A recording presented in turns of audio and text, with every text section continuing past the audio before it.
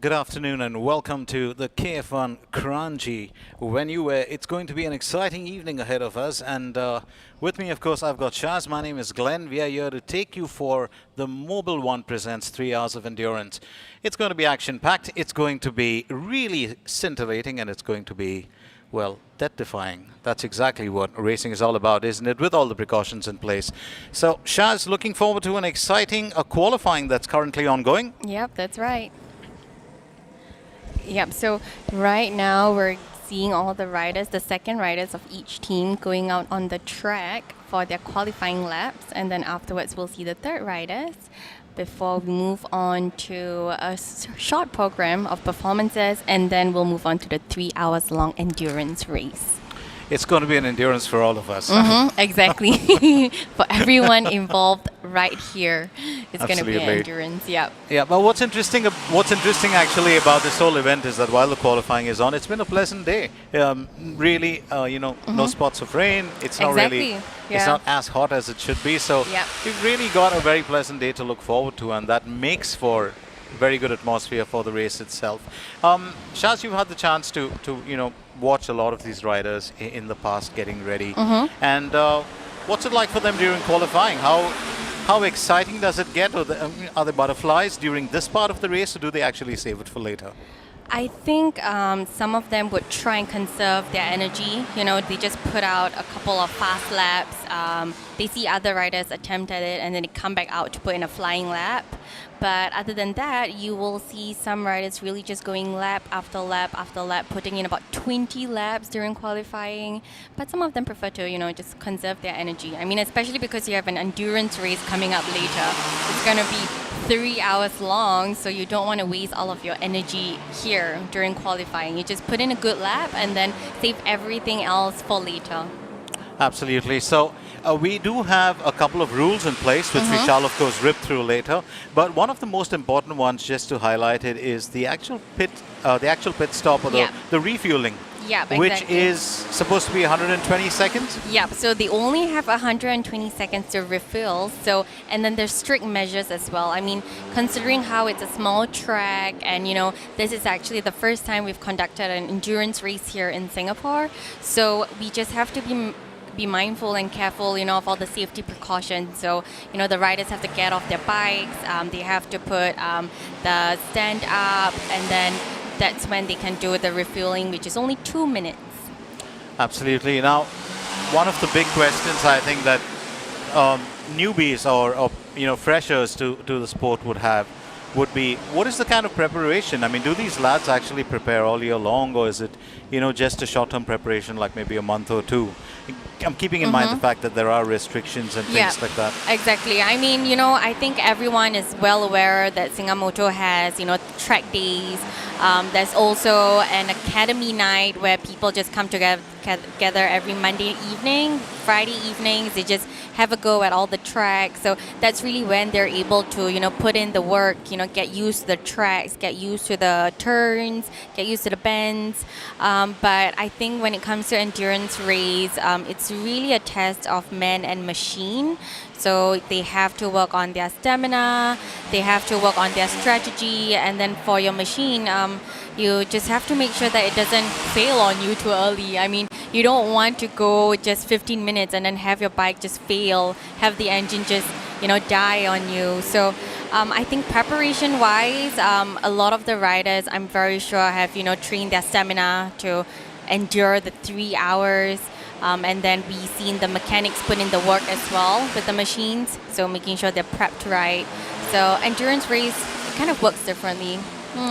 Absolutely. It's going to be a first for us, and I'm just excited as you are, because we haven't seen something of the likes of this before. Yeah. Now, what is very interesting, of course, is the fact that we've got 3 riders per team. Exactly, and they're only having one machine. Yeah, and which you've, of course, told me, if that machine undergoes any trouble, touch wood, it won't. Exactly. But if it undergoes any sort of a problem, then it has to be rectified, and the same machine will have to be used. Exactly, yeah. So it's really, like I said again, it's just a test of man and machine. Your machine has to, be loyal to you for the 3 hours. Don't fail on you. Yeah. So they only have that one shot 3 riders, 1 machine, and then just push it later during the race. Absolutely. So it's going to be an exciting time for us, and we've also got a couple of bits and bobs coming up later on after the qualifying. We've got, of course, the opening ceremony, which will be followed by Silat performance. Yeah. Quite a fan of the martial arts, although I haven't really been a part of learning it. I know, yeah. And it's interesting to see a Silat performance here at a karting circuit. Who can imagine? Absolutely. Yeah. And I heard it's going to be youngsters. So it's future self-defense for the country. Yeah. All right. So tell me a bit more, Shaz, about the teams when it comes to the mechanics and the riders.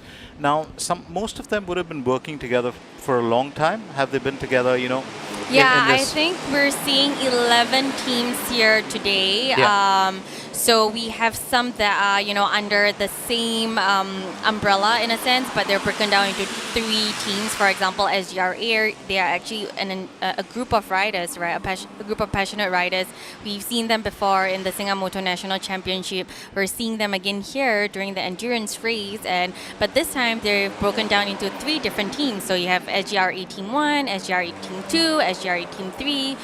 We're also seeing OSC Angel Raceline Team, which is essentially a big group of them, passionate riders as well, and then they're broken down into 2 teams. We have Taekyon here as well. We're seeing Team Stalker, Privatia. We have Revenge Racing, Team 53, and Team Revenge.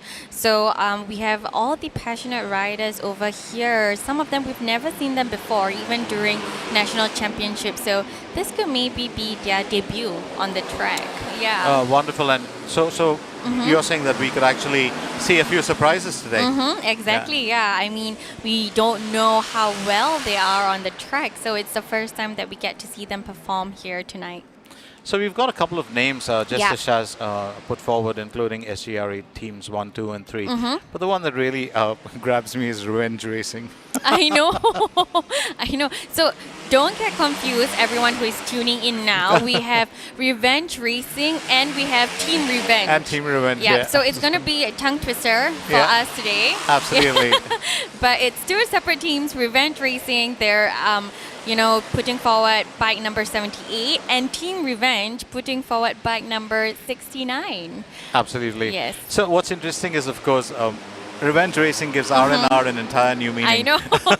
Exactly. A very grim meaning, actually. It's like they came here with an agenda. Yeah. So they seem to be fairly split up when it comes to the talent. So Yep. there is a lot of talent that exists in groups now, of course, which has been split up. So they'll Yep. be performing against each other, which is Exactly. quite interesting. Yeah. So we've seen all of them, compete against each other individually during the national championship, and then now they're coming together in groups and teams to, push each other during the endurance race later Yeah. on. So we also have to make a quick mention of the fact that there is a grand prize at the end of it all. Exactly. And I was told that along with the grand prize, you have Oakley, that's one of the supporting partners, Yes. giving away sunglasses. Yes, exactly. Yeah. And the riders will be donating them to us. Oh, thank you. I would love that. Thank you very much. Yes. If bitches were bikes. Yes. Yeah. Please, we accept donations, Glenn and I. So it's really interesting. It's not just the competitive part that we're looking at today, but there's a bit of a fun element here. There's camaraderie between these lads because they know Yes. each other Yeah, very they do. well when they meet up at events. Yeah. Yeah. I think that makes for it being more wholesome than just strangers competing Exactly, against yeah. each other in a way. Yeah. So interesting times up ahead for us. We are pretty much into the mid part of the second qualifying. Yes, so it's nearly over for the second riders of each team.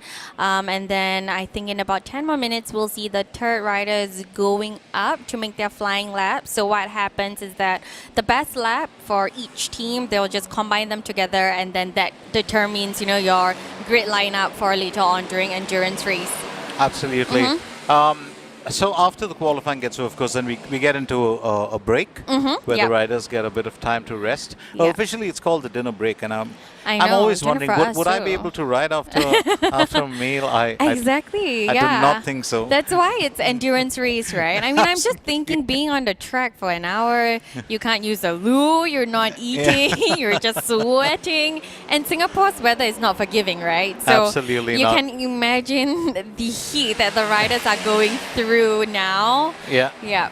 So the good bit is that it's kind of akin to, having a meal and then getting onto a roller Exactly. coaster. Yeah. Oh no, I don't want to imagine that. Let's hope none of the riders throw up. I Oh, I really think don't they're want to see seasoned. that. I think these boys are seasoned. Maybe that's the way they go. They eat, they throw everything out. Okay, time to ride. Yeah. So when it comes to the startup, we of course there's a set format where the mechanics got to hold on to the bike. Yeah, that's and, right. Yeah. The rider has to then mount the bike. Exactly, yeah. So once the grid lineup is, more or less set, later on we'll just see the riders kind of stand in a line, a formation, and then they will have to run over their bike. So you have to Okay. sprint. Yeah.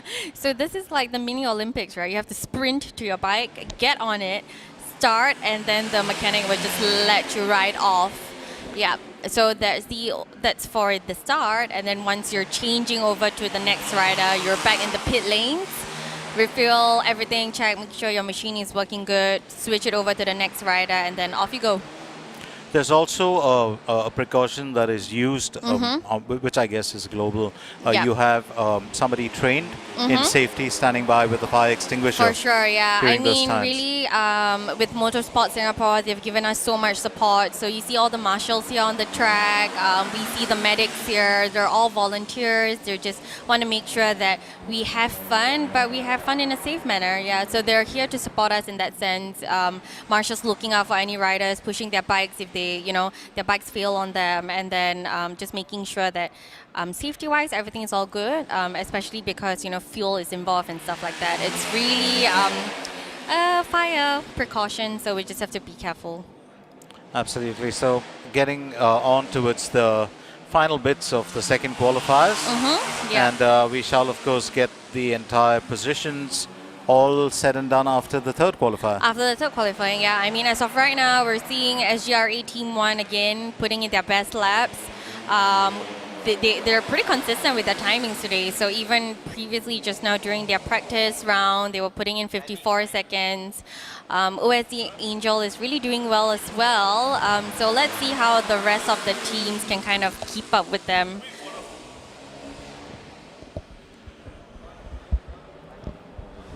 So just as you mentioned, SGRA, I mean, two of the teams, actually all three teams, Yeah. clocking timings that are very, very close. Yeah, and they're So- doing all under 1 minute. Absolutely. So they might be the dominating force today. They might. Can never say, right? Yeah.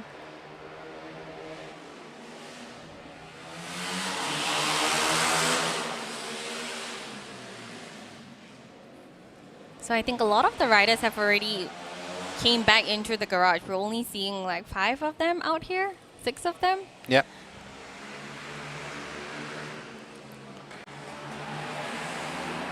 I think they just have to be careful not to push the machine too hard also during qualifying, just to kind of reserve the energy during endurance later. Absolutely.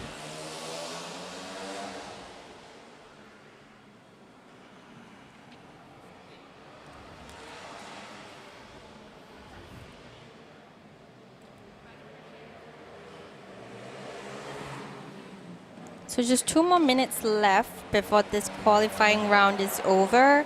And then we have 10 minutes afterwards, and then it's the third rider qualifying.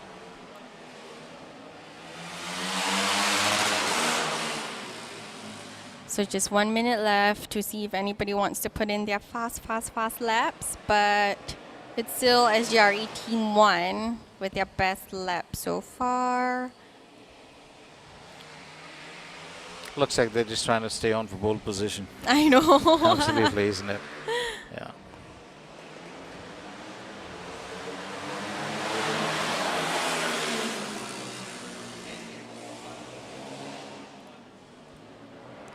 Well, there are how many tricky spots do we have on the track here today?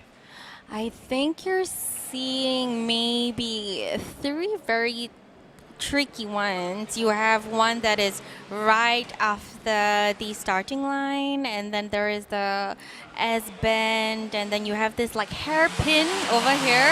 Yeah. So these are just some of the areas that we have to look out for because we've seen in the previous races, when it comes to overtaking, those are the perfect spots to just make a pass, right, with the other Absolutely. riders. And those are also the same spots where we see riders do like a low side. Those are where people just fall easily, especially because it did rain in the morning, right? So there Yep. are still some wet patches on the track. So they just have to be careful to not slip. Absolutely. So the hairpin bend normally looks deceptive, but it's easier to actually maneuver than the S bend, which you tend to take a little more calmly. But it can be detrimental to the rider if you lose even the slightest bit of Yep. concentration. So interesting to see how this pans out in the end. We are looking forward to the big race, but for now it's still the qualifying where the lads get to take one step forward if they can assure themselves a good Yep. pole position. Exactly, yeah. We see already Angel just came in with the best lap so far for this round, 54.1 second. So they beat SGR 18.1 out for that. But I guess we just have one last rider making their final laps, and that should be it for the second round of qualifying. Absolutely. And that's pretty much it looks like.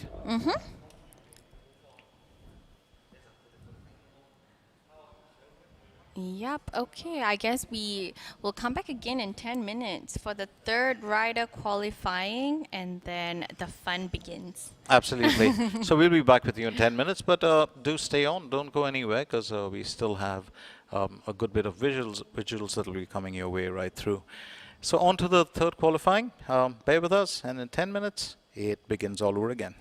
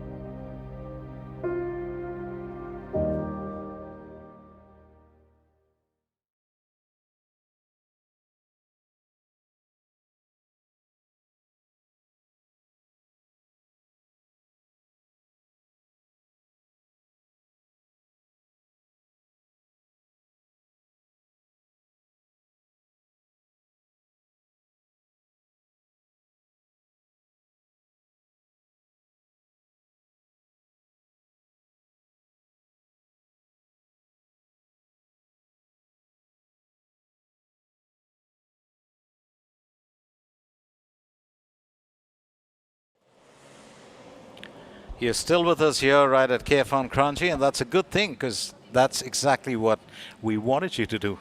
It's going to be the third and final qualifying, and after that, of course, we will find out exactly what the team positions are before the big race starts in the evening. My name is Glenn, and with me I've got Shaz, and Shaz has been walking me through a few bits and bobs about the race as well, and if you have any queries, you can shoot them to her.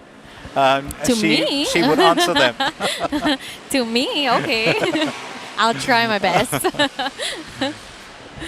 So, as we saw in the earlier part in second qualifying, it was SGRA team that did really well, and we've got Team 1, Team 2, Team 3. Most of them, of course, figuring right up there in the top. So, down to the last qualifying, how important is this? Because you do know that in most races, or in most motocross races, or two-wheeler races, you always have qualifying, which normally happens either in the very early part of the day or normally on a previous day, which gives them the space and time to recuperate and get back. How difficult would that be when you have it just a couple of hours earlier? The machine heats up. The lads have to also put in their best performance. So I mean, it's truly an endurance race, right? I mean, you're thinking that the endurance race is just for those 3 hours, but you have to factor in the fact that, you know, these lads have been here since morning. They've been here since 10 a.m. Yeah, they've done their free practice. Now they're putting in their qualifying laps. So actually, their energy has been consumed far, far earlier than the 3 hours that they have to undergo later on. I guess the only difference is that now, you know, during the qualifying, during free practice, you still have that leeway in a sense. You don't have to put in 100%. But later on during the endurance, you definitely have to push the limits of the riders and the machine as well. Absolutely, and we're just going to give you a little bit on why this race is actually happening. It's all thanks to Mobil One Racing, who've been such a huge part of presenting this, and the biggest part of presenting this actually. It's been sanctioned by Motorsports Singapore, and the venue, of course, is right here at Kranji, KFN Karting. FNB and events partners are Tigger Folks and Company, so we got to thank them for the food. Definitely. We love the food, by the way, Tigger Folks. Give us more. Give us some of those rips again. Absolutely. So the official media partner is Shahid, and the official design partner is Chalkboard Connection. We've got one of the chalkboard we have a chalkboard buddy sitting here. next to us. Shazwan, or Shaziwazi, as you guys know. He's sitting right here next to us.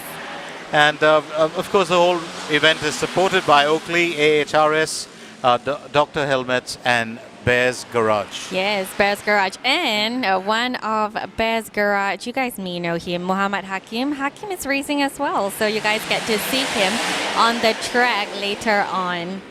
So that's very interesting. You not only have a participant who's on the track, he also is and he's a mechanic too. Is a supporting member. Exactly.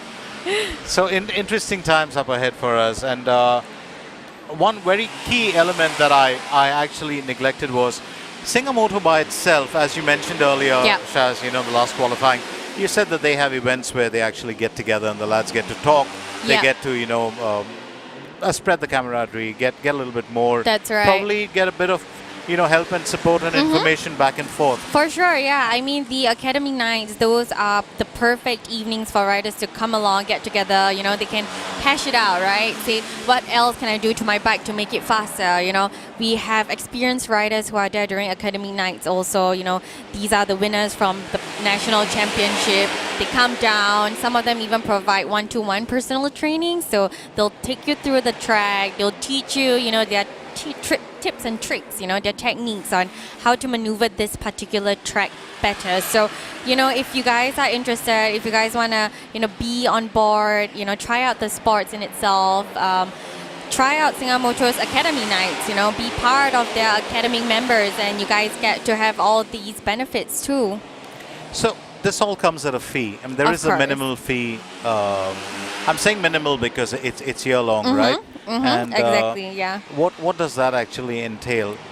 So for the fee, which I think they're releasing the new pricing scheme for next year, but of course that gives you the access to the track every Mondays, every Fridays.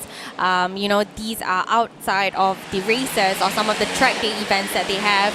And if you're a Singamoto Academy member, you get discounts for certain races, certain track days.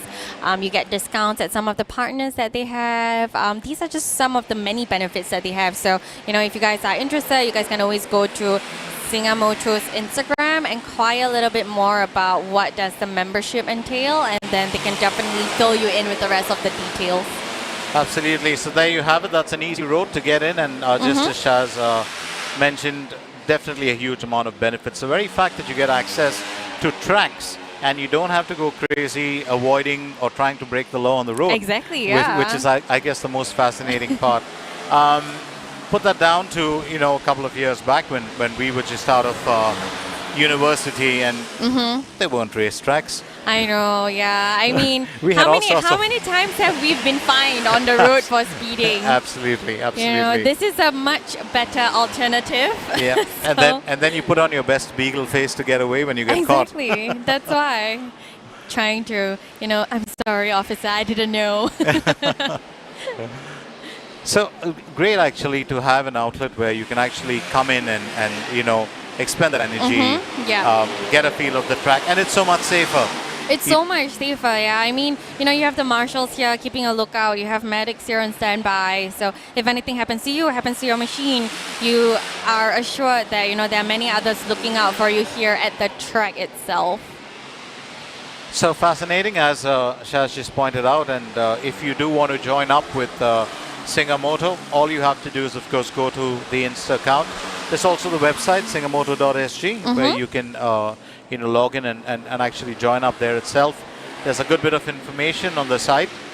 But if you do like racing and you're a two-wheeler fan like we are, Yep. I would suggest just give it a shot. Go ahead and have a look at it, and you just might be interested. It's a win-win situation. Yep. So today we've got a couple of prizes, Shaz, not just one. We split into. And we have cash prizes. Absolutely. So the first prize I'm well aware of is the grand one. So for the first prize, we have $1,000 cash prize. And those Oakley glasses. And the Oakley glasses. Absolutely. Yeah. I would like that. And the second one, we have the $800. So that goes down to first, second, third, fourth, fifth, and then in sixth position. So the team that finishes in sixth position gets 50 each. Yeah, I mean, that's all right. 6 to 10, which is great. So we're looking at the structure being the top 5 prizes. Yeah. And then 6 to 10, of course, is kind of an equal split.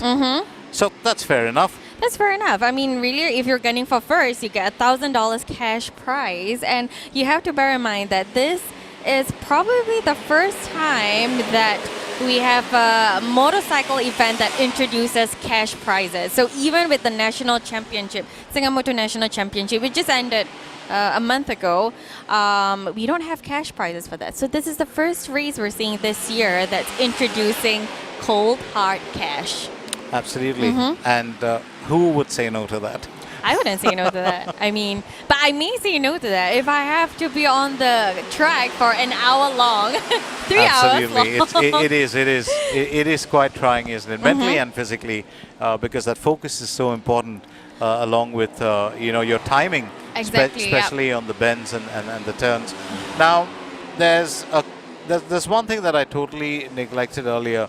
When you're talking of an endurance race, it pretty much boils down to not just the teams taking part in the competition this time, but the next time they get in, all those who have just been blooded in or who have been who debuted this time around, it's a great experience for them. It's a learning experience by itself. I mean, it's really just a way to kind of pave the way, for the next races to come, because with endurance you're pushing yourself so hard for that hour, right?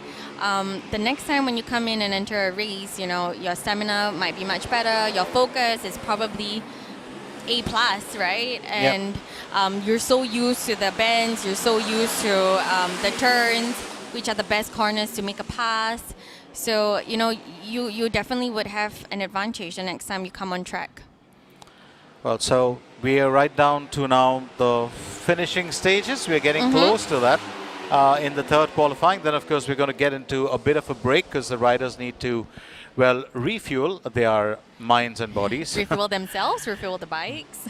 And then we've got the grand opening happening later, which will be followed by that Silat performance from a very, very enterprising young group.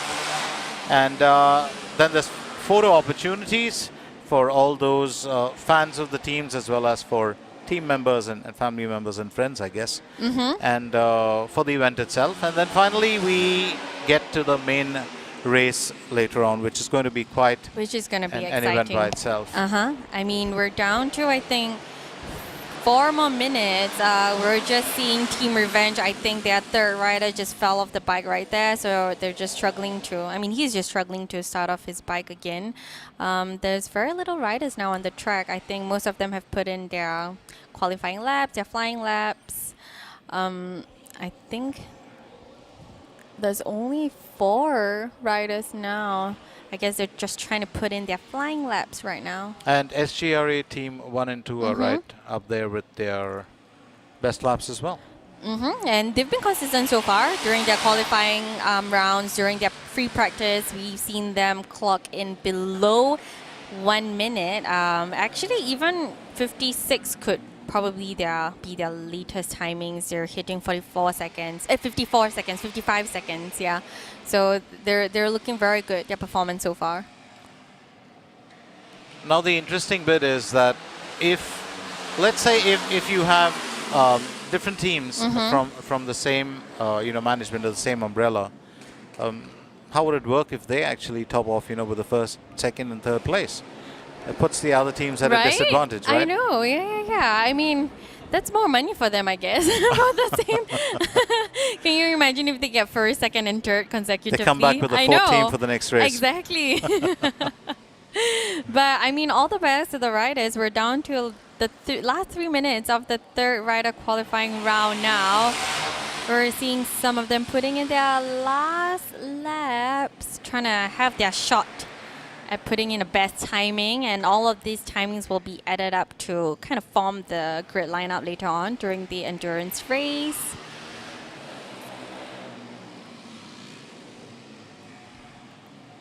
One of the toughest things in motor racing or most events that have timings has always been doing the math. Exactly. And of course you have preset, you have set formulas and algorithms and software to help you. Yeah. But the bottom line does remain that it is probably the most cumbersome part that all of us neglect. I know that we have kindly left it to Motorsport Singapore. So Glenn and I we're just doing the talking. We're not doing the math over here. Yeah. No Newton and no Einstein in the sense. Definitely not. We leave that all to Motorsport Singapore, who has kindly commissioned the race that you're seeing right now. And we're down to the last minute of the third rider qualifying lap.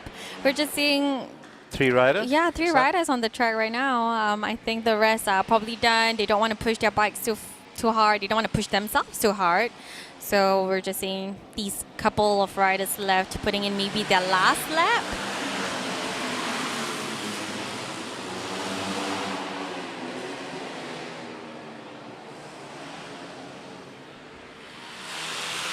And the great thing is we only have 11 riders, 11 teams, essentially 11 riders on the track. So you don't see too much so you don't see too much traffic, and that makes it easier for you to kind of push yourself without having anyone kind of block your way.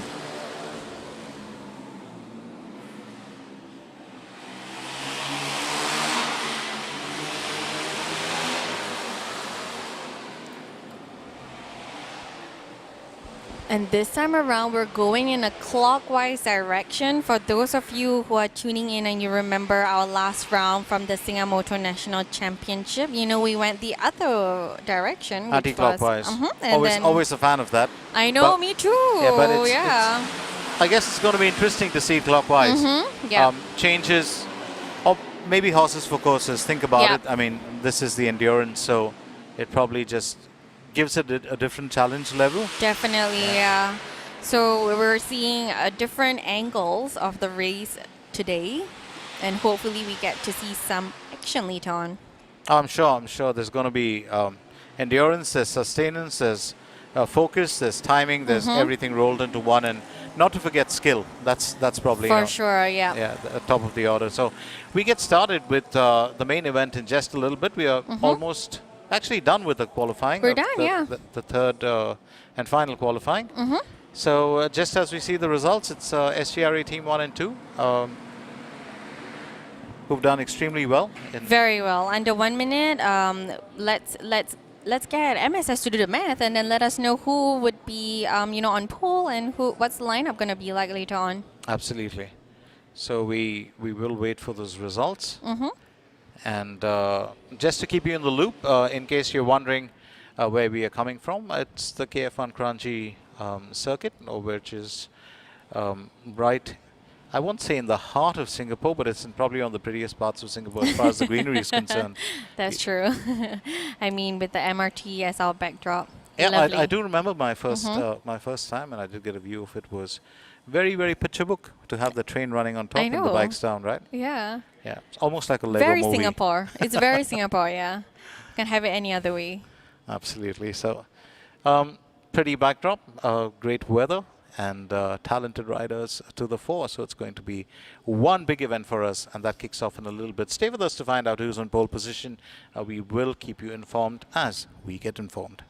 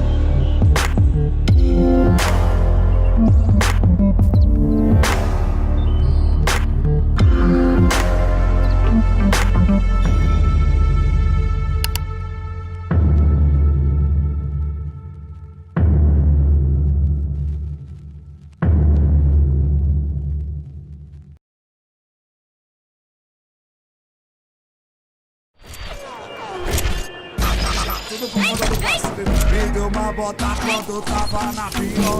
Agora tô na melhor. Você quer colar comigo? Eu tava bem. Você não me deu valor com barraquinho na favela. Você me abandonou, vira empresário de MC. Também de jogador, barraco virou. É isso, é isso, é isso,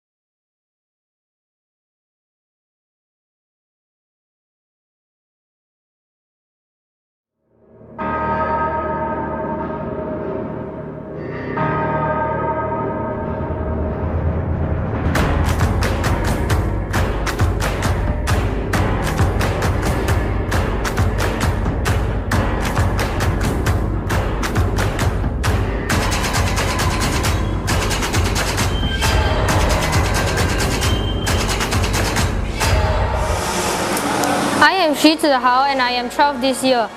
I have been in the academy for 1 year and my experience in the academy was great. I enjoy this academy as I love bike riding and I like how to run, to go fast and twist and the twisty turns. I recommend this academy to others as if you are bored, you can come here every Friday to play, and it's more fun than playing your phone or tablet on like video games.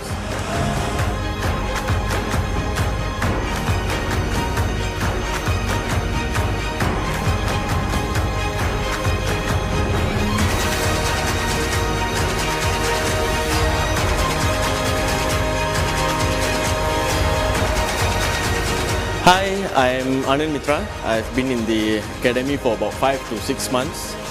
Experience with the academy is I started off with a KTM Duke 390. Then I sold the bike and then I tried the SM. So I'm learning how to ride supermoto. I would recommend the academy because it is safer than being outside on the roads and doing stunts or other nonsense. So it's better to be in a track where it's safe. No other vehicle also.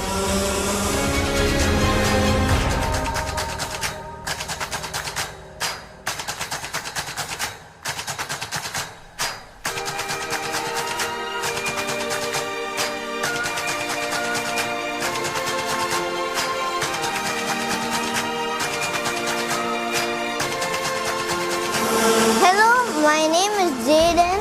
I am 9 years old and I study in P4.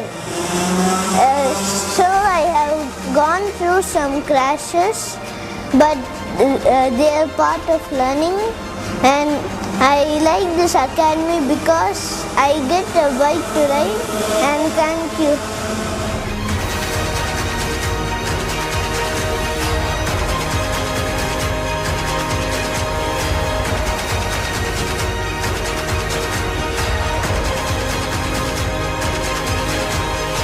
Alright, what is up guys? I'm Joshua, better known as Wacky Joe on YouTube if some of you are known. I have been with the Singamoto Academy for about 3 to 4 months now, and I'm currently riding a DRZ 400. So my experience with Singamoto was a very positive one because I believe some of us, we want to go for tracks and we are worried when we go, because the only track we have is in Malaysia, so this is the smaller track that we have in Singapore. So I think for us to start off with this track, it will be easier for newcomers to adapt to the track knowledge, the rules and regulations, and understanding your bike. So that's all. I recommend everyone to join Singamoto Academy or track days.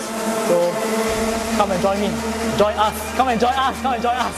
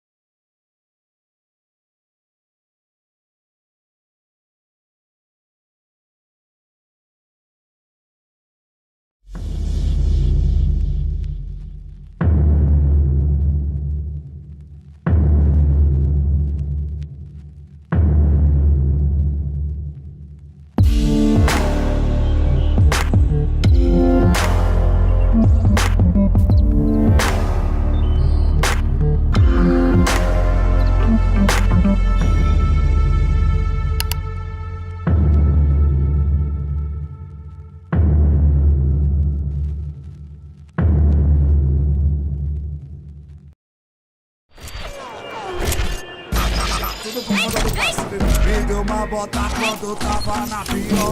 Agora tô na melhor. Você quer colar comigo? Eu tava bem, você não me deu valor com barraquinho na favela. Você me abandonou, virei empresário de MC. Também de jogador, barraco virou. É isso, é isso, é isso,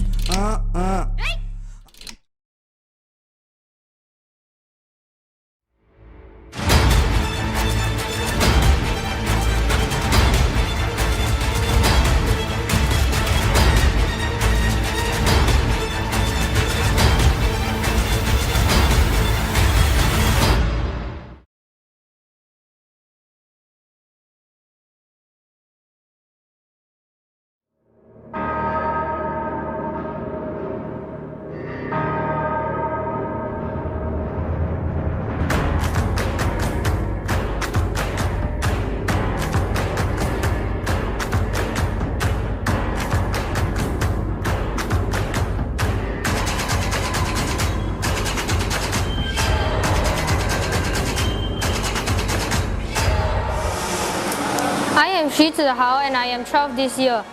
I have been in the academy for 1 year and my experience in the academy was great. I enjoy this academy as there I love bike riding and I like how to run, to go fast and twist and the twisty turns. I recommend this academy to others as if you are bored, you can come here every Friday to play and it's more fun than playing your phone or tablets on like video games.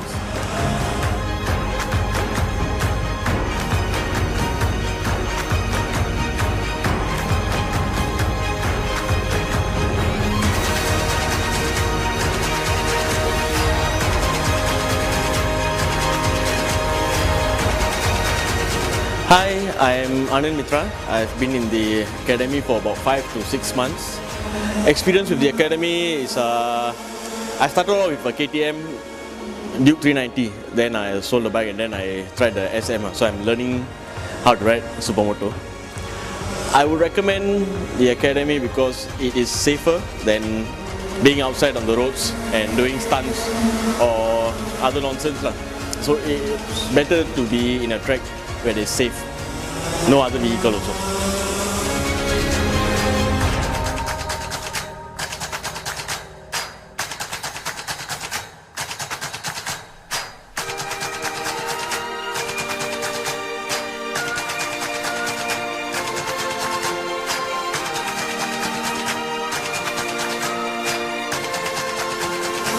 Hello, my name is Jaden.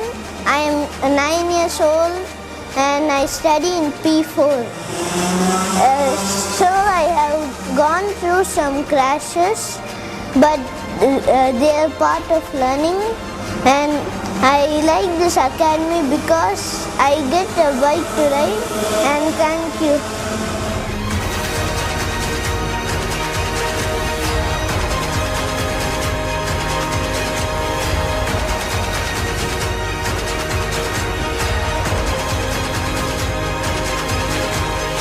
Alright, what is up guys? I'm Joshua, better known as Wacky Joe on YouTube if some of you are known.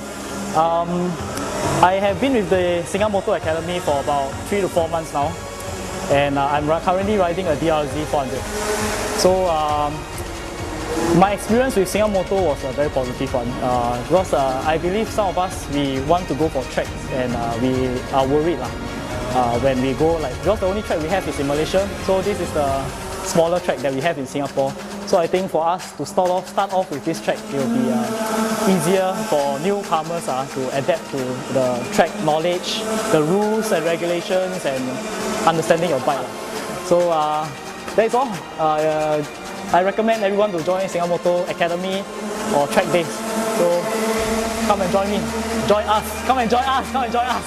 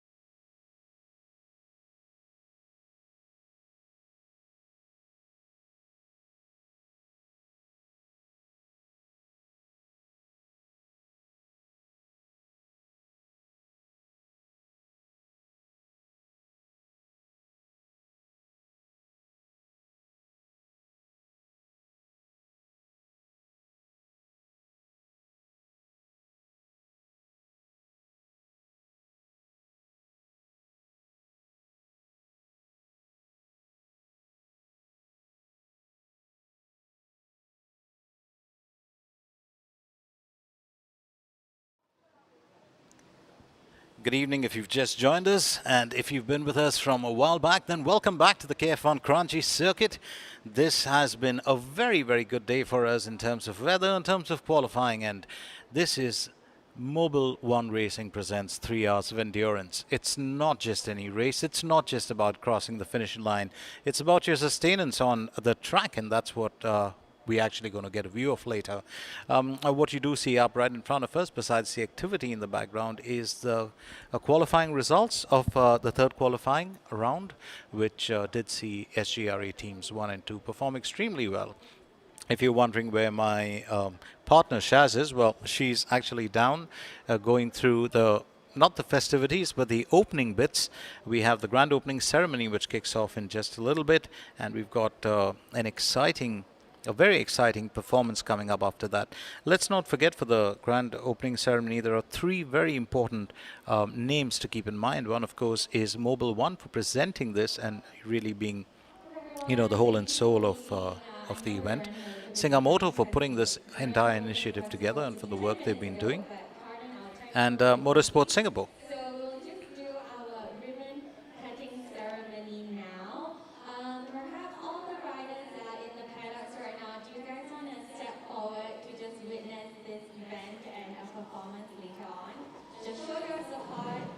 So as you can see, we are getting ready with all the festivities, and that's very important when you want to start off with the race, isn't it?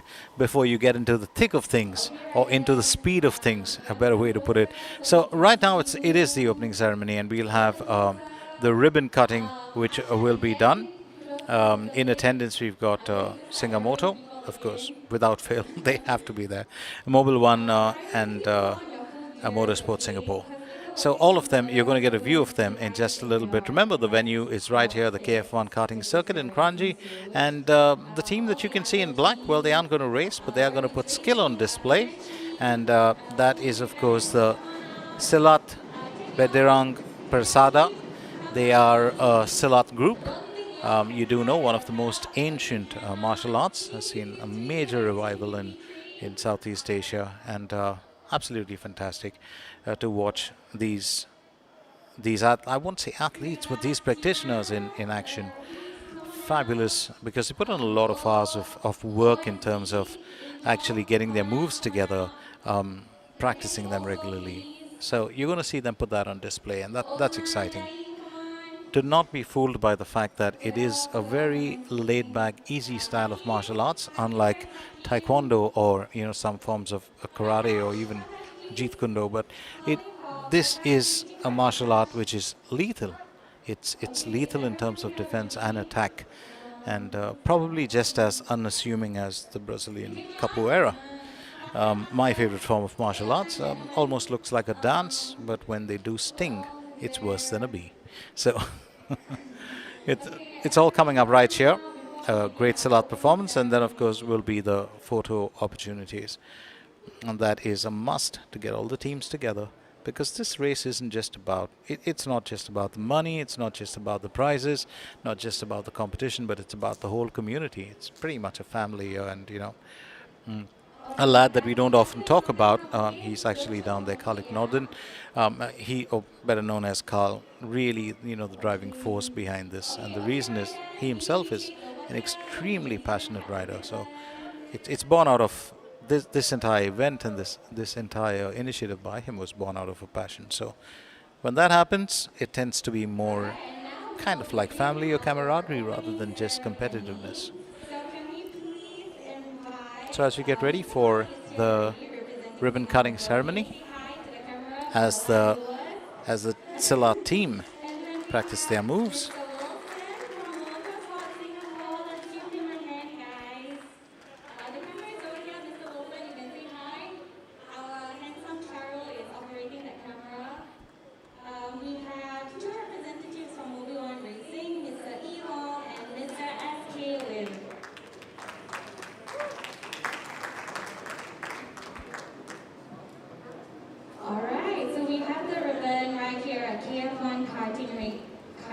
circuit, just to symbolize the relationship that these 3 organizations have had together. So we'll just take some photos. And if you just got and cut the a ribbon little bit as of a listen well.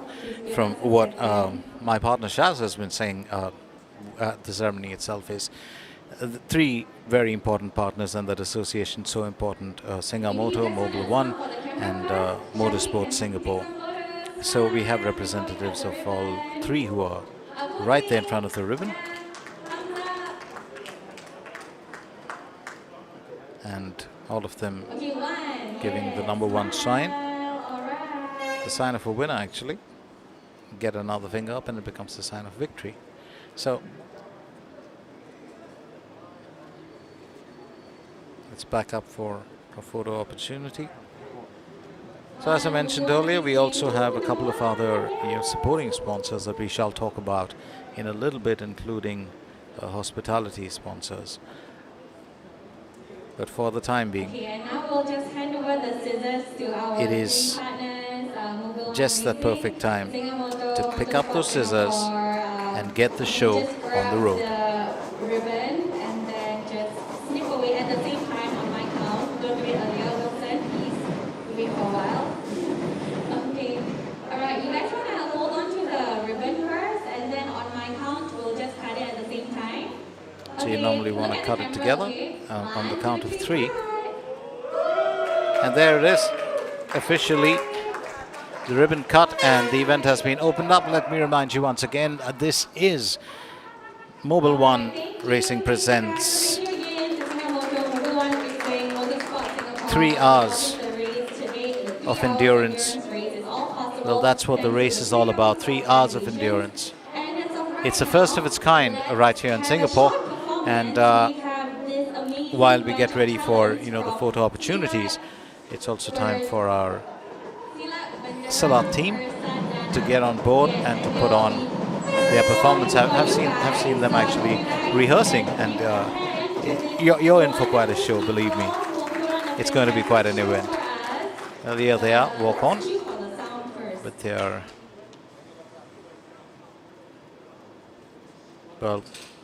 outfits. Oh, it's actually more like a uniform. I remember the good old days in karate, we used to call it a gi. So it's customary to have, well, your dojo or your group's colors and uniform on.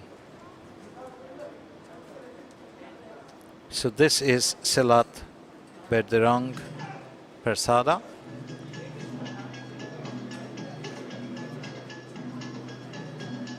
And I shall leave you to the thrills and, well, craft of these lads and these young ladies right in front of us.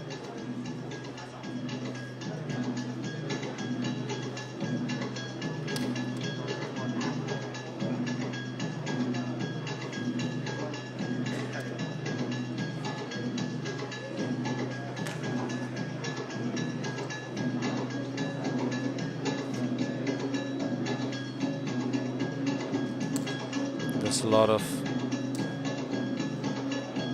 control, breathing, flexibility involved in Salat. But like all martial arts, the prime or the main priority being discipline. That from that stems everything. That is the entire routine. Not a huge practitioner of Salat or practitioner at all, but well, this is very much like what many karate exponents would know as a kata, or an entire group of movements dedicated to one particular form or style of defense and attack.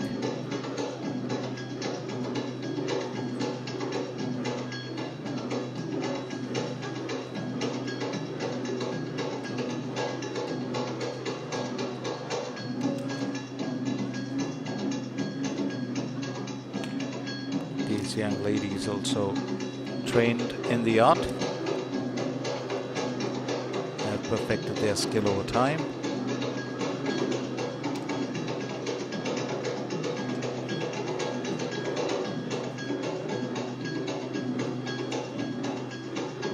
Well, the history of all martial arts actually stems back or goes back to a man who was once called the Bodhidharma, who actually took this entire, not just concept but philosophy across the oceans. Was a prince, supposed to have been a prince in the south of India before he started his travels, landed up all the way in China, has been honored right across the world. So it was he that perfected most of the moves that would later on be adopted by many art forms, including the Temple of Shaolin.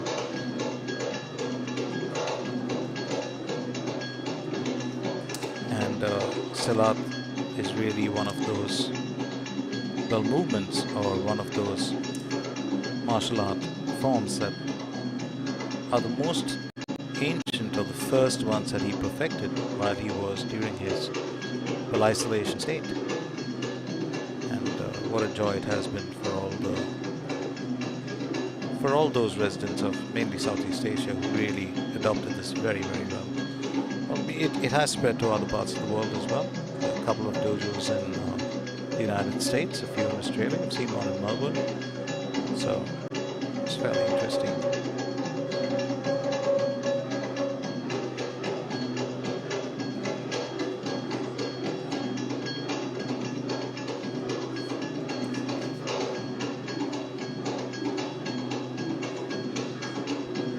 The use of the stick, which, do not be fooled,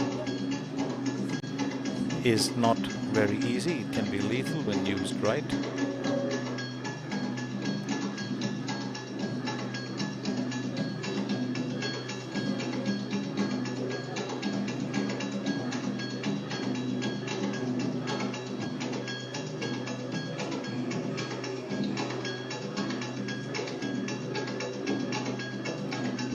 One of the key parts that you will see in most Silat routines is they tend to be very graceful, almost like an adaptation between, or almost like a cross between what you'd see in Tai Chi and base karate. It's very smooth. There's a lot of breathing involved.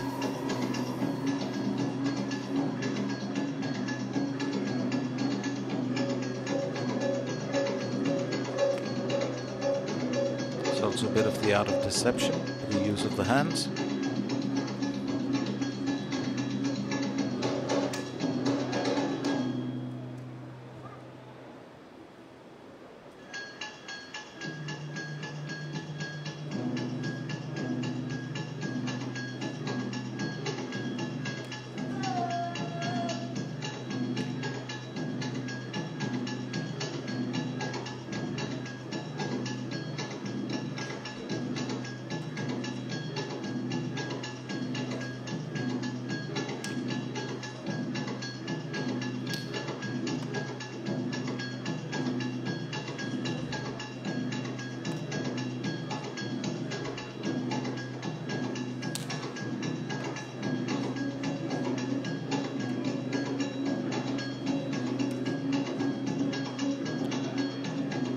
A lot of concentration on defense, as you can see. The attack normally tends to be minimal. It's more a martial art of self-defense and, I won't say compassion, but understanding rather than just aggression. Well, all martial arts actually stems from that, but some tend to be a bit quicker, a bit more aggressive in terms of their movements. That's one of the joys of Silat. It's very controlled.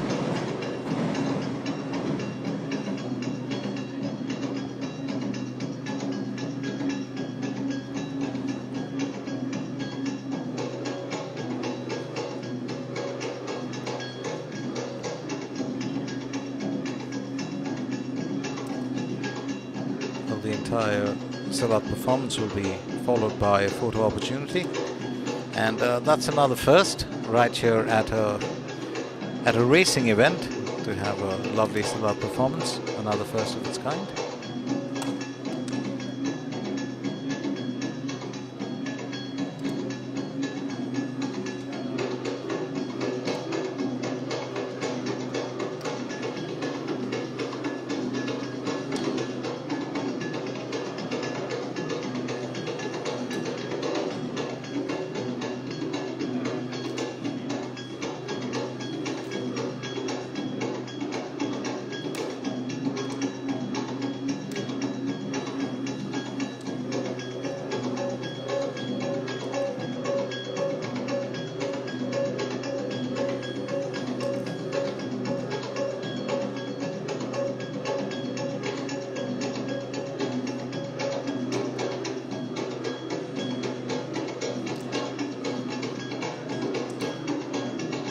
Well, while we wait for, while we get a view of the lovely performance being put on here by Salat Berderang Prasada, I must remind you that we have, well, a couple of other names that have made this entire event possible. I did mention was Mobil One Racing, who is presenting the entire event, which is sanctioned by Motorsport Singapore.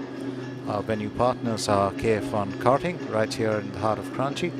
It's a great venue, absolutely great, and you know, certain weekdays or every week, once or twice, you do get the opportunity to hear the sound of you know, those engines revving. So if you're a motorsport fan, this is absolutely glorious to be here.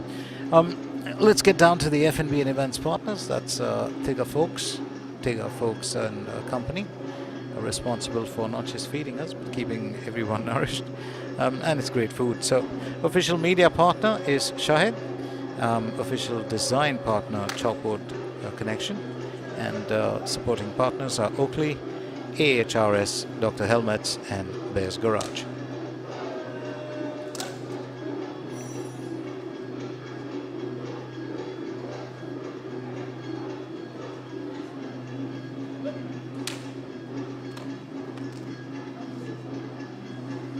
Well, how important is form, you would think, and discipline in almost any fraternity of sport or martial arts, and you're going to see a lot more of that later when we actually get our lads out with their mean machines. So that's going to be in a while, but it's really all about that. It's about the discipline, the prep, the training, your mental focus, and pretty much the timing of everything.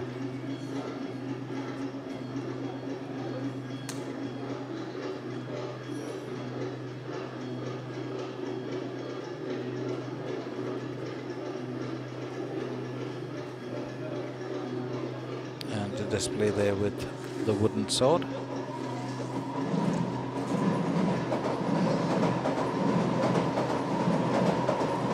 that's where I said it could be lethal if you actually do use a real sword. It can be very, very lethal, the moves and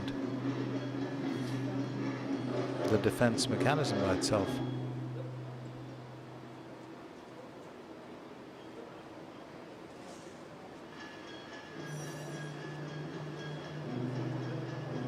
One of the art forms or martial art forms that relies very heavily on using the wooden element is really Aikido, where they have a stick almost like a baton.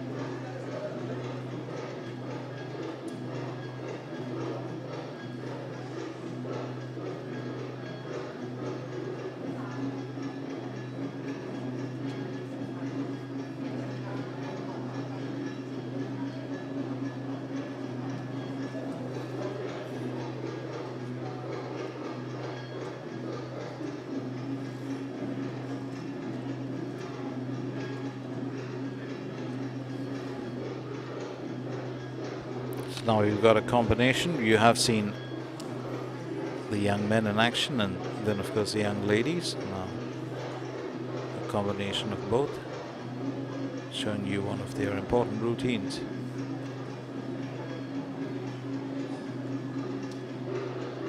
And it's these routines that really incorporate all the very many movements that includes defense, attack, and concentration. So that's what you're getting a good view of, while our teams ready, of course, our racing teams will be getting ready to take to the track at about 6 o'clock, which means there's a good bit of time for them, but it's really the dinner break that we go into after the Silat performance, and then of course the photo opportunity. And then that short break of course will be followed by the grand event, which all of us have been waiting for, including the race participants themselves, because all the riders have been training for it and are waiting for it.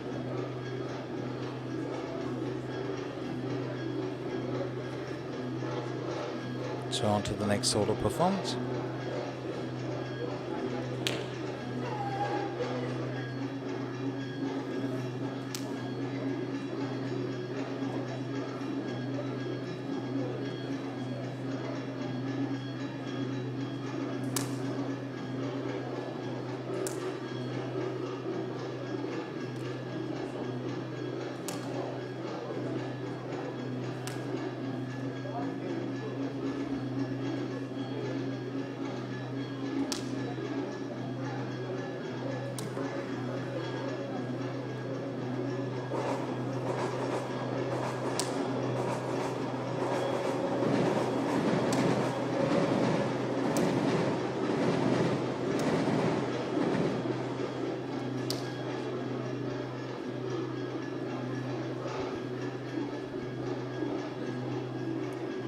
And the entire team now will join in after that fabulous performance that we've seen from this lovely Silat group.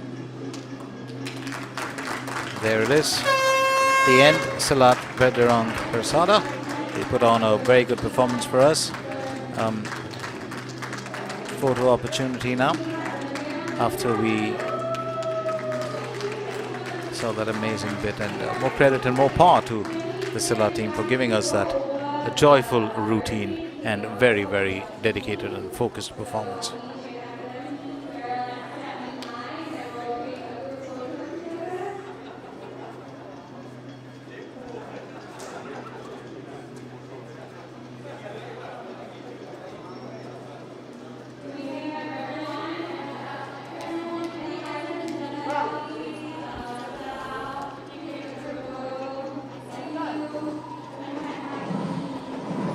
This is the part really where you get a view of all the riders and the teams, and Shaz of course just fishing out everybody, even those who do not want to be in front of the lens. Not everybody's camera friendly. Well, I'm not, so I do understand that. And then you need somebody like Shaz to come and actually get you out. So she's going to get all the riders out, the team members as well, and including all the supporting partners, the main partners, and it's going to be a joint photograph of the entire event. So while we await that, as I said, it's the only spot where you get to see almost everybody without their helmets, and you can see them up front, so you know what they look like.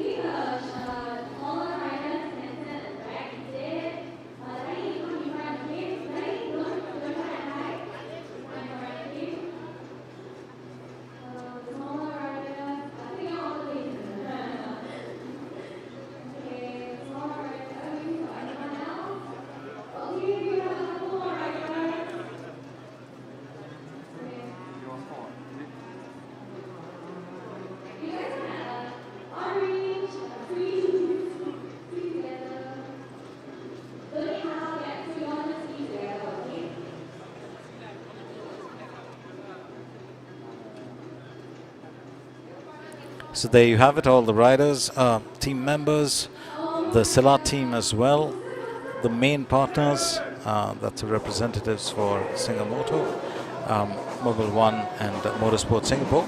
Let's not forget that as far as Singamoto goes, well, they're really the reason for this race taking shape. The whole driving force behind it. The young man right out there in the middle, Kalik Northern. All of us do call him Carl, so it's much easier. And yeah, so we are going to get into action. The next time you see all these young men, it's going to be on the track.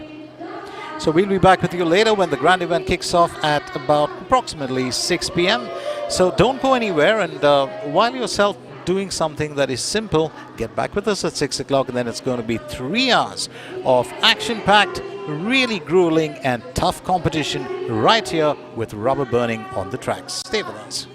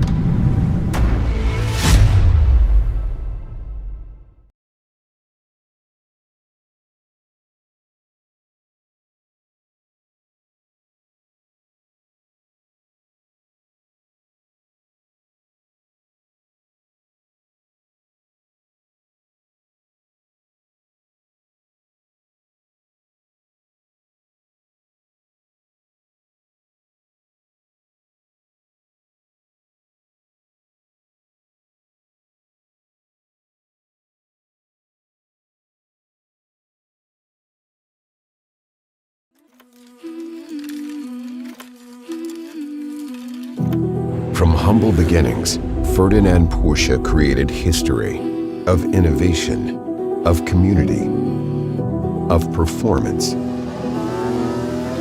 That was the last 70 years. Now, it's our turn to protect history. For the next 6 months, we're going to hit the road to uncover the history of Porsche. Along the way, we're going to invite you to take part in that history along the road to Rennsport. More than 1 million Porsche owners have experienced the results of our partnership. This year, we invite you to take part in that experience.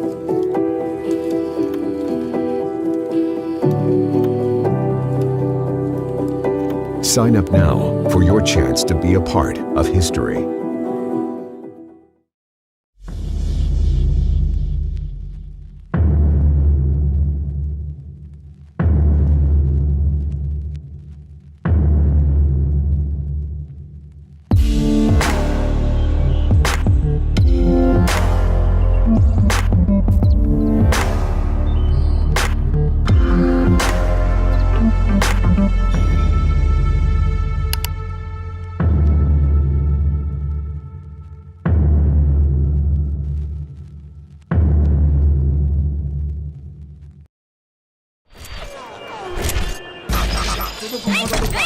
Me deu uma bota quando tava na pior. Agora tô na melhor. Você quer colar comigo? Eu tava bem, você não me deu valor com barraquinho na favela. Você me abandonou, vira empresário de MC. Também de jogador, barraco virou. É isso, é isso, é isso,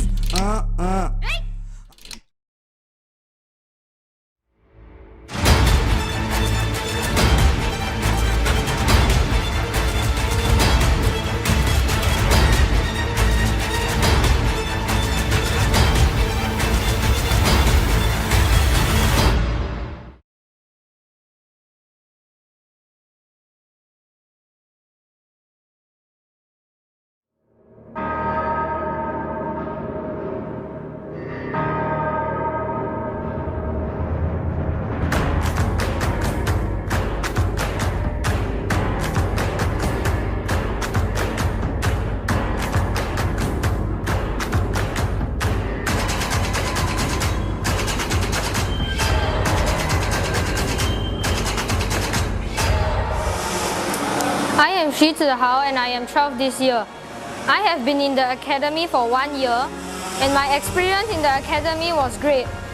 I enjoy this academy as there I love bike riding and I like how to run, to go fast and twist and the twisty turns. I recommend this academy to others as if you are bored, you can come here every Friday to play and it's more fun than playing your phone or tablets on like video games.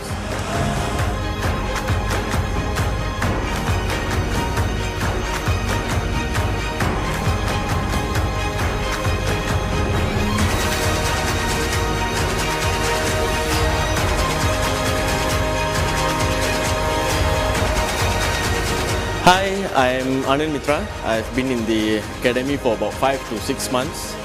Experience with the academy is I started off with a KTM Duke 390, then I sold the bike and then I tried the SM, so I'm learning how to ride supermoto. I would recommend the academy because it is safer than being outside on the roads and doing stunts or other nonsense. So it's better to be in a track where it's safe, no other vehicle also.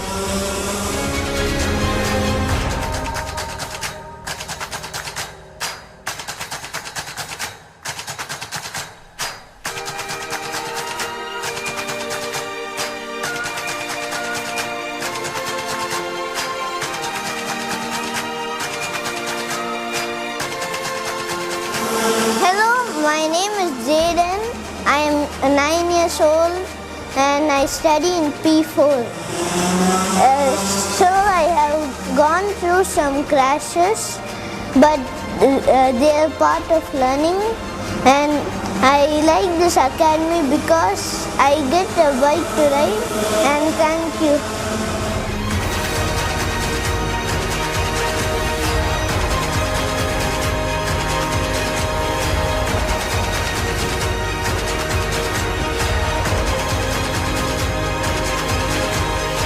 Alright, what is up guys? I'm Joshua, better known as Wacky Joe on YouTube if some of you are known.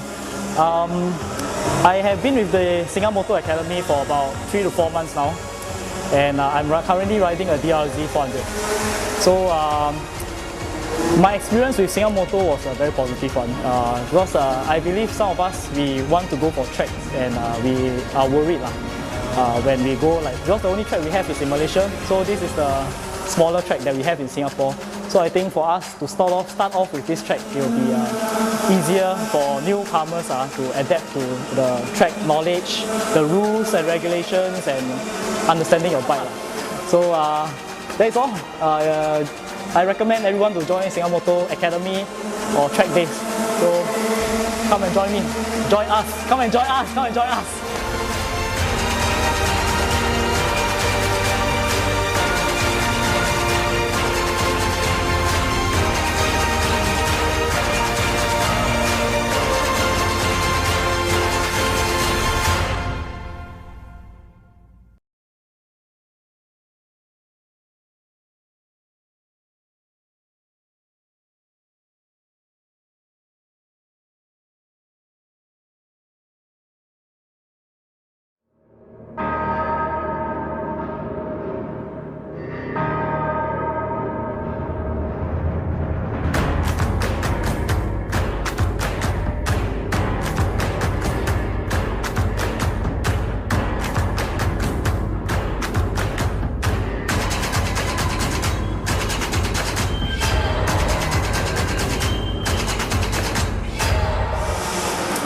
I am Shi Zihao and I am 12 this year. I have been in the academy for 1 year, and my experience in the academy was great. I enjoy this academy as I love bike riding, and I like how to run, to go fast and twist and the twisty turns.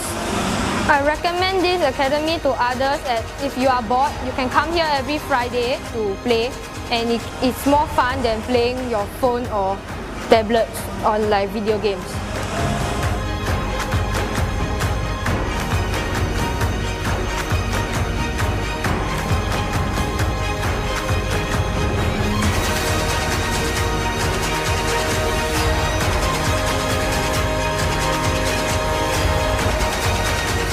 Hi, I'm Anand Mitra. I've been in the academy for about 5 to 6 months. Experience with the academy is I started off with a KTM Duke 390, then I sold the bike and then I tried the SM, so I'm learning how to ride supermoto. I would recommend the academy because it is safer than being outside on the roads and doing stunts or other nonsense. So it's better to be in a track where it's safe, no other vehicle also.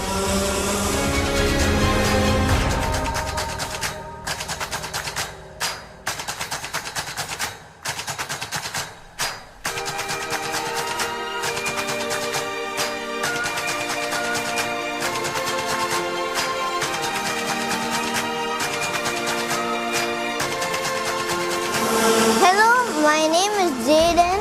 I am 9 years old and I study in P4. So I have gone through some crashes, but they are part of learning, and I like this academy because I get a bike to ride, and thank you.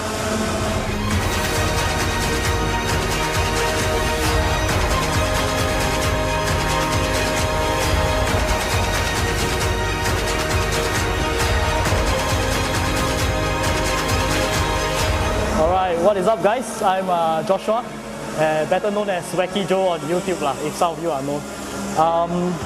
I have been with the Singamoto Academy for about 3 to 4 months now, and I'm currently riding a DRZ 400. So my experience with Singamoto was a very positive one, because I believe some of us, we want to go for tracks, and we are worried when we go, like, because the only track we have is in Malaysia, so this is the smaller track that we have in Singapore. So I think for us to start off with this track, it will be easier for newcomers to adapt to the track knowledge, the rules and regulations, and understanding your bike. So that's all. I recommend everyone to join Singamoto Academy or track days. So come and join me. Join us. Come and join us. Come and join us.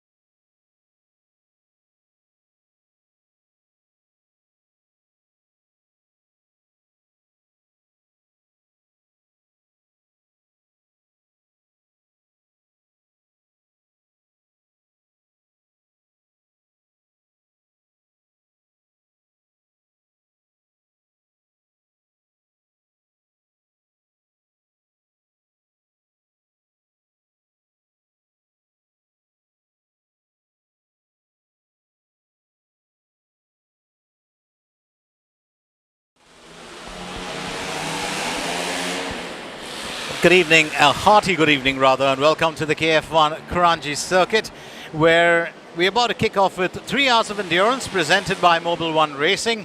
It is Shaz and Glenn taking you through it. So, Shaz, you want to say hello? You were down a while back with the Hello. microphone in the thick of the Hi. action. Oh, yes, I was. Hi, everyone.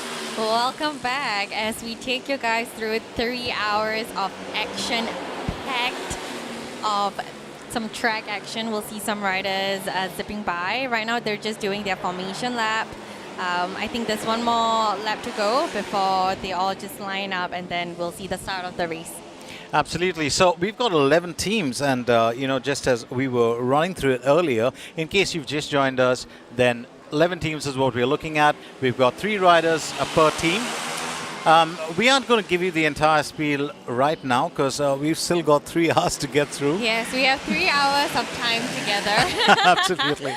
So anything and everything that you need to know about the race, and even the initiative that Singam Moto has been responsible for, a little bit more on the partners, that's all coming up. So you can just sit back and relax and enjoy the thrills of the race itself. Just looking at pole position, and it's been a very exciting time, as we said earlier, for SGRE Team 2, with the only challenger being OST Angel. Exactly, yeah, but they're pretty much holding the first few positions right now. So SGRE Team 1, I think OSE Angel did manage to clock in a fast lap, I think in qualifying 3.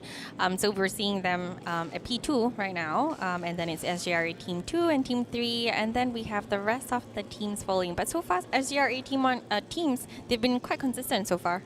Absolutely. We've also got 2 teams we spoke about earlier, Revenge Racing and Team Revenge. Let's not forget, you never really know how the teams perform at the given time. Qualifying is a good sign, or a good sign of things to come, but everything changes during the race itself. And this is the first one, right? So it's the first of its kind. This is the first endurance race that we're seeing right here in Singapore. We're starting out short, 3 hours. I mean, the rest of the endurance race all around the world, we're seeing 8 hours, Le Mans 24 hours. So for a start, 3 hours. Let's see how our local riders fare. One step for rider kind. Exactly, yep. And then we're seeing our riders all lined up right now with the mechanics just holding their bike, and then in endurance style, we'll see them sprinting to their bikes, and then the mechanics will just let go, and then off they go. This is so important, isn't it? It is, and the riders, as well as all the sponsors, everyone's briefed on this part of how the start really takes off. Exactly. So first, we're seeing SGRE Team 1 right at pole. We have the mechanics there. Green flag being waved. The riders are just getting ready to just run.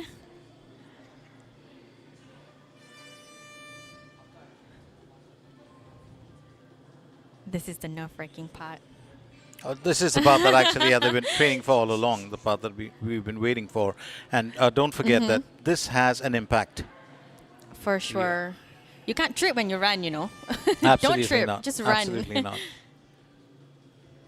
Because you want to gain that slight advantage for you and your team. And this is the part where you do it. And depending on how you mount and when you mount and how you have those first few oscillations is so important.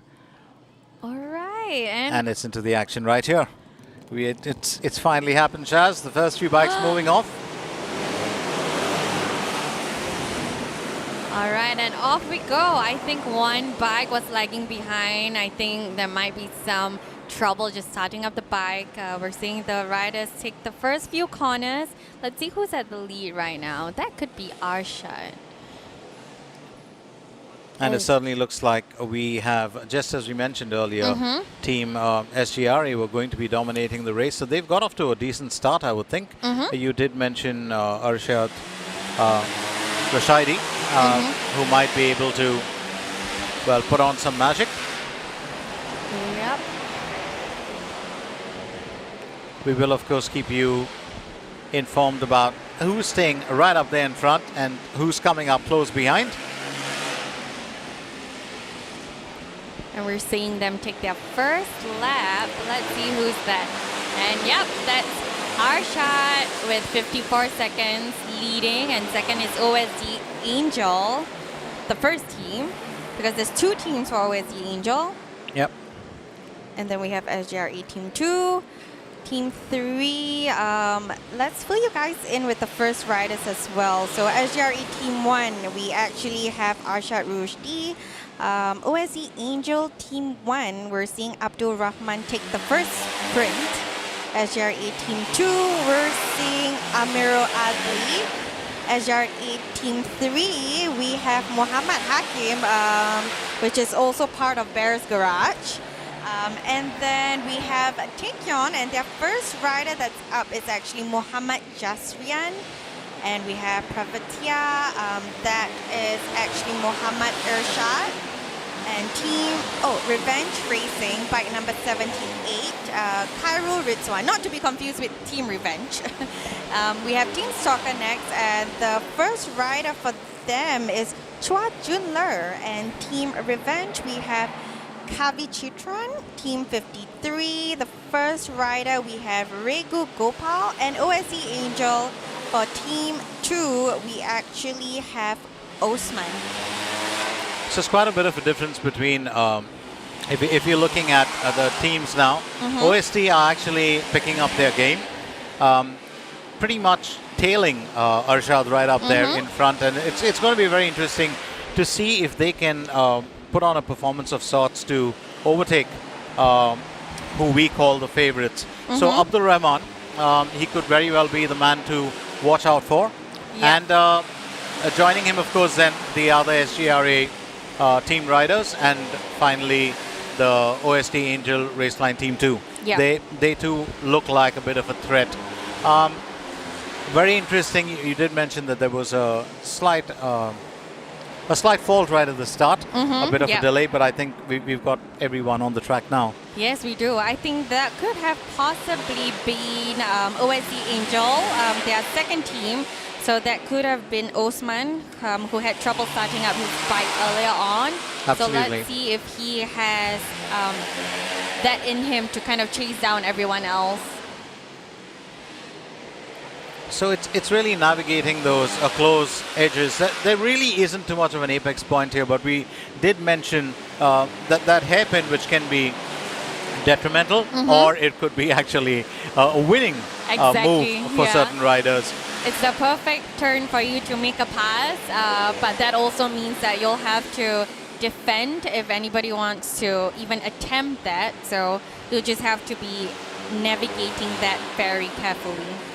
So right now what we're looking at is, we are looking at Arshad Rashidi, who's very much in control. He's been consistent right through the day, and he's staying in the lead. Well, depends on how long he can hold off the nearest competition, which of course is Abdul Rahman. We're only 5 minutes in. Don't forget, we have another 55 minutes for the first riders to get through. So let's see if they can keep up the pace for the rest of the laps. And it's just these riders. Then we have the next rider coming on for the next hour. Absolutely. So endurance race, 3 whole hours for viewers who are tuning in, for all of us here. But for the riders, it's an hour for each of them. let's remind you once again that this is the 3 hours of endurance race presented by Mobil One Racing, put together by Singamoto. It is a Singamoto initiative, and we are right here at the KF1 Kranji venue. It's been a very, very exciting day for us, watching the teams get ready and prep. But now we're into the actual grand event. Yeah, and all the riders, I've mentioned it earlier, but they've all been here since morning, right, to get through their free practice, get through their qualifying. So let's see if they still have the energy to just get through the evening. So we see Team 53, and we see someone just making a pass over there. I think they've had a few teething problems.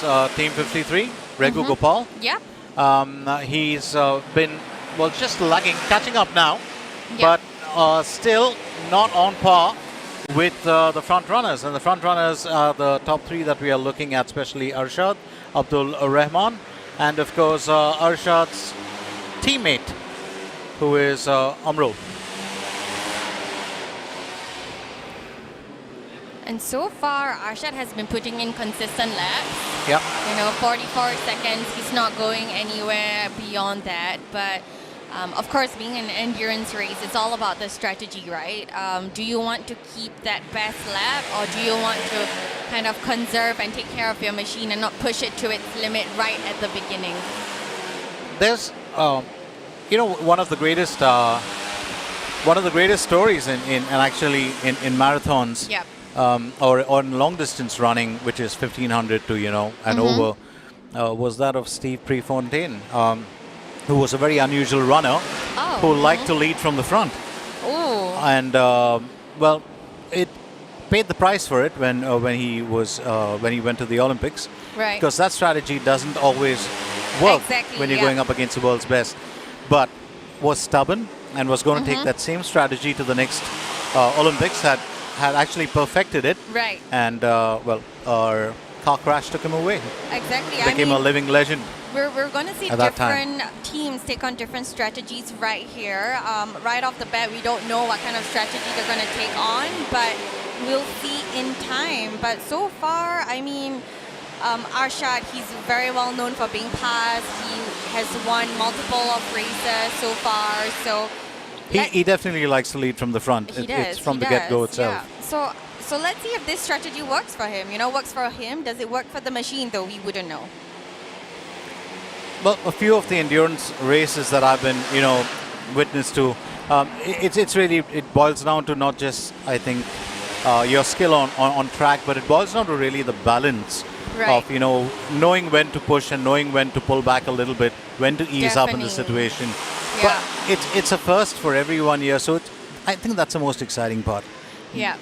Getting to grips with how you really pull this off, and I'm sure the riders are just as excited and maybe just a tad bit nervous, Just nervous, about how it's going to turn out. Exactly, yeah. But it's going to be a hell of a race, and I can't wait to see it. We're seeing some riders making a pass on the others. I think, Team 53 is still, just about struggling a bit. They've just gone past 6 laps, and SGRA Team 1, as well as that's Arshad and Abdul Rahman of OST Angel, have actually finished 9 laps each, Yeah, including Amirul. Exactly, and we see Osman, who was struggling right at the beginning, right? He's Yep. representing OSC Angel Team 2. He was all the way at the back of the troop earlier on, and now he has made it up 2 spots, so that's not bad. So it's one of those really important bits. I was asking you about how many laps we're looking at, and keeping in mind the fact that you're looking at about a minute a lap, Yep, a minute a lap, yep. and that's going to come to about 60 approximately laps yeah. per rider. Yep, yep. So, if you're looking at our first rider, Arshad, he's at his 10th lap. We have 50 laps to go. 50 more. And then not to forget, so each rider does about 60 laps, but the actual machine does 180. Exactly, yeah. It's just one machine, 3 riders throughout the entire 3 hours, right? And we don't have backups. It's not like this machine goes down and they have another machine in the shadows that they can just pull out. They're all relying on this one singular machine. So how important is it really, for the mechanic, or to maintain that bike, to keep it, in top condition right through the entire race? And that's where I think the skill and the craft of the technical Exactly, lads yeah. come in. They're kind of the unsung heroes, I would say, of Absolutely. the race, right? You don't see them, but they're behind the scenes. They're working on the bikes. They're making sure that everything is top-notch when the rider takes it out on the track. So everything from making sure that the tires are looking good, that there's enough petrol even. And not to forget, they will be making some refuel spots, which they will have to get off their bike for 2 minutes, just for safety concerns. And everything else. You have to loop the chain. You have to make sure that the tire pressures is there. Your suspension, is it too hard? Is it too soft? So the mechanics are the true unsung heroes. Now, very interesting part of the riders or the participants is that not all of them are just pro riders. Some of Yeah. them are, but there are a lot of them who are actually biking enthusiasts as well, who've been a Exactly. part of Singamoto, and it's given them a chance to get the thrill of taking part in a high-end competition. Yeah, so we are seeing some teams who they're sponsored, right? So they have big brands, giving them the bikes, giving them the racing suits, sponsoring their fuel and stuff like that. But we do have a lot of other individuals who come in just out of passion. These are the money that they've saved to enter the competition, to purchase new upgrades for their bikes. And with this particular race, if you do well, you will be rewarded because we have cash prizes for them. Absolutely. So we are looking at the cash prizes, which is we've got about 5 prizes, and then the rest get kind of split up, and we will run you by that in a little bit. But for now, getting back to the race, it still is very much Arshad holding on to that lead, but you can see the actual proximity between the top two now. It's getting closer and closer between him and Abdul Rahman. Yeah, I mean, you're seeing that Team 1, Abdul Rahman is behind by maybe 14 seconds, but apart from the first 2 riders, you see everyone else lagging quite behind. You're talking about 34 seconds. You're talking about being lapped once, twice, 3 times. Team 53 is behind 4 laps. Absolutely. So I think the Team 53 is probably the team that does have to pick up the most, but keep in mind the fact that, just as we said, it's we're looking at a long period of time. There's 2 hours and 46 minutes plus 50 seconds. So there's a good bit of time left. The seconds count. Every second count. Yeah. Absolutely. So we just threw not even a quarter of an hour as far as the first hour is concerned. So when we said 3 hours endurance, we were really serious about this. What's interesting is we could see probably a few changes come to light maybe after the half-hour mark. Yep. I think that's where you might see some of the riders try and pull ahead of the contest. But OST Angel and SGRA Team 1, 2 and even Team 3 to a certain extent, they're keeping a strong hold. They're getting better with the laps. So it's interesting because I really want to know, after these riders, after Arshad and Abdul Rahman get done with their 1 hour quota, what about the backup? And that's going to be Exactly. interesting strategy to see how they perform. Because I do believe sometimes you want to keep the fastest riders at the start and at the finish. Yep.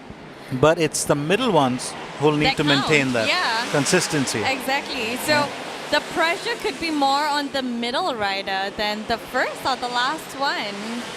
Yeah, he wouldn't want to drop points or drop timing. That's so important for him. So we haven't seen any pit stops coming as yet, Yeah, I think no one has been coming in so far. So they're which is a good sign. Which is a good sign. And they're all fueled up. Exactly. They're all filled up. They're all ready to go. I think in qualifying earlier, we did see some bikes. We did see a few falls. But so far, everyone is kind of holding on well. You see Arshad on the screen right now, and he's just going at it, right? He's just super consistent. No fear whatsoever. He's just taking it on lap and lap and lap. And his focus is there, and we can see it. I think he's created a lead, kept that lead going, kept that little bit of a distance between him and between Abdul Rahman and the others. And I think that's where he's really made the difference. And then another key part is Amirul. I think the silent performer so far in this race.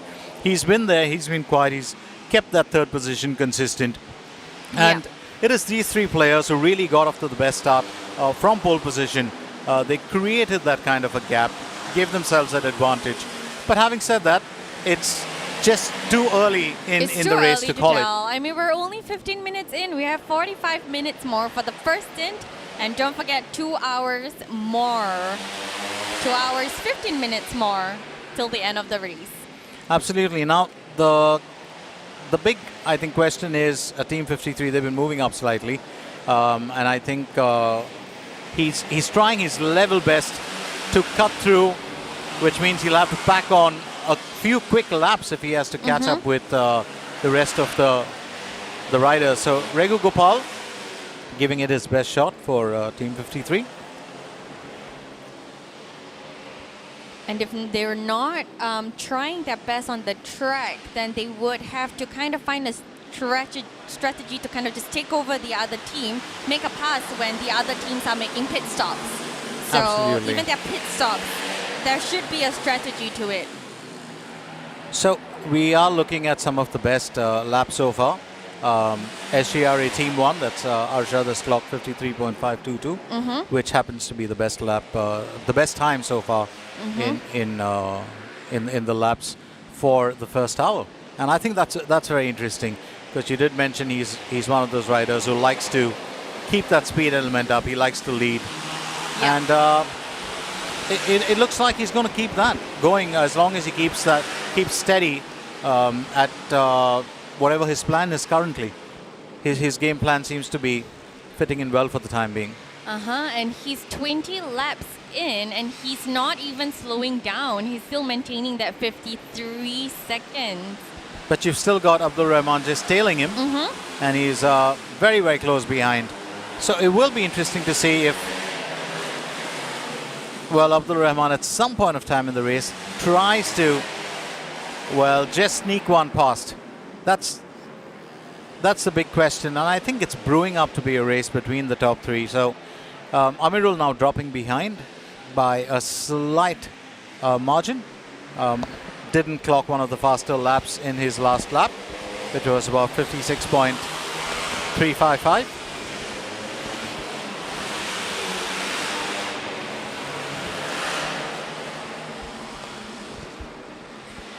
So SGRA Team 1, SGRA Team 2 and OST Angel sandwiched right in between there. And I think it might be pressurizing for Team Taekyon also, right? Mohammed just run. He's right smack in 4th place, and he's sandwiched in between SGRA Team 2 and Team 3. It's almost like a club sandwich. I know. SGRA just spread themselves far and wide. So very, very rightly said, Taekyon have got a very good chance actually of stepping up their game in here, because if there's somebody who can challenge, the other three teams, it's definitely going to be one of them. So for Taekyon, you mentioned it was Mohammed Jasran. Yep. And I'd like to see some of the other teams, well, just step it up, by a notch to get ahead. Because we are looking at a few of the lads clocking in faster laps as this race progresses. And a lot of the ones that have been lagging behind are being forced to actually step on the gas. Exactly, yeah. I mean, we're seeing Taekyon. I mean, most of the riders, they've been consistent so far. They started out their best timings. They're still maintaining the same timings even after their close to their 20th lap now. So hopefully they can keep that up for the next 40 minutes. What's interesting is that Junle has actually overtook Revenge Racing, and then of course got past OST Angel as well. So he's been on the upward climb, sending the others onto a downward slide. So very, very interesting, because he was lagging behind, but he seems to be catching up very quickly. Yeah, and even Osman actually, he was last, and he's all the way at 8th place now. So he's doing well so far, and he's clocking in 57 seconds for his last lap. His best lap is 55 seconds. If he can just push that slightly for the rest of the laps, I'm very sure we can see him climbing up the positions. Osman is looking strong after that, I would say shaky start, but a slightly slower start than the rest of the competition. But he's actually picked it up, just as you mentioned, Shaz. I think a few more consistent laps and he can hit about 55, 54 maybe. He's just going to put himself in a better position to get up there. We've got another fast lap coming in from Arshad at 53.409. again, wow. And that is his 23rd lap. And he's Absolutely. clocking the best one. Perhaps it's the pressure from having OSD Angel right behind him. So he's just pushing it. Now that's an interesting battle, just as we mentioned earlier. You know, although you do have Amirul there in third position, but it's really the SGRA team one. That's Arshad and OSD Angel that makes a massive difference. What we're looking at is very clearly that there is a chance that Abdul Rahman could actually come close enough to getting past Arshad, but for the time being, he hasn't been able to get past.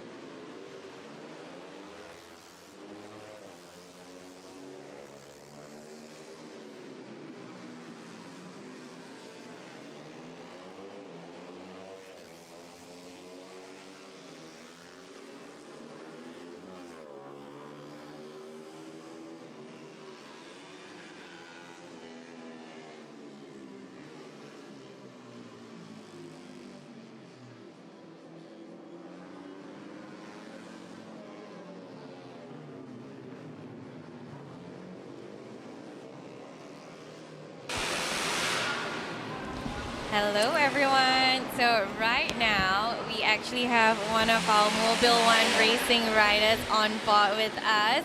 We have Aiman. Aiman, maybe you can introduce yourself and the team that you're with. Hi guys, I'm Aiman from Singapore Racing Academy Team 1. I'm the third rider in this team, and I hope everyone in this event has fun.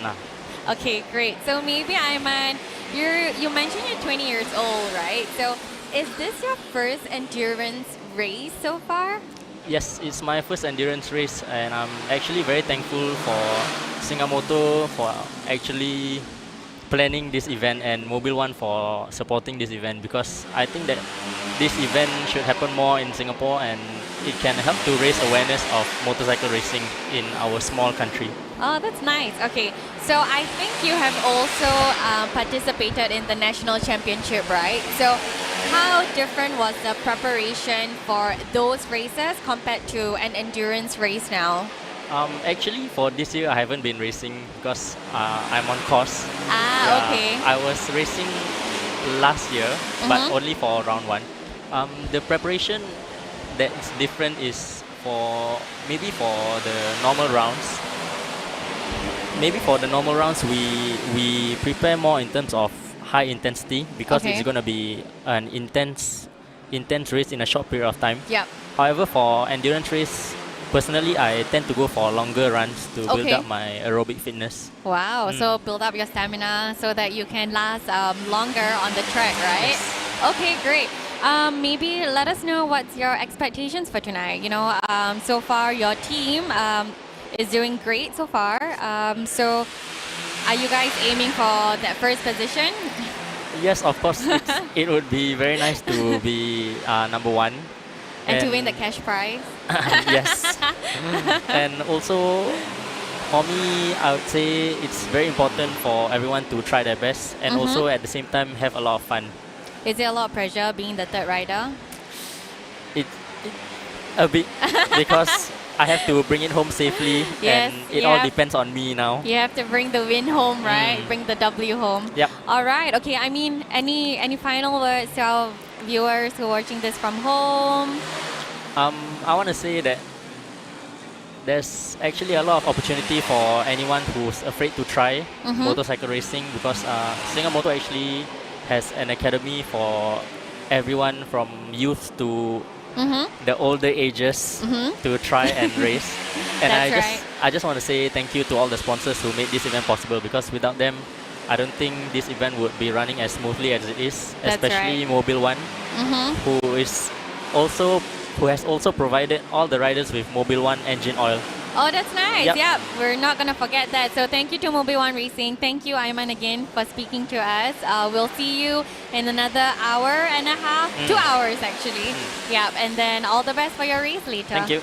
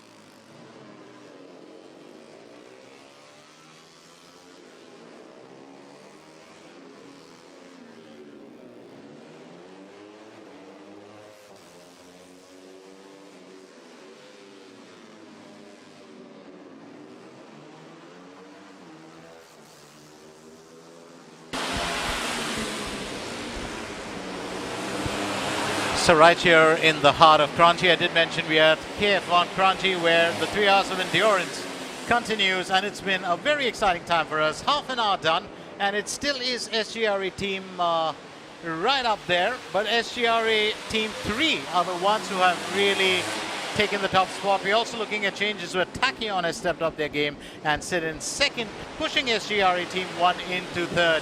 So Arshad, who led for most of the early part, now in third position. But talking about SGRE, I've got one of the team lads here with me, and he comes on next, which means in about half an hour from now.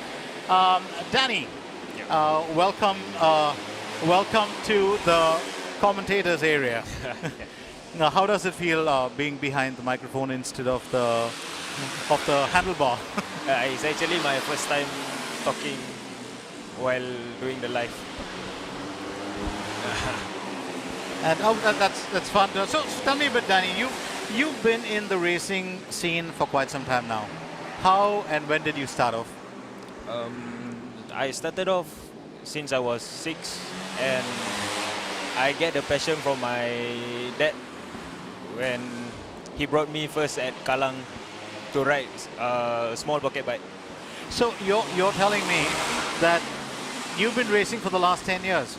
Yeah. Because you're just 16 and you're like a pro racer.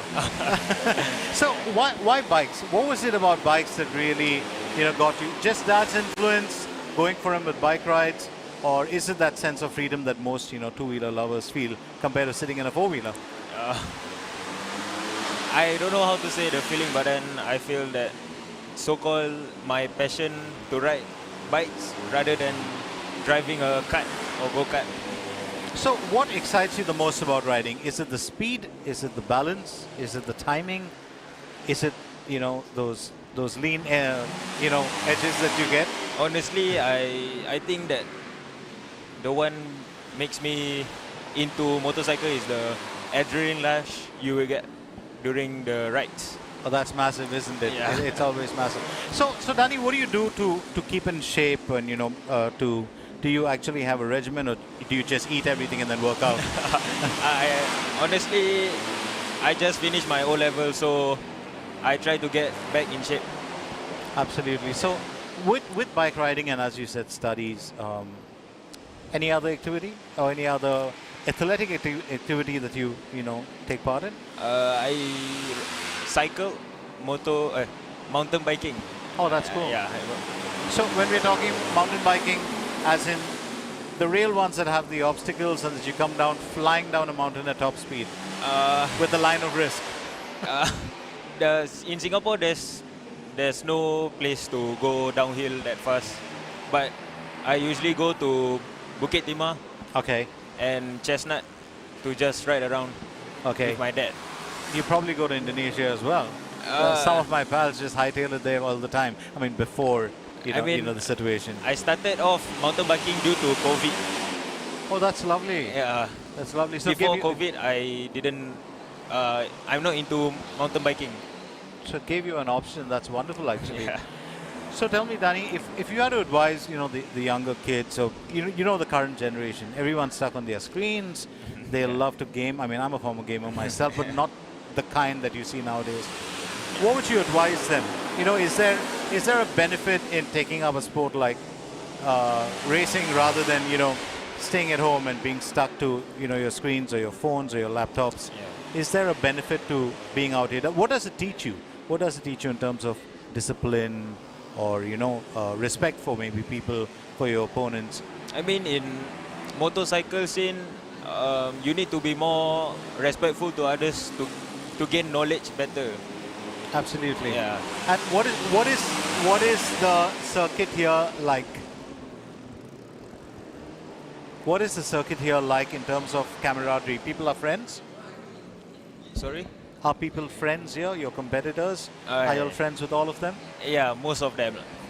Okay. So the reason is, Danny, I'm not going to keep you too long because I know you've got to go and get onto that bike seat. Yeah. Wish you all the best and Yeah. hope to see your team finish at the top. Right, thank you. Yeah. Cheers, buddy.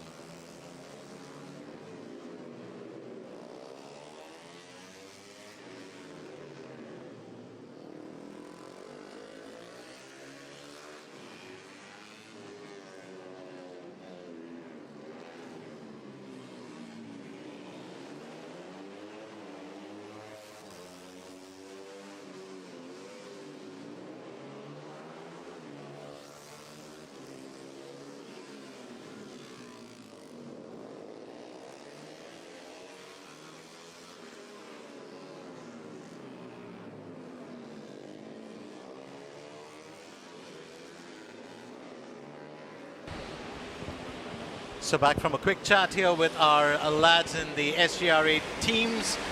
We are going to see them in action in just a little bit. Shaz, very interesting, right? Just Very interesting. looking at the age groups of these boys. Yeah, I think Ayman was 20, and then earlier on, Danny was 16. yeah, they're so young. And I think fairly mature to the sense that he actually had, a bit of advice for, the younger lads. And he said, motorcycle riding is also, it teaches you a lot of things. It teaches you how to get on with people, especially in the circuit. Exactly. And I think what he says has been his greatest learning, which caught me by surprise coming from someone younger than me, but, that margin. He said what it taught him is respect for others. Oh. I was quite fascinated with Yeah, that. that's I would nice, think discipline. I would think balance. I would think perseverance. Absolutely. You fall off the bike, you get back up. It's as cliche as it sounds. True. Yeah. And to a certain extent, responsibility, but respect. Respect, yeah. That's a very big one. I hope the entire next generation is like that. I know, yeah. And these lads, they're just really passionate about the motorsport scene, right? What they want to do is just really pave the way and the future for up-and-coming riders. So this has been a very, very inspiring or a very admirable move by Singamoto. Yeah. I was just... I got to know this, much later, but Carl himself, who is the CEO of the company, is actually created this company out of passion. It's not a company that was created out of just a need to, run a business. Yep. And I think that's where the heart of the matter lies, because with that, he's actually created something big, and he's looking at this as a stepping stone. So if this works out, and the more and more it gets popular, we're going to be looking at, something really big in the near future. Yeah, maybe Singapore's flag, a Singapore rider being represented in MotoGP. How cool would that be? Yeah, I mean, cool would that be? even to like Sepang or Le Mans, anything is possible now. I'm considering how tonight is the first time we're having a 3-hour endurance race right here at the KF1 Kranji circuit. Absolutely. So we don't have a Valentino Rossi, but we could have a Valentino Ricciardi. Exactly. Absolutely. Or Mark Marquez. No, Mark Marquez. Maybe Mark Akil. I don't know. Yeah. Mark Akil. That would be fun, wouldn't it be? I remember when we were talking about age groups, and I remember the first time that I had the chance back in the day when I was traveling a lot to watch Casey Stoner in action. Oh, and wow. It was one of Stoner's first races, and he was a flash. And you saw it live? Flash. Absolutely. He was barely about 17 or 18. What a dream. And, very interesting that we had a conversation earlier, and, we were both talking about how the peak, the peak of your, I wouldn't say daring, but the peak of your ability to chase that top speed or that top lap, it's those younger years, which is so they have no fear. They're being conditioned on the road, but I guess the good thing about having events like this is you're seeing all the different age groups come together and raise their heart out. I mean, some of the riders that you see on the track now, they're as old as 60 years old, 50 years old. I mean, Osman is slightly over 50 years old. And then we have as young as 16 years old, Danny. Absolutely. I mean, we're seeing a wide range of people here, and they're not stopping anytime soon. It's just really proving that age does not play a part in this sport. What is the interesting bit is, I think of myself when I was, at that age, when I was 16, definitely I was playing sport and competing. But when you're looking at your early formative years, from the age of 6, I mean, I probably had just got off the tricycle at that time. I can't even ride a bicycle now. I can't. Now, yes, maybe with training wheels. You can just call me. I can just hold it like a mechanic. So here's a very interesting bit, Chaz. I was talking to him about what are these other interests? What other interests do a lot of these riders have? And he said mountain biking. Right. So that's I said, true. It kind of goes hand in hand, right?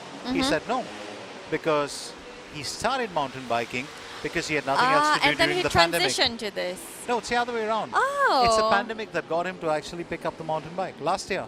Oh, that's nice. So his first trip was to the Bukitima area Yeah. where they have, the slope. Yeah. And I just think these lads, way ahead of their times, quite mature, Way head on their ahead. shoulders. At 16 years old. What was I doing at 16? What were you doing at 16 years old, Glenn? Beats me. I was just playing computer games. Yeah. I definitely wasn't taking part in pro sport. Definitely, definitely. I wasn't trying to push myself with endurance racing. The only endurance race I was doing was how late can I sleep tonight playing Absolutely. computer games. No, how early can I not come back? Exactly, exactly. We just term that late night endurance. That's right. And now, I mean, back at the race, I think some of the races are already pulling in. I think it's time for a refuel. I don't think it's time for them to pass the baton on to their second riders. Still about 16, Yep. 17 more laps to go. But here's the interesting bit. So SGRE Mhm. Team 1 with Arshad fell right back at the half-hour mark Yep. into third or fourth position. Yeah. Tachyon was right up there. OSD Angel was right up there. Mhm. And SGRE Team 3 Yep. also, scaled past to get to the top spot. But Arshad has actually claimed it back. He's a competitive one, that one. Yep. He's like, you're not taking my spot. I was first. And he still has the fastest lap, Mhm.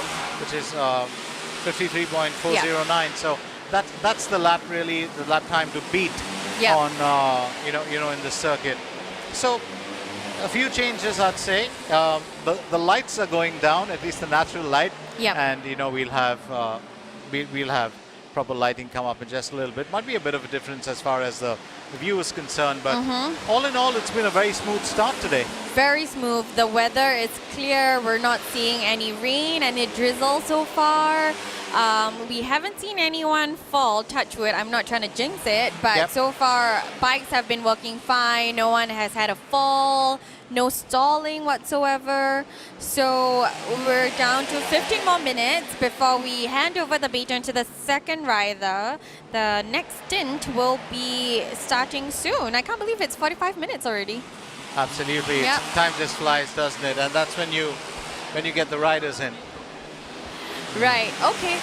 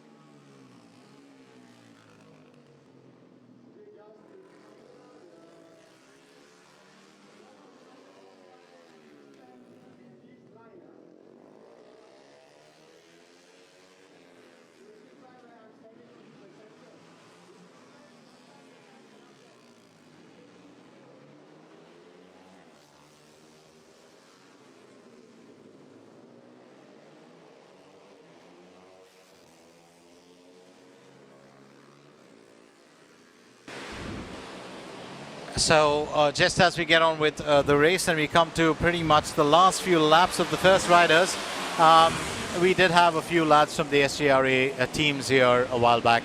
But now, of course, Shaz has vacated the spot for another rider who stepped up, and I've got Jas, who races with Team Tachyon. You will be seeing him in action in just about a little over an hour, because he gets into the final part of the race for Team Tachyon. Welcome, Jas. It's nice to have you here with us. Yeah, hi. How has the preparation for this race been? The fact that is this your first endurance race? Yes, in fact, this is the first endurance in Singapore ever. So I was pretty excited to start the race. We had some preparation from previous track days and practice sessions. So yeah, my goal here is to just complete a constant pace. So to not, for also my teammates to also close the gap, maybe maintain a top 5. Yeah. So just tell me, how different is it between this race, this endurance race, and your normal races that you have? Yeah. How different do you find it as a rider? Yeah, definitely this is much harder and more challenging physically and mentally. because normal race is about 10 laps, maybe lasts about 15 minutes. This one rider play 1 hour, which is about many more times longer than the normal race. So yeah, it's a bit challenging. So is there more physical demand in this race in terms of actually being on, the saddle or the bike seat for that long? Is there more impact on the body, especially the lower part, your back, you're there for a longer period of time. So does that make it a lot tougher? Yeah, definitely, especially the limbs and my hands, and then with the hard braking and last minute braking, and Okay. I experienced some arm pump, so that's when I signal my teammate I gonna pit in. Okay, so let's just say that when you're on the bike and if you do, cramp up a little bit, or any of the other riders, do you have that chance to come back into the pit, get, attended to, and then get back on in the race? Yeah. Or do you have to make sure that you're at 100% fitness all times? Yeah, I try my best definitely to keep my fitness at the top level so I can last longer and we can have lesser pit stops, which is save a bit more time. So yeah. So, just when did you get into racing, or when did you start this bug to race bite you? I started racing only about 2 or 3 years ago. That from my brother. He raced much longer than me. I was just a spectator. Okay. Yeah. So only recently that I started to get into action with him. So, what drew you to the racing? What is it that you like so much about, being on a two-wheeler? Yeah, definitely I like the thrill and the speed and the cornering. Yeah. Because I love MotoGP since I was young. I've been watching. Yeah. Okay, so if you had to, do you see this as a long-term career probably? You could move on from this to other forms of racing and other levels of racing. Is that something that you would like to happen in going ahead? Yeah, I would like to continue this as long as I'm still fit. I also try some go-kart when I'm free. So yeah. Okay, for all those, now I'm going to say this, for all those parents watching in who are really worried about their kids getting into, motor racing, go-karting, what advice would you give them to assure them that it's really safe and it's not, as they think, a dangerous sport?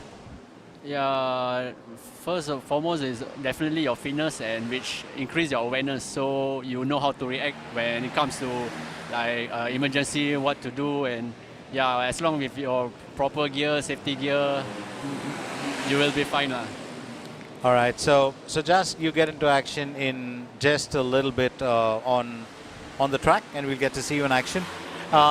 Team Tachyon is doing fairly well. They're currently at 4th position. Did step up to 2nd and even at 1st some time back. That was past the half-hour mark. So we hope to see you probably take them past and onto the podium.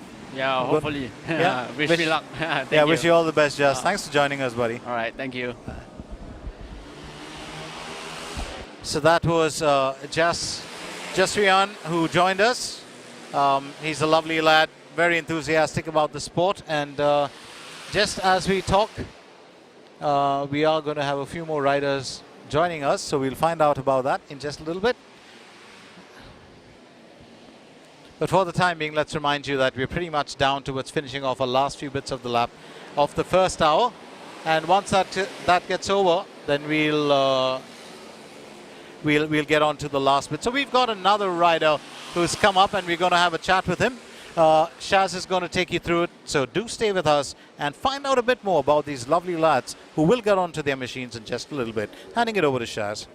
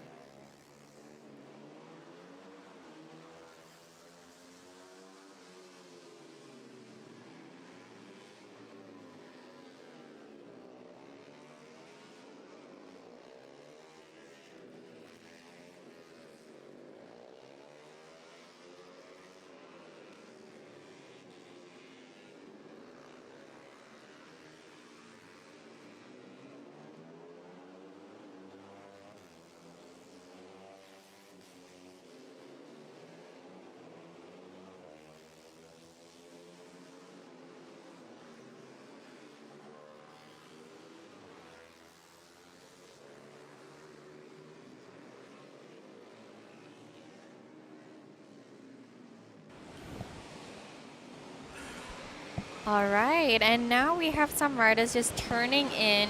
We have some of them swapped out already for their second, third rider. But right now, I have JL with me, who is actually from Team Stalker. JL, maybe you want to introduce yourself, introduce the team, say hi to the viewers. Go ahead. Thank you for having me. My name is I'm Junle from JL Power Sports. So this time round, we signed up for the Underbone team with the Underbone event. With my team from the friends that we have lah. So actually, we signed up for Supermoto event. Then we got pushed out to sign up the Underbone because there's not enough participants. So we just took one bike, fixed it up, and just come here and have fun. Oh, that's nice.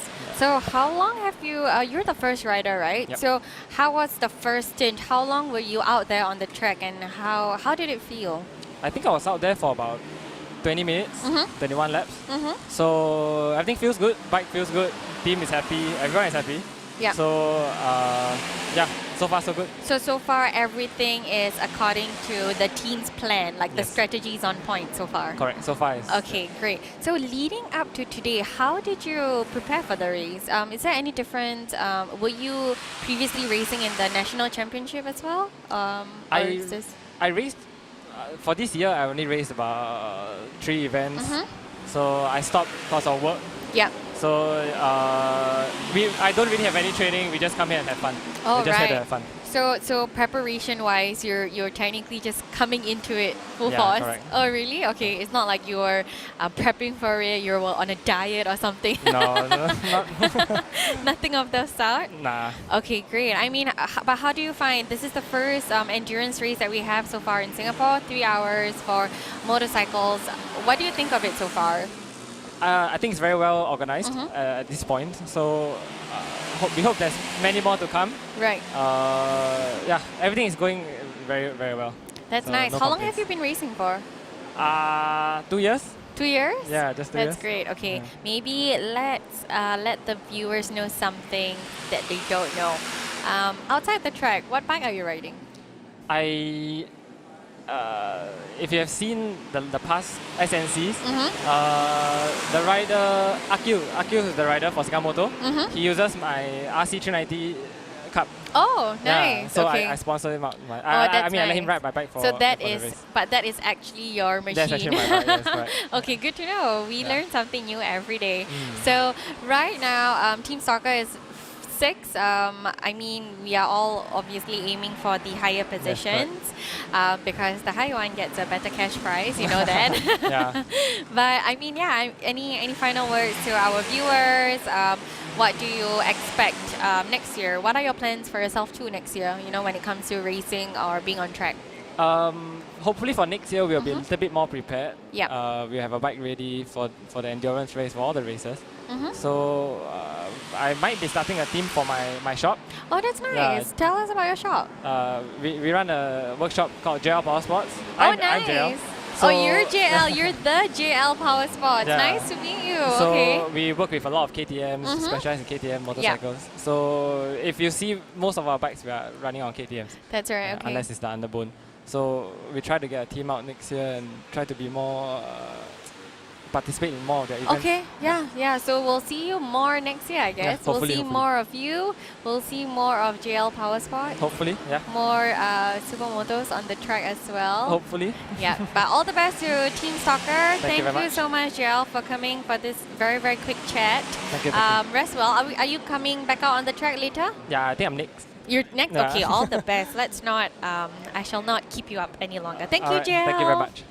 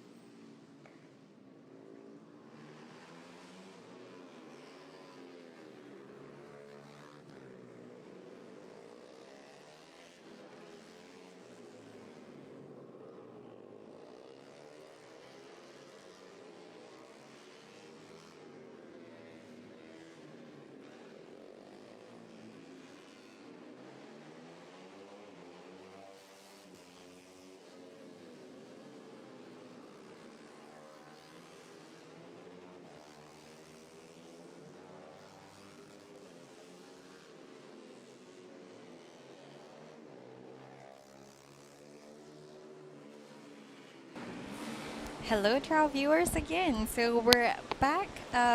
We're closing off the first hour of the 3 hours endurance race presented by Mobil One Racing.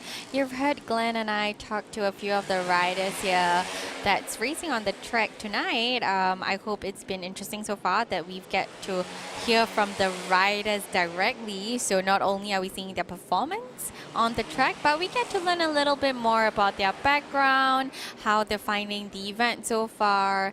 And I'm quite surprised because honestly, if you could see the riders right now, they don't even look tired. So props to them, really props to them. So we're closing into the final hour. So we know that a few of the teams have already swapped their riders, so they're not just sticking to the first rider.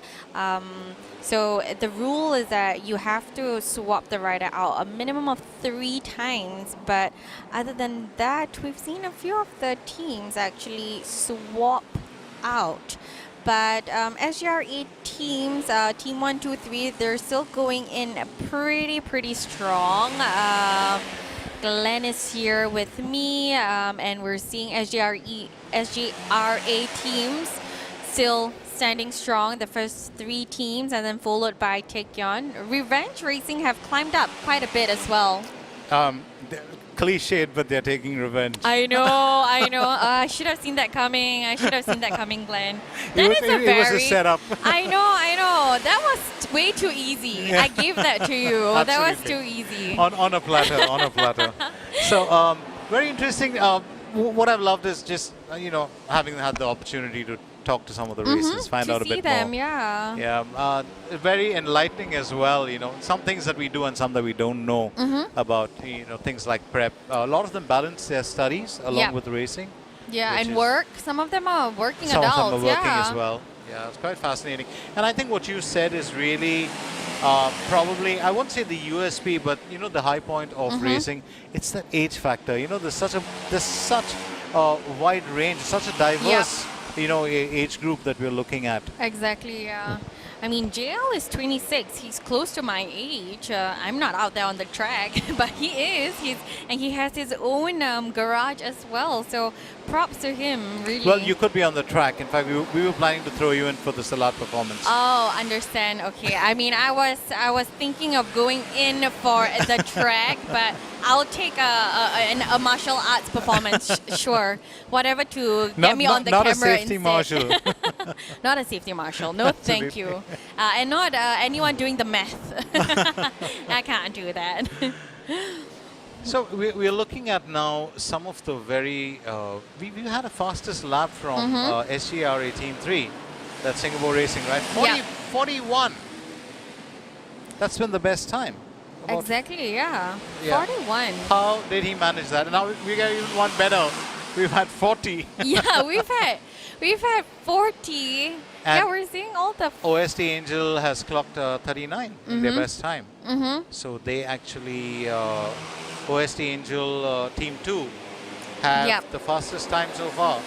But they are languishing at 7th. They haven't been able to really... Yeah, I think OSC actually started out pretty strong, and then right now they're kind of just dragging past.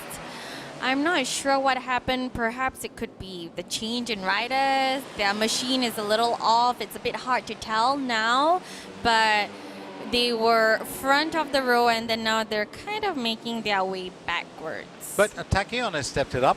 Taekyon stepped it up really well. Exactly, yeah. And I think they've got a very strong shot at probably making the top 3 if they keep that going. Incidentally, I did have Jusrian from Taekyon, and he's going to be their 3rd rider. Okay, and, so he's coming up real soon. Yeah, so he gave me a different perspective. He said that really the 3rd rider is supposed to be the rider that is not the fastest, but the rider that is actually the most consistent. Okay, so we're talking about putting in the same timing of laps, making sure that no mistakes are being done. Absolutely, keeping that pace going, and then having the ability to burst forth if you need to in the last few laps. Right, okay. That gives us a new perspective, right? Absolutely, Yeah. it's an entirely different game plan from what we would have fathomed. But having said that, I think, developing that early lead and keeping that advantage is very important. You look at the disparity now between the teams, right? So SGRA Team 1 has finished 68 laps. Team 53 is on 44.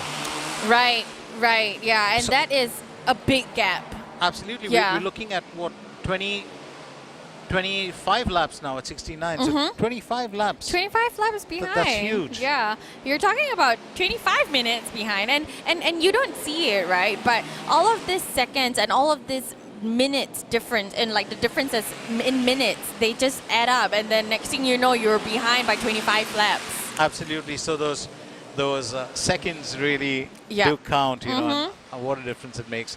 And that's the reason why in most sports like this, you do have those milliseconds that are counted, and you do have those small little points and the decimals. That makes such a big difference at the end of the day. So currently, it is SGRA Team 1. They've had a change of rider. They have, yeah. So we have Arshad Rushdi. I think it's now on to his brother, Akil Rushaidi. Which is very interesting because they both race in the same team. I know, actually, their third rider, Ayman, they're the brothers. The Oh. entire family is here. Oh, absolutely. Yeah. Yeah. So we have three brothers. Ayman Nabil. Yeah. Yeah. the entire, like all the brothers are here in the same team. How great is that? Absolutely. I kind of missed out on Ayman Nabil also being, one of the siblings. Yeah, exactly. Yeah. So we also have, we did mention we had the lad from Bear's Garage Yes, also racing. Muhammad Hakim. I Muhammad think Hakim. we'll be seeing him on the track later on. He's in SGRA Team 3. Yeah. Oh, he was the first one. He was done already. Yeah. A very So- interesting rider because I think he kept He the did. pace with a lot of the Yeah. other teams. Yeah. And we're seeing some riders trying to make a pass over at the bend over there. And it's important not to be too aggressive also, right? 'Cause, Absolutely. you know, if you go in a bit too hard, you Yeah. have to be level-headed in these in the endurance part of the race, because if you go in too hard, you're too aggressive, you might slip up, cause more damage to the bike than it needs to, and then you'll just kind of ruin the entire strategy for the team. So we've seen some of the teams, of course, really step it up. You know, when we were talking about the hairpin bend being an advantage or a disadvantage, and Team Tachyon used that a couple of times over to actually, that's when they kept negotiating the bends really well, especially that hairpin, to get up to first position, and that was just on 32 or 33 minutes. Having said that, we are now down to 1 hour and 6 minutes. 1 hour and 6 minutes. All right, we have 2 hours left to go. I nearly said 2 minutes. I wish. 2 hours more. Let's see how fast and how far the riders can push themselves. So all the the riders we spoke to earlier, all these really bright athletes, they had this really very nice thing to say about this being the first race of its kind. Yeah. And some of them said that this is really a stepping stone towards what has to come in the future, because 3 hours endurance is 3 hours. is really baby steps according to them. Yeah. Because they say that in most of the places, especially in Europe, endurance racing can go on for 7 to 12 hours. Exactly, yeah. I mean, Can you imagine that? Like the closer one, Sepang, I think there's a circuit over at Japan also where you're looking at 8 hours. Absolutely. 8 So you and hours, me would have to yeah. camp there. Exactly, 8 hours. Just imagine Glenn and I were just full on camping for 8 hours. I mean, I'd we get a bag. might see I'd get a that. bag of marshmallows to toast. I know. If you guys hear us eating, don't mind us. Don't mind us. It's just we just pit stopping. yeah, just don't mind us. Okay, refueling as well. Absolutely refueling. That's the right one. Yeah, so I mean, it's 3 hours now. Who knows? Next year we'll see 6 hours, 8 hours. It looks like it. Yep. It just might be the case, and with, of course, the condition changing, situations changing. Hopefully, and by touch wood and all that. Yeah. That we'll be in a different situation next year. There'll be bigger there'll be crowds and There'll there'll be more. spectators finally. Absolutely. It's been 2 years, Absolutely, right? isn't that the heart and soul Of of sport? Zombieland, Yeah. having no spectators, having no fans to like cheer everyone on. Yeah, and I agree that in motorsport, Mhm. it's not something that really drives a rider or a driver on, for the simple Yeah. reason that there's the noise and then there's the focus that they have on the Mhm. track. But sports like tennis and football and Yeah.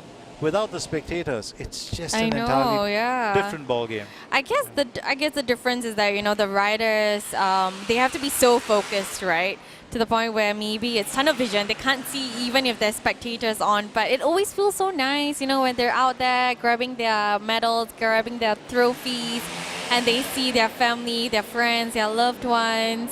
So I can't wait for that. It would be exciting to see. So we're gonna keep a good bit of hope up for that, and I'm sure it'll happen. But right now, still very interesting that SGRE Team 3 has still clocked the fastest lap. I One of the know, fastest laps, yeah. sorry. But we had a change earlier on another team that had clocked in 39. So very interesting to see, but the current fastest is 41 from SGRE Team 3. Yeah, but right now on the screen you can see two riders trying to go at it. So this is really the heart of the contest that we're looking at, Mhm. the Singapore Racing Academy. We've got the top 3 of them, all 3 in there, and it just goes to show the kind of development that goes on inside, the Singapore Racing Academy.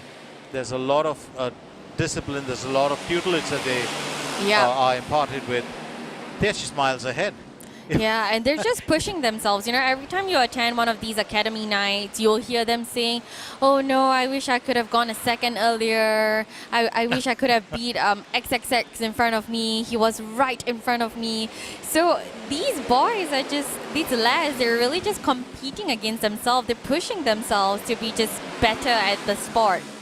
So right now, the contest is really brewing between these 3 lads. We're looking at Akil Rushaidi, we're looking at Mohammad Alif and Abdul Fatah. Yep. And then following that, OSD, Angel, Team 1. I think they've climbed up a couple of spots. They were at one of the few at the bottoms, and then now we see them back up. Taekyon has been consistent from the beginning. They've kept it going. Yeah. They've been consistent. They've alternated between first, fourth, sixth, and they're right in between that spot. Yeah. They're not sandwiched any longer. No, but OST Angels actually stepped it up. They've come back on top. They're at 4th position now. Yeah. Because they had dropped down to about 6 or 7. Yeah, so let's see if they can reclaim the second position that they started out with. Get back at it. That was a very good start from that we saw early on in the day from Abdul Rahman. Yeah, he did give them a good boost, but I think towards the end, that's when he just about dropped off the radar just for a little bit and started stepping back. So he was on a downslide in the last few laps. He was, yeah, and I mean that's why they call it the endurance race, right? You have these 3 hours that's just not only physically taxing, but it's mentally challenging as well, and you really have to give 100% focus. Be level-headed, be consistent, not make any rash movements, not going too aggressive. So I bet these lads are really tired, but they're still going at it. They certainly are. We are up to 78 laps now from SGRA Team 1, and that's quite interesting, keeping in mind the fact that I don't know whether he's the younger, but I think Akil Rushaidi looks like the younger brother. So Akil Rushaidi is is keeping his team going well. 78 laps done. The closest are SGRA Team 2, who are on 76 laps. So that's a big margin as far as... Yeah. I mean, if you compare the first team, 78 laps completed compared to the last team, 57 laps completed. Yeah. We're talking about a 20 laps difference. Yeah. So that's... We're really heading down to now these 5 teams that are really... Tachyon stepped down, but they've kind of kept it at about 5th position, but it looks like it might be a worrying factor for them. Privatia is down with OST Angel Team 2 stepping back up. Yep, so they are coming back at it. Was the Angel reclaiming back the positions? They were all the way at the bottom earlier, and then they're climbing back up. I guess it's time for Revenge Racing to make a revenge. Sorry, I wanted to try it also. No, I think it's wonderful. I think I love the revenge racing and team revenge bit. You know, so what happens? So which of them is the original revenge team? We shall wait for someone from the teams to come up for their next interview, and then we're gonna ask them. I'm sure they're related. I'm sure. You know what? I was just normally when you look at a sport like football, and you normally look at the A team and the B team, and then you sometimes have the B team that can actually replace the A team or substitute them and still go on to win. Yep. And that's when you talk about depth. So I'm looking at Singapore Racing. Their depth must be so fabulous that they actually have it in order. It's like Team A, B, and C. So Team 1, 2, and 3. Right? Yeah. I mean, well, there's no difference. Absolutely. You guys are battling against 3 essentially same level competitors. Absolutely. Yeah. So it's a tough one, this race, because we're seeing such strong riders on the track today. And SGRA is really just at it, 1st, 2nd, and 3rd. And then we have OSD Angel now, 4th and 5th, both teams. And then followed by Taekyon, who fell a little bit. I think they were at 4th earlier on, and then now they're at 6th. So hopefully they can pick back up. It was interesting because Mohammed Sufyan of Tachyon just being pushed back a little bit. He was doing fairly well till he was overtaken by Mohammed Ridwan. So Mohammed Ridwan just getting past him gave him that little bit of I think a little bit of a challenge right towards the end. Yeah, so it's interesting so far. Team 53 hasn't been making a lot of progress.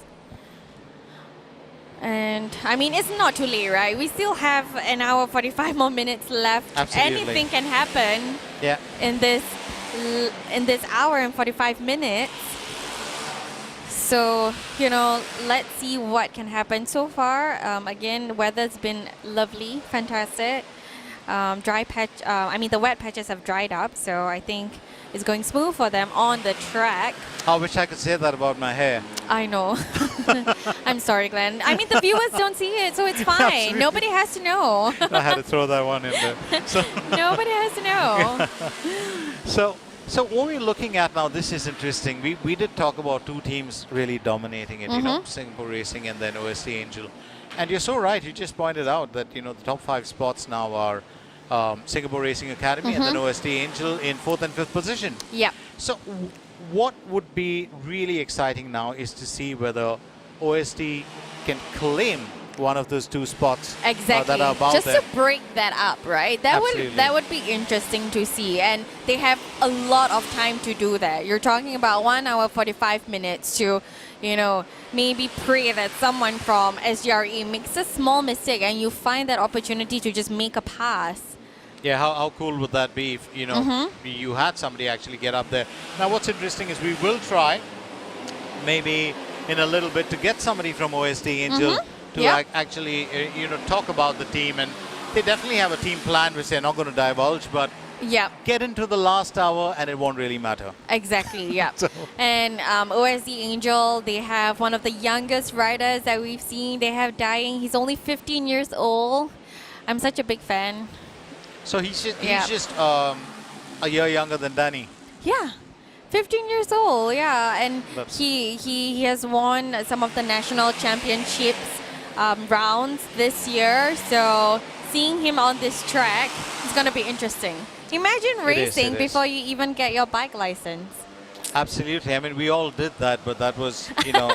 You don't have to tell them that, Glenn. Hush. Please don't call the police on us. I promise it was done safely. He did it overseas, not in Singapore.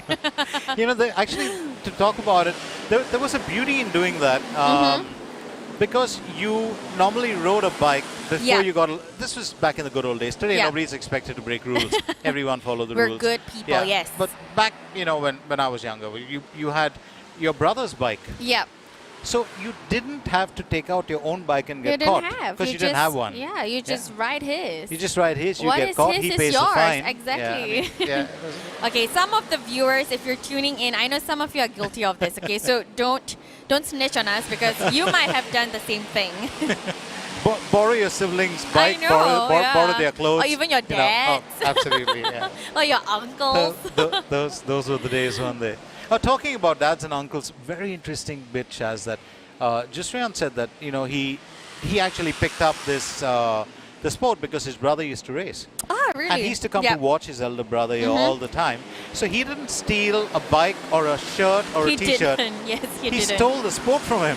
He started Exactly. racing with that influence. Yeah. Exactly. I think actually a lot of the riders, the younger ones that you see here on the track, they're always influenced by either their dads, Dads, uncles, or and brothers. Yeah, really. I mean, even dying, right? He's only 15 years old, but his dad, Osman, is also racing now, and I think they're Yeah. on the same team too. They are on the same team. How cool is that? Absolutely. Yeah. That's wonderful, isn't it? Mhm. I mean, you normally see dads play basketball and baseball and football and cricket, Right, but yeah. how often, even cycling, but how often Even do you see cycling. dads on a racetrack with the son in the same team? Yeah, and encouraging you, right? I Absolutely. mean, So we are going to see young dying come on in the last hour. I can't wait. Yep. Yeah. Will be 15-year-old, exciting. the youngest one so far that we've seen on the track. And who knows, maybe next year we'll see even younger riders. Could be. I wouldn't Just doubt could that. be. Yep. Because they are disciplined, they've got a fine sense of responsibility. And I think what the difference between putting someone who's young, like 15 or 16, on the track right now, Mhm. and the lads that we're meeting today, is it really boils down to the fact that these lads have been, racing for like 10 years. Yeah. They have a sense of responsibility and judgment. Definitely. That makes a difference. Yep, yep. And they're not like going in completely reckless, right? Absolutely. Every move that they're making, it's all calculated. And doing that at such a young age is just really inspiring. Yeah. It is, it is. So we are now down to, 87 laps? 87 laps, yep. I mean, 1 hour, 40 minutes left to go. 20 minutes in. So far, we haven't seen any pit lane action. Yeah. Maybe we'll see that later on. The bikes, I mean, these bikes, the Yamaha Sparks, the Snipers, the Suzuki Raider, we have 3 different models that we're seeing here on the track. And these bikes are essentially workhorses, right? So they're They are. built to be pushed to their limits. So I wonder if their limit can be stretched for the next hour and 40 minutes. We shall So see. I've seen these same bikes, right? Mm-hmm. In another country, Yep. not on a racetrack, but Not on a normal on a road, racetrack, yeah. performing like it was a racetrack. We have those. And I know. I'm not even going to shy away from saying it. It was 2 years back in Jakarta. I know. I mean, come on. I know some of you food delivery riders. You guys are also using these same bikes and taking corners like you guys are at a track.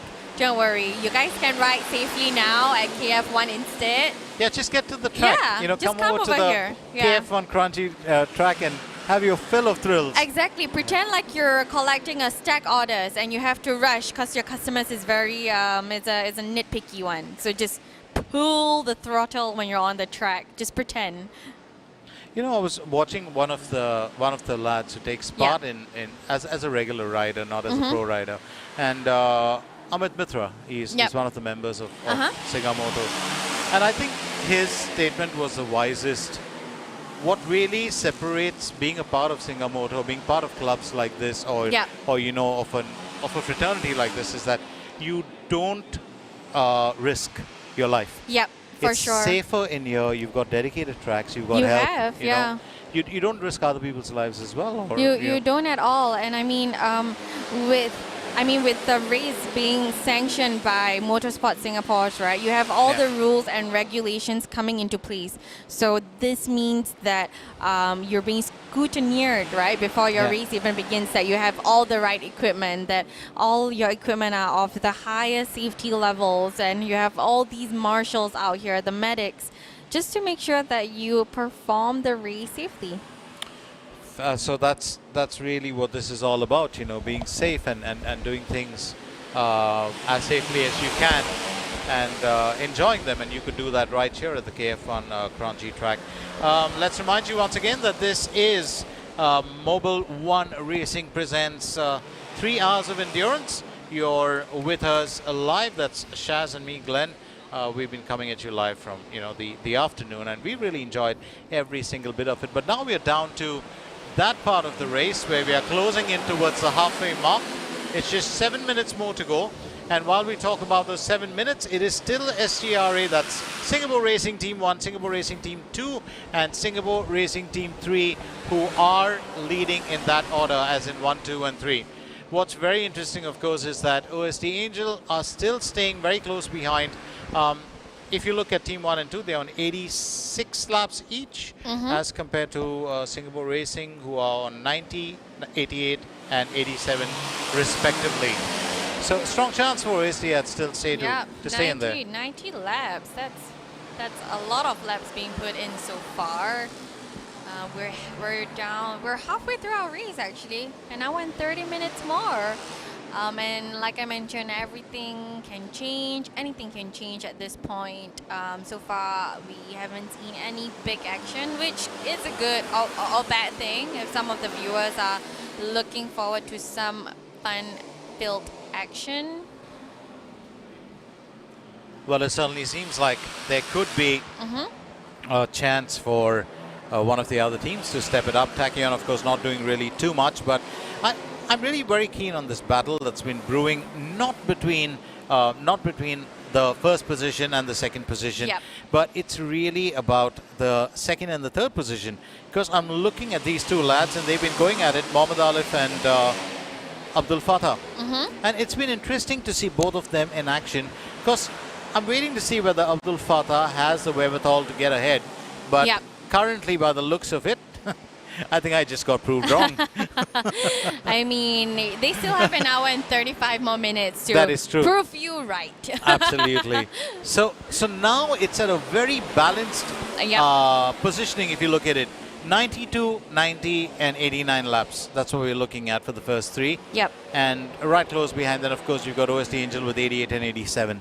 So it's brewing to be a pretty close affair now. I mean, I'm very sure that OSD Angel is trying to kind of break through the front positions, but I'm also sure that Tachyon, Privatia, Revenge Racing, Team Stalker, Team Revenge, Team 53 just wants to have a shot at, you know, the first 5 positions at least, which is a bit hard to tell if they can, because they're behind by that many laps, right? You're talking about 12 laps behind, 24 laps behind. Is there a possibility that they can catch up unless something drastic happens? Well, that's definitely going to be difficult as we see it. Now here comes the team leaders, you know, racing ahead. As we saw a while back, very, very good performance put in by the boys, especially the Rashidi boys.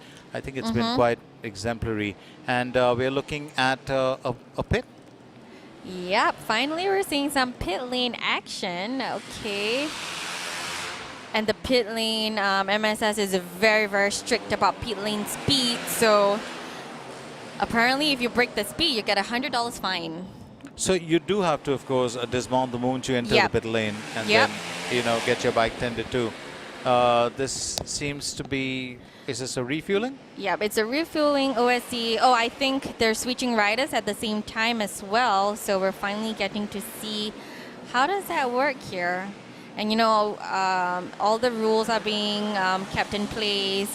You will always have one rider pointing a fire extinguisher at the bike just in case. I would still think that they would switch at the hour mark, more or less, because just to space that out. Yeah. So maybe maybe we probably would see a switch at approximately 130, 150 maybe Yeah. laps. Yeah. And with every refueling spots, you actually have to do it for 2 minutes. Okay. It's a minimum of 2 minutes. You can't do anything less. If let's say you're done, if you're done quick, you still have And to that's wait. what the official is doing Exactly, on the right. yeah. Absolutely. So with 2 the minutes, clock. just to make sure that the mechanics, the riders don't rush through it, and make sure that everything is done in a safe manner, just to ensure that there's no safety hazard going on in the race. So interesting as we see, we are going to see, of course, we are going to see whether it was just a refueling. Do they have a check as well on the rest of the bike? I think it was just a refueling. Mm-hmm. So let's see who is jumping back on. This is the OSD Angel Raceline team. This could be team 2. And this is rider number 1 getting back on the bike. So rider number 1 for OSD. They swap them around.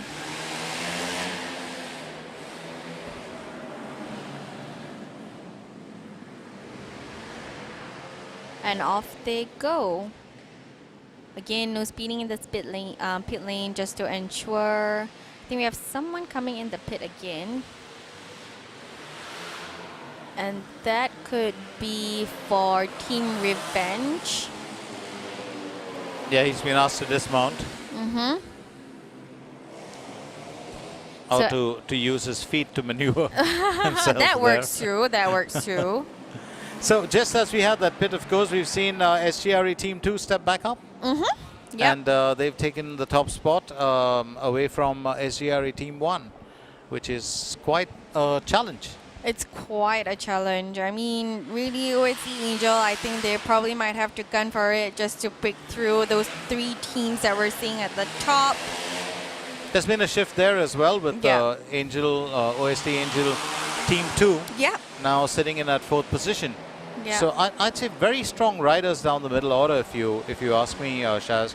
We're looking at Mohammad Ridwan, who seems to be doing extremely well. He's kept that consistency and now stepped it up a little bit. Mm-hmm. And as far as SGRA Team 2 are concerned, very interesting, but I do have a feeling that that's still Mohammad Alif who's in there. Yeah. So interesting to see whether he can keep it going, and maybe now he's 2 laps ahead of SGRA Team 1. It's been a burst of speed from him actually a while back. Yeah. I mean, some of these riders, they're really been putting in consistent laps, right? And trying to match the rider before, just so that you don't bear the guilt of going slower than your previous teammate.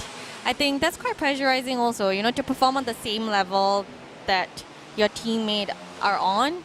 So just to make sure that you're consistent throughout. What's interesting, of course, is, there's a certain amount of weight that fuel adds to a car. Mm-hmm. And with a bike, of course, that tends to be sometimes an advantage because a little bit more of weight gives it better balance. For sure, when you compare the two. What's interesting is I wonder what the strategy would be like for bikes that are much lighter. Now you're talking about 135, 150 cc with displacement. Is that also a strategy that they could use? Because the timing of the refueling is so important. Yeah. It will be easy for one of the SGRA teams because they've created that gap to get in, refuel, and get back out. What happens to the other teams? So do they have to make sure that they carry a bit more fuel? I think that's the thing.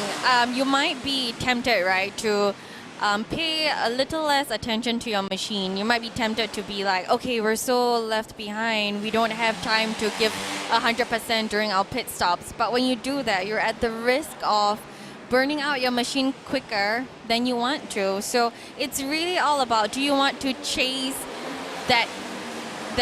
those few positions, or do you want to chase the longevity, to chase, or do you want to kind of just keep your machine in good hands?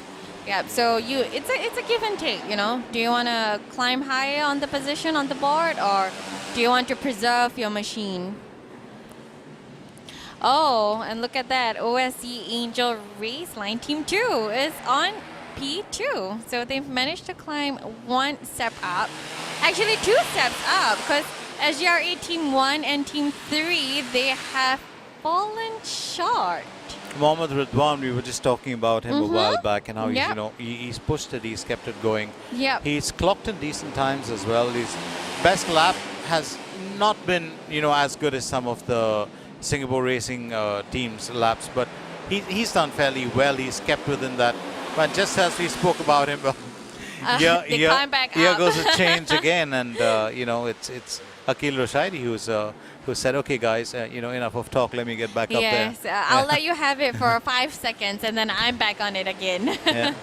So it's a wonderful change. We're still looking at those three, but now of course it's down to one more team stepping into the top three. So OSD Angel is in there to make the challenge. Just took a dip down with Akil Rashidi pushing SGRA Team 1 back up. What's interesting is whether Mohammad Ridwan can keep himself in there, keep pushing the SGRA boys a little bit, Yep. and maybe even get up to top spot. So currently on 94 laps, he's behind SGRA Team 1 by just about a lap, but it's SGRA Team 2 that has made the difference. They're on 99 laps. Just as you said, you know, earlier, Shaz, it's 1 hour and 26 minutes left. And when we get down to those last 60 minutes, those last 45 minutes, those last 30 minutes, right down to even 15. Yeah, we're there's going to be counting down. changes. Yeah. There's going to be changes. There's definitely going to be changes. We've seen that a lot with the previous races as well. The scoreboard changes drastically in the last few laps. So who knows, right? You might even see Team 53 come back up. You would never know. Team 53 could actually prove us all wrong. That's, exactly. You know, we'd never give up hope on that. So here's the interesting bit. I just think that Abdul Fatah, who's with, you know, SGRA Team 3, I think there's a bit of fatigue that set in. He was really keeping pace. He was doing extremely well. And then there's just that slight bit of fatigue that seems to have come into his For sure. you know, performance. And here's the interesting bit. When I was talking to the boys earlier who are from the teams, who represent their teams, and they said it's very easy doing a championship race because you're doing 12 minutes, 15 minutes, and you know, it's that burst of energy and then you're down. But they said to sustain it, so they actually found this long form of racing and a contest to be very challenging. They're very excited about it. It is, yeah. I mean, it's a whole different ball game, right? Compared to, you know, like you mentioned, that burst of energy for just those 10, 12 laps. Yeah. So, yeah, everything changes when you're doing endurance. You know, how you take care of the bike, how the racers prep for it. It's totally different. And now we're seeing another rider pit. Yep. This one is team. Let's see which team this is on. Oh, this is Team Pravatia. And then, are they changing riders? Are they refueling? Oh, They have had a change of rider. okay. They're swapping riders right now. And off they go, maintaining the pit lane's pit limit, which is just 10 km. So this is per interesting, hour. but when you change riders, Yeah. Apparently, even if the rider has a slight issue, Yeah. it could be a cramp in the leg, a muscle cramp, a thigh cramp, you know. Exactly, yeah. back. I can imagine. Absolutely. And Sometimes when we're stuck in traffic jams, we're already having cramps. I cannot imagine how they're facing now on the track. so it's been a grueling contest. It's something, you know, we said exciting and we said speed and we said everything possible, but I think Shaz and me are both guilty of one thing. We forgot to say the main thing. It is grueling. It's an extremely trying contest. This really takes you down to the wire mentally and physically. This is like the marathon of bike riding. It is, and this is only the beginning because we're talking about 3 hours endurance race. So if this is the little baby of endurance races, imagine if we do a 8 hours race, 12 hours race. That would be interesting to see as well. And it could go on. It could go on a little bit more. It could go on. But maybe with more riders, and you know. We're talking about days Not even hours anymore. So it's a very, very interesting concept, and I just had a chance to talk to Carl earlier, who is the the organizer, the CEO of the company, Singamoto, and he was just talking about how this is all been putting it together has not been very easy for the simple reason that given the current situation, and he's had to do a lot of things on his own. Here's the interesting bit. I heard that he was even using the forklift to put up banners. Sure. How amazing is that? I mean, you have to go at it, right? That's real passion. That's real passion. That's real passion, yeah. And he's really, adamant about grooming young talents, new talents, people who has never stepped on a bike before, stepped on a track before. He's just passionate about grooming them, creating more opportunities, for them to showcase their talents. And who knows, we can showcase their talents elsewhere and not just in Singapore. That is so true, and we back them all the way. We'll back them all the way, exactly. Yeah. And then one more person is pitting right now. SGRE team is that's team 2. Team 2 is pitting. Oh, they're refueling. And then let's see who is taking over the bike. Oh, maybe rider 3. Right.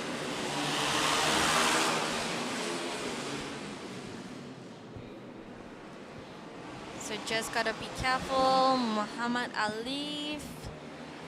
Or will we see Danny come up? Oh, yeah, that is Danny actually, standing right there. So let's see after the refueling if the third rider for SGRA Team 3 is coming back up. Interesting. So we get to see him in action. Mm-hmm. Yeah. Seems to be raring to go. 16 years old. He's ready. Yeah. This is one young lad you can't sing Sweet 16 for. I know. Not so sweet if you're going at it on the track. Yeah, but he's a wonderful guy.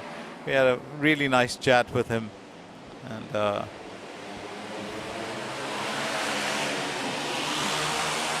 well, I'd just say he's a boy with a head on his shoulders. Mm-hmm. Yep. Very confident. Let's see him leave.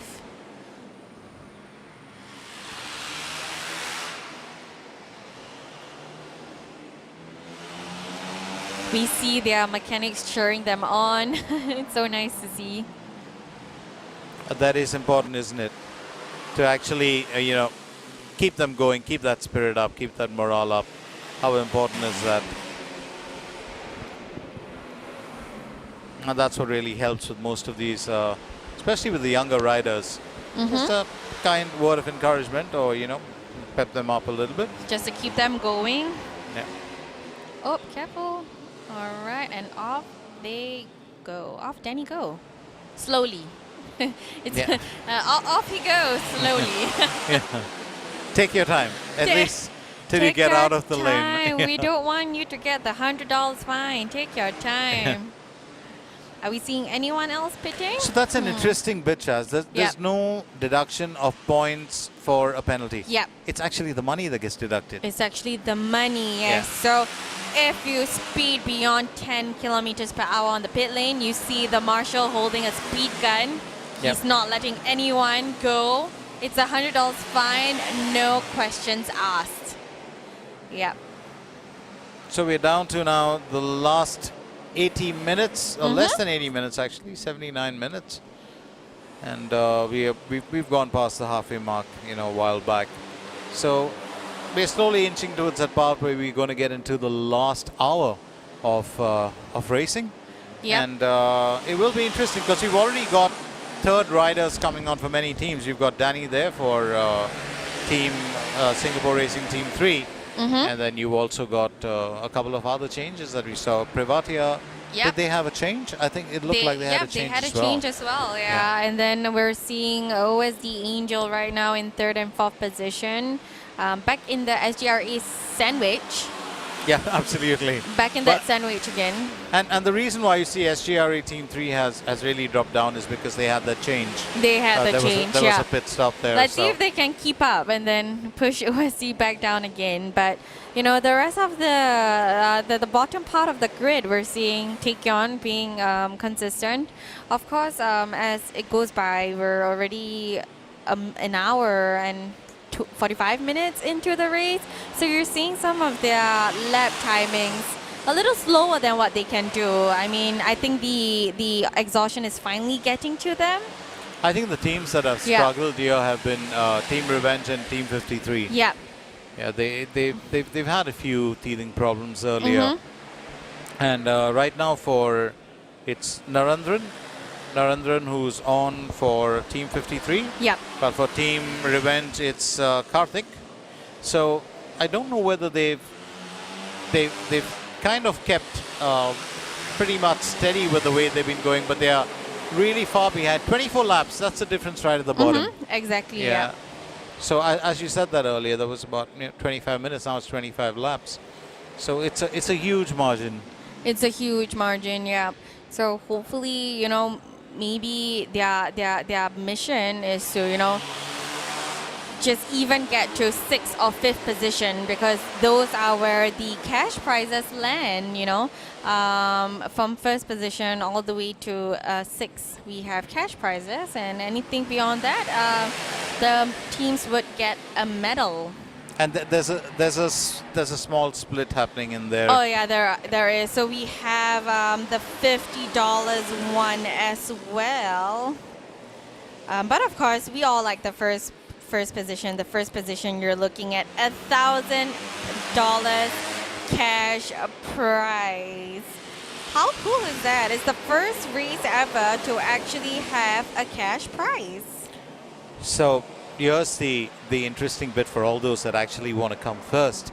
You know, the late Ayrton Senna always said something which stayed with a lot of athletes over time. He said to be second is to be first among the losers. That was his philosophy. That is a good one.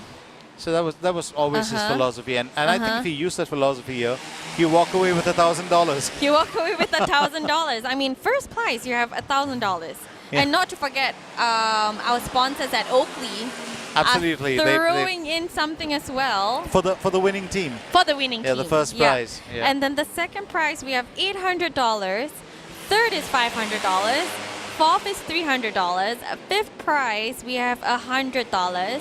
And then 6, 7, 8, 9, 10, you're having $50 each team. And then 11 to 20th, you're only getting a medal. But I mean, with a lot of the riders here, they're not in here for the cash prizes. I think the cash prizes are a bonus to them, right? But some of them are really doing it out of pure passion and just to see where their skill sets lie, really. That is true. Yeah. I can really see that, and many of them look at this, which of course is, I think, the best way to put it. When you look at any sort of activity, you want to see that there's some progression from it, or that you do have some sort of benefit that comes out of it in terms of which is constructive. And that's happening here, because a lot of these young lads are looking at this as a stepping stone for different levels of sport in the future. Definitely, yeah. And I think if this is their grooming ground, or their starting steps for that, it's a very good starting step. It's brilliant. It's absolutely brilliant. I'm all for it. It's a good stepping stone, yeah. So down to our last 74 minutes, to be precise. You wouldn't have thought that we'd endure till here, did you? I did not, really. I mean, compared to the races on the track right now, my endurance level is probably 5 minutes, and then I lose focus. I get distracted. I'll look at the MRT that's passing by. which is a very pretty sight. I know. Which is a very pretty sight. I might just like park my bike at the side, drink some coffee. But they're going at it. They've been going at it for 2 hours, and they have another hour to go. So it's quite fascinating when you talk about the entire race, as we said, was 3 hours, and we really thought to ourselves, it's not that high energy burst that you're going to come out with, for the big races. Yeah. This is different. You're Yeah. looking here at teams who really going up against each other for the simple battle of how long and how well you stay on the track before you cross the finish line. So a couple of the riders that we did get a chance to talk to, just as we spoke about him, Danny of SGRA Team 3. Yep. He's the last rider for that team, and he's stepped in and he's done fairly well. He's just two laps off the top, so I'm not Yep. putting anything past him. He's probably going to keep that going, and might, if OST Angel Team 1 Yep. or Team 2 have a stop soon, Yep. or even maybe in the next 30 minutes, Mm-hmm. there'll be a change. There will definitely be a change, yeah. I mean, really, it's a bit hard to tell. And during the last hour, you know, you might get a little distracted. Your focus might be a little off. So will we be seeing some riders making mistakes, minor, major mistakes in the last hour of the race? I think there's a lot of room for improvement and there's room for error, and Yep. that's really what's going to boil down to in the last hour. So currently SGRA, that is Singapore Racing Academy Team 1 and 2, are still at the top of the table, and still dining at the top is SGRA Team 1. They've been there for a very long time, and we're really looking at their second rider still being on with SGRA Team 1. Yep. So that's interestingly Akhil Rushaidi. Yep. The brother. We thought he was going to change, but he We didn't. thought he was, Yeah. yeah. But he stuck to it. So it's going to be Amir Nabil who comes on, Mm-hmm. the third brother. The third brother. Absolutely. Yeah. The youngest of them all. This is not like the two Boateng brothers who played football, Oh, you know. no. One played in Germany and the other in the Ivory Coast. Yeah. No. This time they're not battling each other. They're on the same team, so that's fine. No sibling rivalry whatsoever. Yeah, We're which just is seeing- wonderful. Yeah, we're just seeing pure teamwork over here. So once again, let's just remind you, we spoke about the initiative that Singamoto has, brought together, but let's remind you of the reasons why this race, of course, does happen. It's Mobil One Racing who has presented this, who's been a very, very staunch and reliable partner. It's been sanctioned by Motorsport Singapore, so you see a lot of the technical aspects of this race are very much in place.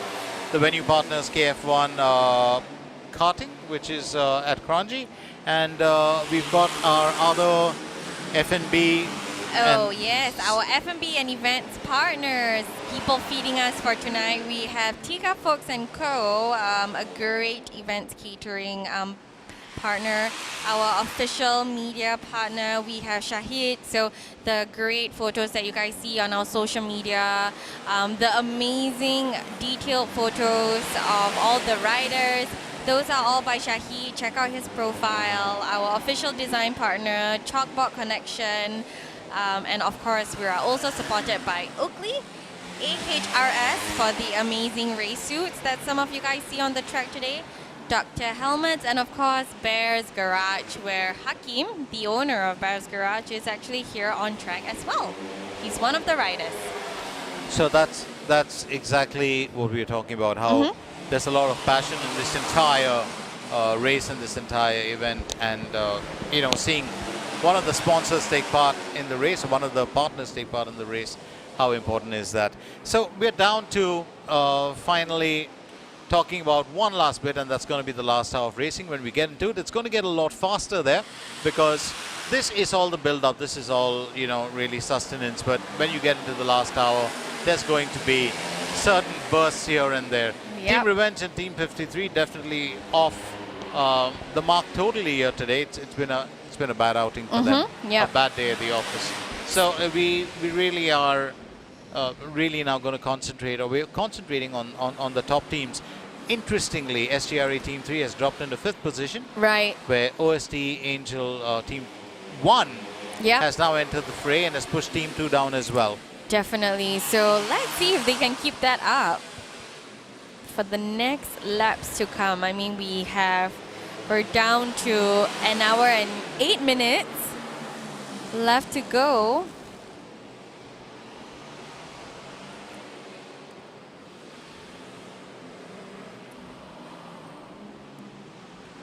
And you're starting to see that, some of the riders, their positioning is starting to get a little bit off. It is. Yeah, so I think they're definitely getting a little tired now. Yeah. But hopefully they can continue maintaining that focus for the next 70 minutes.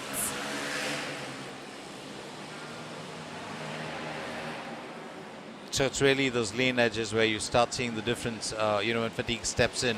It's not as sharp and technically perfect. There's a slight change in form that you will see when they are taking the bends and the turns, especially the hairpin bend or the S bend. That's when the difference happens. So you don't see it right through. But as Shaz mentioned, it's very, very important to see that change in form. And it's fatigue. It's nothing else but fatigue that sets in. There are times when, even if you don't pit stop, you can just relax a little bit. But in a sport like this, how do you actually take your foot off the accelerator? And how often can you do that? Yeah, I mean, I think the only time that you can ever catch a break is when you're switching riders. Other than that, can you really catch a break? When every second matters, when every minute matters, can you really slow down without, jeopardizing the performance of your team overall? I think that's difficult. It's a tough call to make, and that's where, strategy plays in. So that's what I wonder, actually, when you're talking about three brothers being in the same team, is that an advantage? I think it is. Yeah, is it? I think it is, because maybe it is, yeah. It's a similar style of thinking. They'd have probably, a little bit more time together to know each other's styles of riding. Yeah. So I'm sure that even when they actually choose who's going to go first, they very much know each other's styles. Because they know, the first one, like let's say that you're looking at Arshad, and Arshad knows that Akhil has more of a speed skill. So he'd probably set it up first and then keep it going balanced or keep it consistent.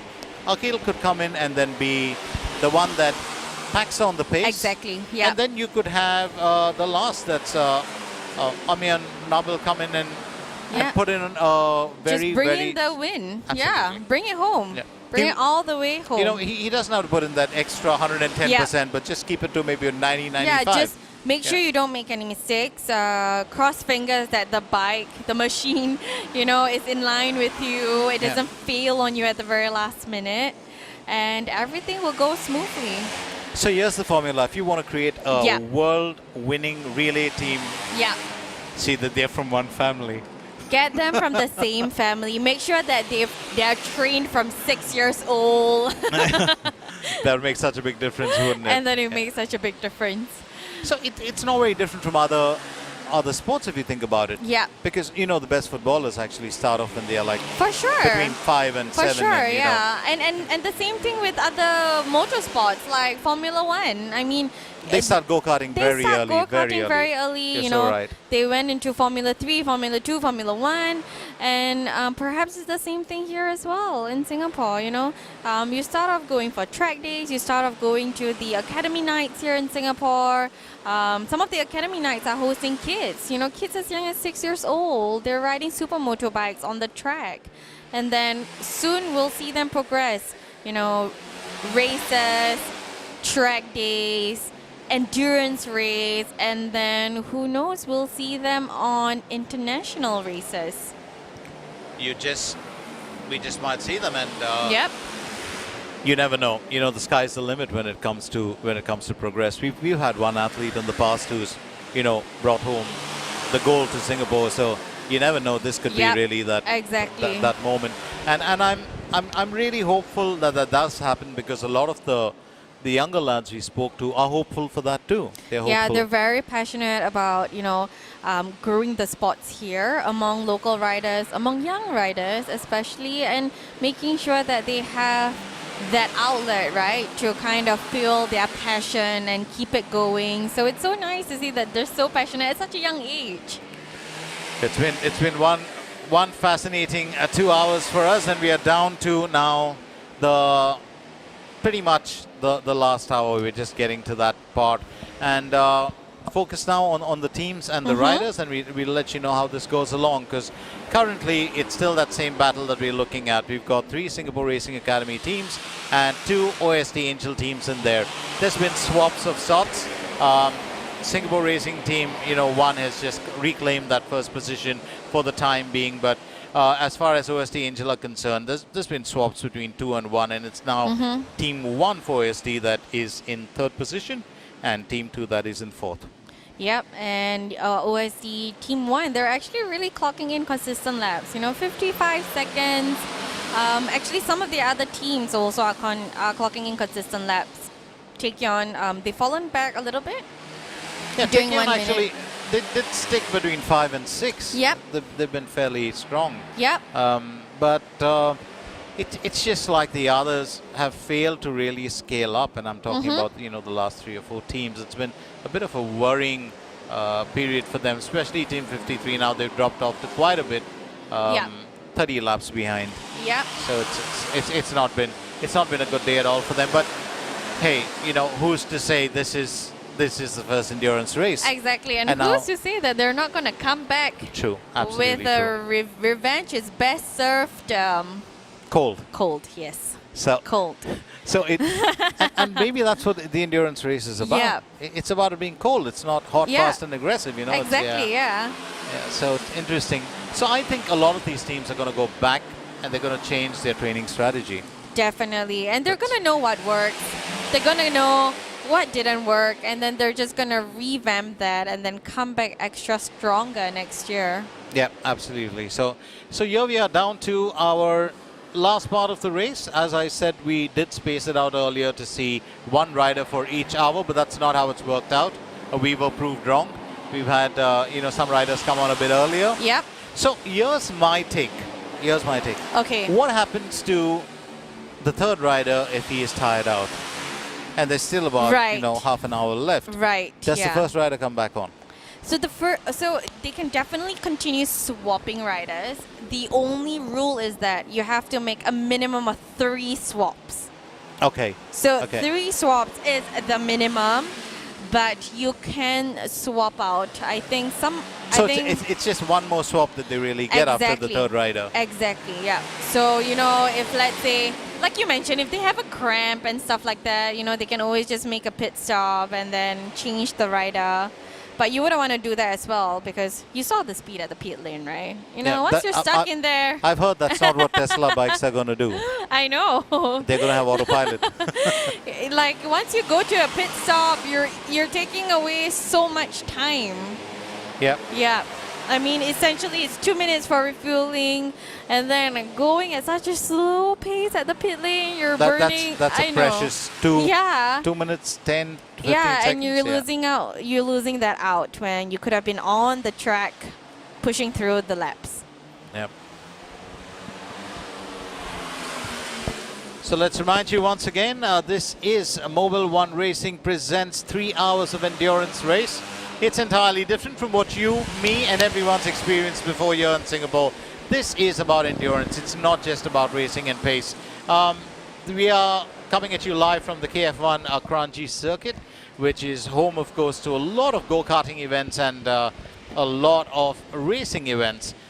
Very beautiful backdrop, as Shaz mentioned earlier, of that train, or the MRT, the train passing through. It's uniquely Singapore. It is, and it's at such a height that it's very visible in almost every single camera angle that we use. And having said that, it's 59 minutes to go. 59 minutes to go. Endurance for the riders, for the marshals, for Glenn and I. Absolutely, Shaz. It's been a roll, hasn't it? So we're down to now 125 laps. Yep. Yeah, we were calculating it to be around 160 to 180. Yep. So I think 40 more laps to go and all. Yeah. And we're still seeing SGRE Team 1 and Team 2 taking the top 2 positions. OSD Angel finally getting in between that sandwich. So they're holding on to 3rd and 4th place. SGRA Team 3 in 5th position, and then 6 onwards, we have Taekyon, Privatia, Team Stalker, Revenge Racing, Team Revenge, not to be confused for each other, and Team 53. I must say there was a flash of brilliance from Team Stalker. For sure. But that was that was eons ago, and they did come right up there to 5th position, and they then did.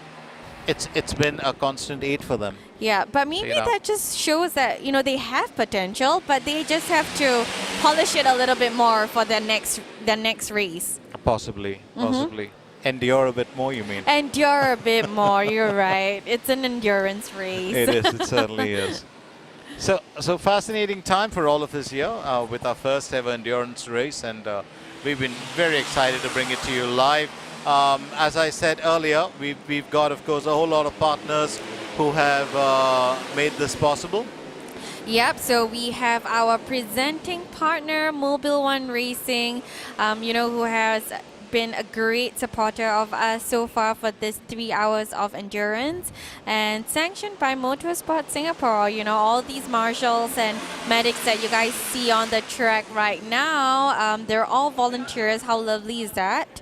And of course, our venue partner, KF1 Karting Circuit, right here at Kranji.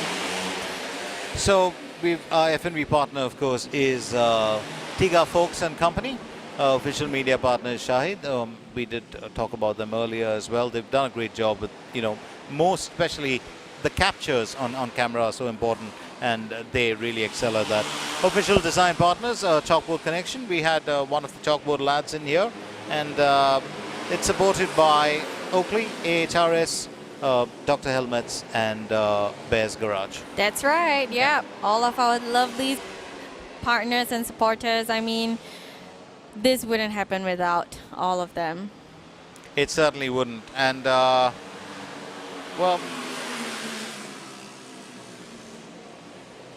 while we talk about refueling, I just realized refueling normally, well, when you refuel from a pump, it's more or less kind of easy. Of course, there are days when the pipes got stuck in and the car's driven away. But that's true. Yeah. But in this, it also has to be precision, because you have a team member pouring it out. Pouring it out. So it has to be precision. It has pouring. to be precise, because you wouldn't want it to spill, right, over your tracksuit. You wouldn't want it to spill over your bike even. Yeah. So you have to be really careful, and that's why you see all the marshals, the medic, they're just on standby to ensure that in the event that something does happen, we can diffuse the situation pretty quickly. So that's really, taking every single step needed to ensure safety out here at the KF1 Kranji circuit. On to, of course, the race itself. It still is very much Singapore Racing Academy that are leading ahead of Singapore Racing Team 2. Yeah. So they've got themselves in there. Danny of SGRA Team 3 has now sneaked in. He's just got past his competitor from OST Angel. Yep. Team 2. So he's pushed them back to 5th position, and he is now in 4th.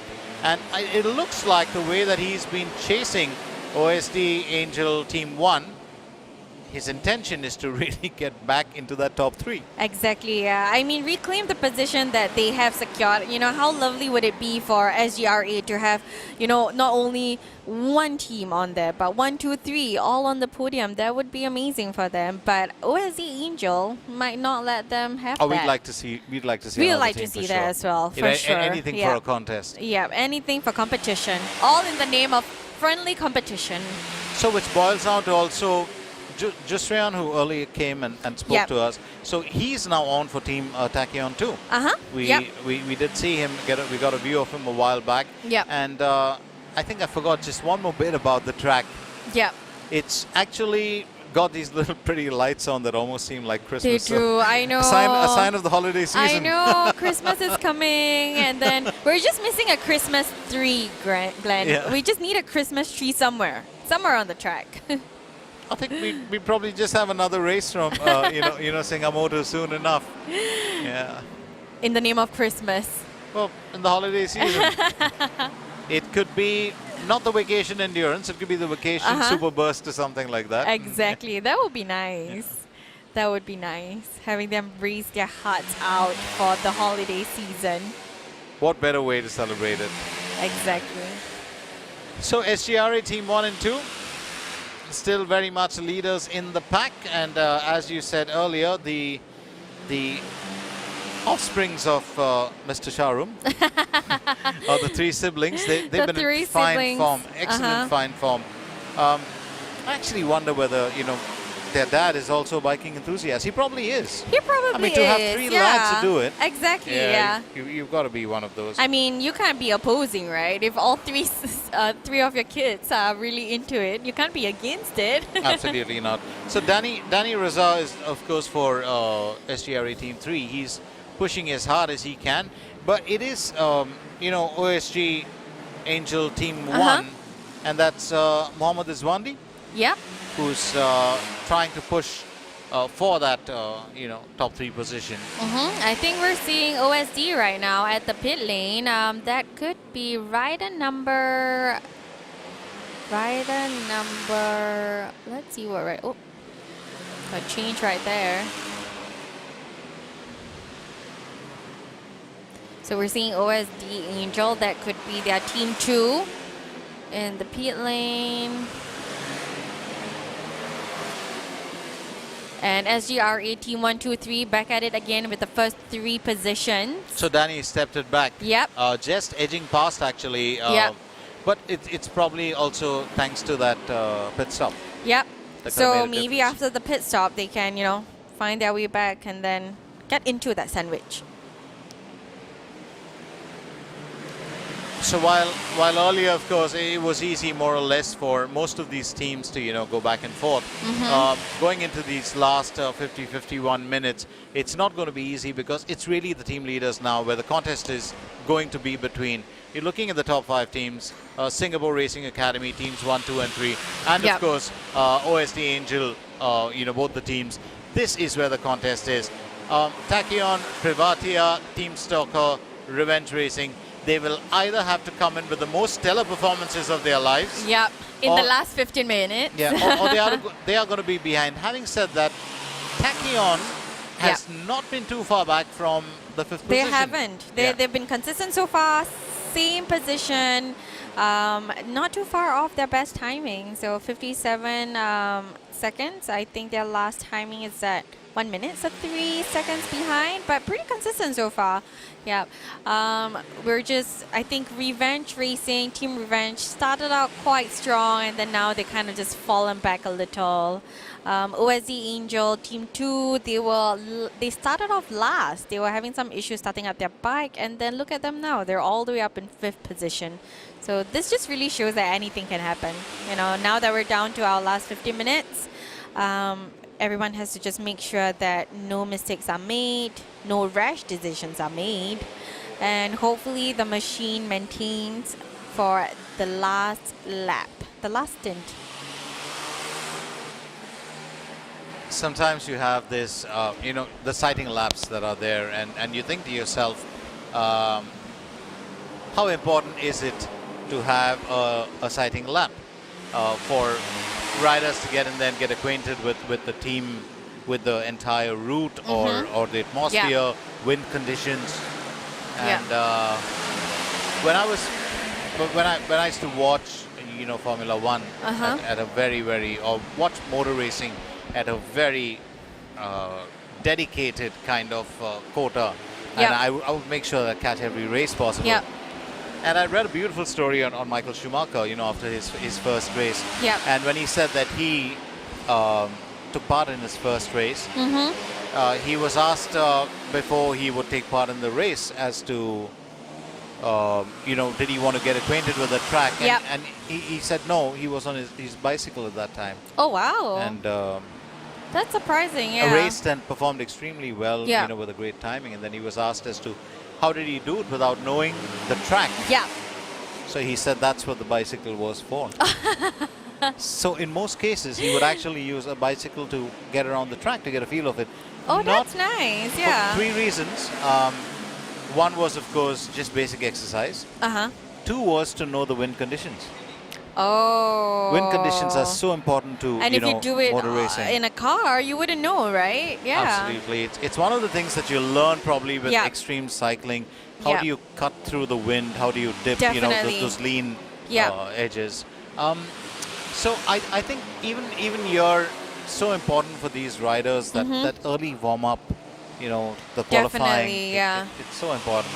Because you're not only warming up the bike, right? You're not only prepping it for the 3 hours to come, but you're kind of just prepping yourself mentally as well. Yeah. To put your A game on, to be focused. So I think the warming lap is not only for the machine, but for the rider themselves. Absolutely. So it's getting closer. It's getting closer. 3/4 of an hour. That's Right. Now we're down to nearly 45 minutes of the 3 hours long endurance race. And time has actually flown with these lads really entertaining us.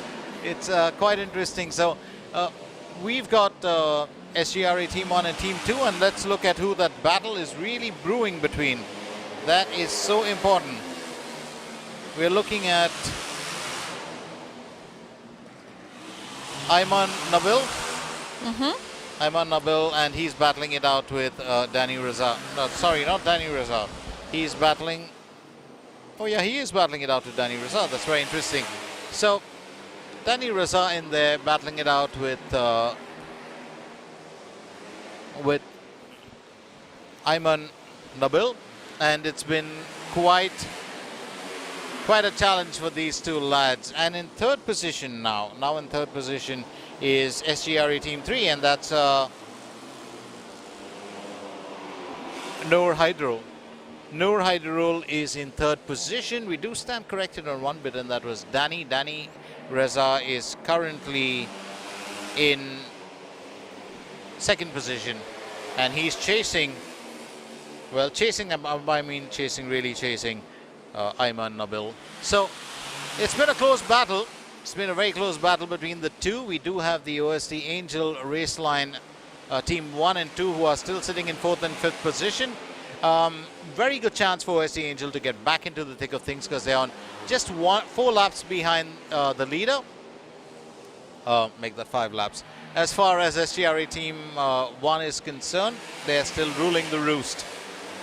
SGRA Team 2 just about 2 laps behind. SGRA Team 3 is about 2 laps behind as well. 45 minutes, that's what we have left on the clock. 45 minutes at the Mobil 1 Racing presents 3 hours of endurance race. It's been a very, very thrilling time for us.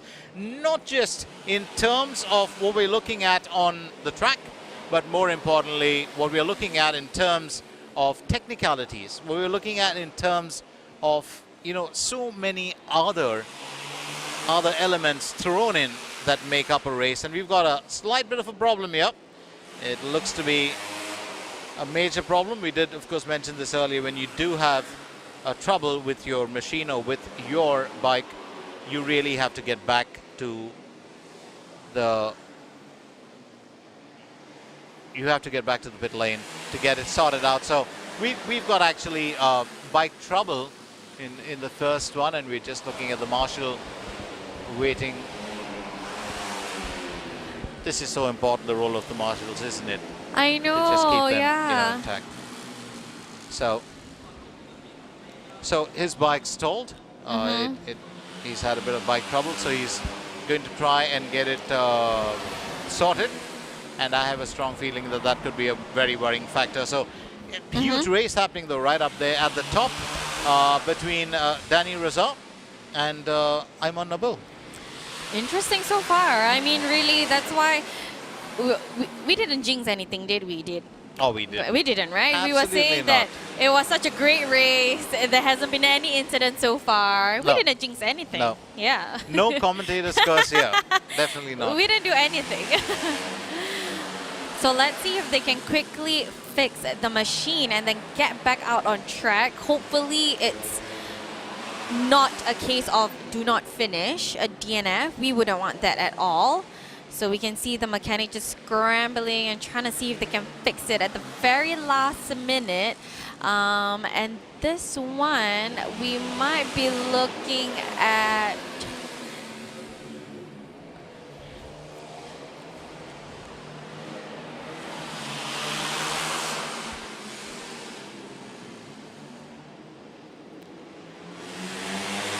Yeah, so we're looking at Team Stalker. And that's Mhm. Wei Jun. Yeah, so he came in. We can see that they're all the mechanics are just scrambling at it. The mechanics, the riders, hoping that they can come back. He's on a Yamaha Spark 135. Mm-hmm.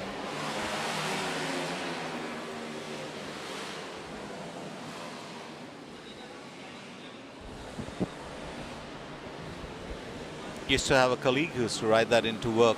And Was he as fast as these lads here? oh, it was actually a she. Oh, it was a she. That's Interesting. interesting, right? Because you always ask her, so, so how was the ride? And she would say, it's one bright spark in the morning. That's nice. I mean, you totally expect that from a girl. Exactly, exactly. Oh, that is hilarious. But there was a different side to it. Uh-huh. She used to have this baby pink helmet. Oh. She had a baby pink carrier Uh-huh. and a baby pink bike. Oh, wow. So she just wanted to match the colors entirely. Absolutely. She just wanted to match them.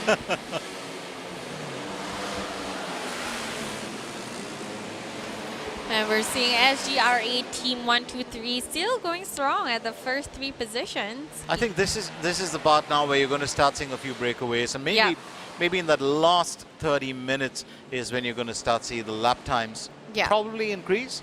I mean, probably. You're right about one thing, Shaz. You did mention that you wouldn't want to take too many risks until you're down to that, and not after enduring that period. Yeah. So it's. But very, very impressed by 16-year-old Danny. What do you say to that? I know, 16-year-old Danny, he's been consistent so far after it was his turn, right? His turn to hold the baton and get it through. No mistakes were made. He has managed to live up to his first 2 riders' timings. Yep. So he didn't fall back too far away. He's still at the 55, 56 mark. So he is keeping that consistency up, which is important at this part of the race. He's approximately a lap and a half behind, so it doesn't really, it still gives him a chance to finish. I mean, if he finished for his team and they finished first, well, I'd look at this sport in an entirely new light. Totally new light. Go, Danny, we're rooting for you. 16-year-old Danny. It's been a good run. It's been a good run for a lot of the young lads out here, including some of the older racers. We did see good performances coming in from Abdul Fattah, from Arshad, lads who are known for their prowess in the faster version of the sport. Yep, and then now not only do they have to go fast, but they have to do that longer. Yeah, so it's definitely a challenge for most of them. So we're down to our last 40. And do keep in mind the fact that, of course, immediately after the event gets over, which will be, that part that we've all been waiting for, will be the prize presentation. And, you might get to hear from a few of the winners as well at that point of time. So if you're tuning in to live on Facebook, on YouTube, leave a comment if you want. Giving a shout out for some of the riders who have really been enduring for the past 2 hours and a half. So put in a nice word for them, support them since you can't make it down here to Kranji. Hopefully soon they can. But so far, words of encouragement on Facebook would definitely bring smiles to their faces. And then you guys can just tune in later for the award ceremony. See them being handed the cold hard cash. Absolutely. Smartly done, if you ask me. And talking about cold hard cash, there's also going to be a little bit of shades thrown in from shades Oakley. Thrown, literal shades by our partner Oakley for the first winner. If there used to be a song like that, "The Future is Bright, I Gotta Wear Shades." Oh, really? Yeah.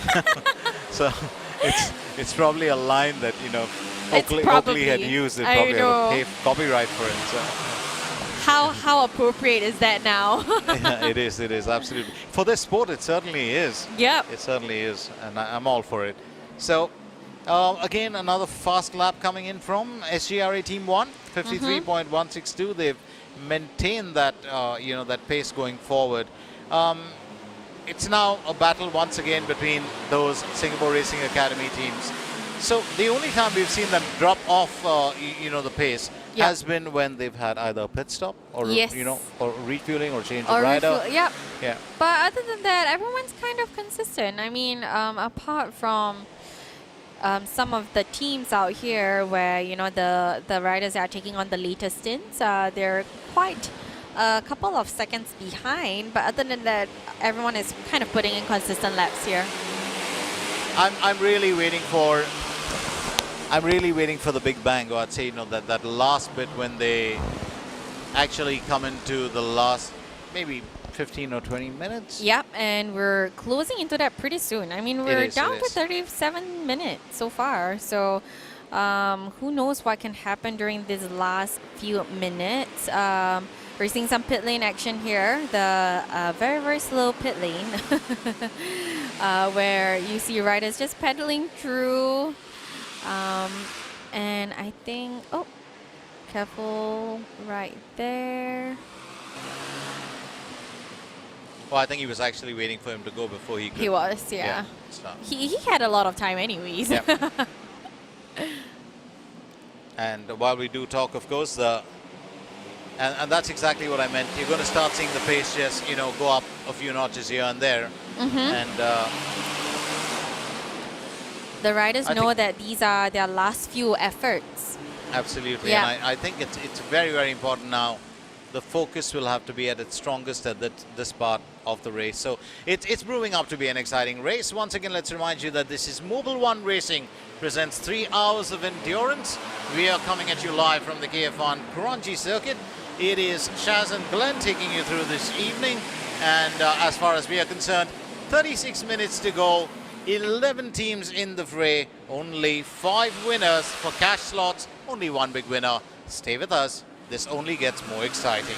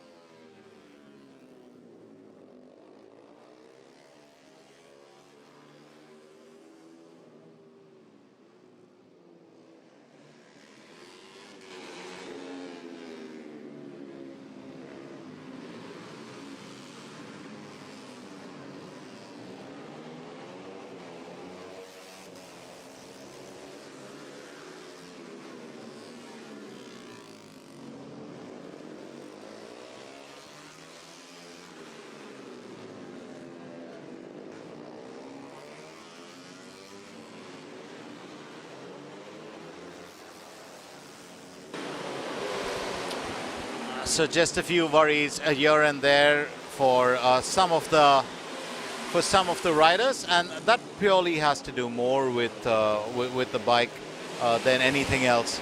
So it's really the wear and tear and the strain normally that the bike would pick up. Sometimes it does require a bit of attention. Well, we've not had any major incidents, and we're thankful for that. Well, we've got a lad rolling in here, and it certainly looks like there might be a spot of trouble for Revenge Racing. So not really nothing disastrous, but Revenge Racing, of course, was not doing too badly, to be fair. Yep. Shaz, they were at number 8. So now there's just a bit of a problem for them and for Team Stalker as well. So Yep, and we are going to find out. And right towards the end of the race, we're seeing some of the machines just giving up. So hopefully we don't see any more of those. Yeah, I think the real reason is that there's always going to be, wear and tear. And there's a double play on this word endurance. Yeah. It's not just the rider. Exactly. Yeah, because, we were just joking about it earlier and saying that riders only do, probably 60 laps and, the bike does 180 laps. Exactly, yeah. But that's so important. That is so is, important. That's part of the whole contest. Yeah. Because you're not only pushing the laps, you're pushing it to perform at its best for every single lap. So they are really, really squeezing the bike. It is. It is quite an interesting turn of events as far as we are concerned when you do have riders who do come off. Now, very interesting. It looks like this Revenge Racing requires attention for the bike. It's not just a refueling or a change of rider. Yeah. And that could mean, precious minutes lost. Definitely. There as well. Yeah. Team 53, of course, continues to, support the rest of the pecking order. They're on 41 laps behind currently, and definitely they've had a few issues when they started off.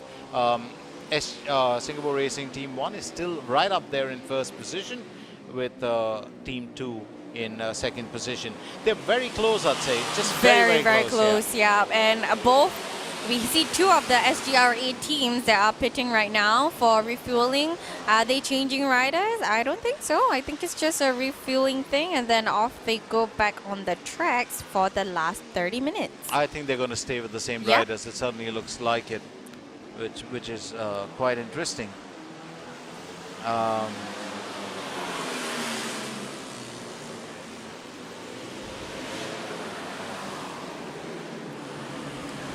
So with the refueling, it's a minimum of 2 minutes just to ensure that everything is done in a safe manner and no mechanics are just rushing through it. So 2 minutes at the pit stop, and you all saw how slow they are on the pit lane. They can't go any faster than that. So these are just minutes, that they have to give away just to make sure they come back on the track stronger. Absolutely, I totally agree with that. Now we've also got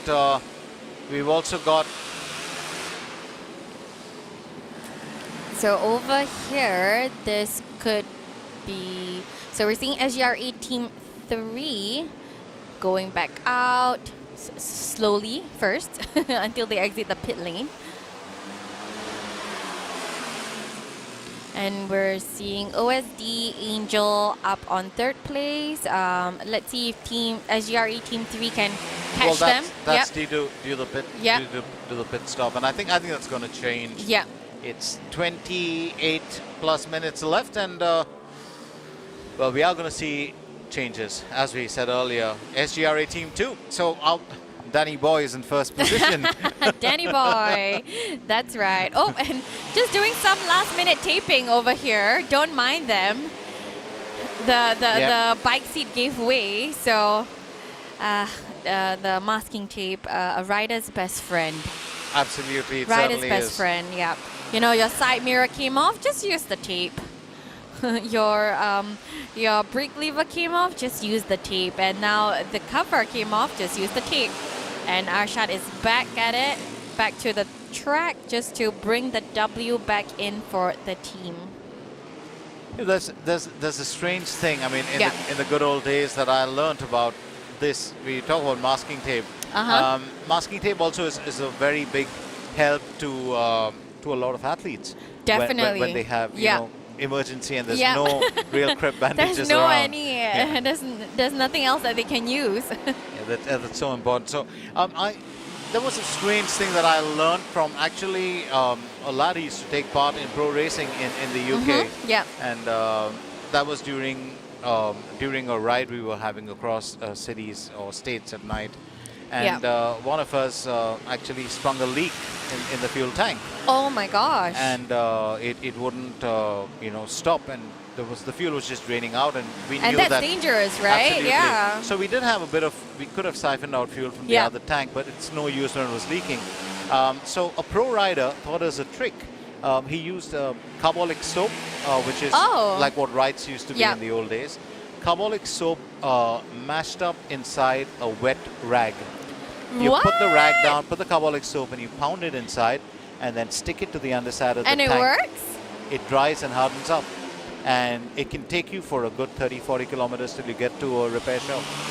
Who would have thought? How cool is that? Who would Carbolic have soap. thought? Really?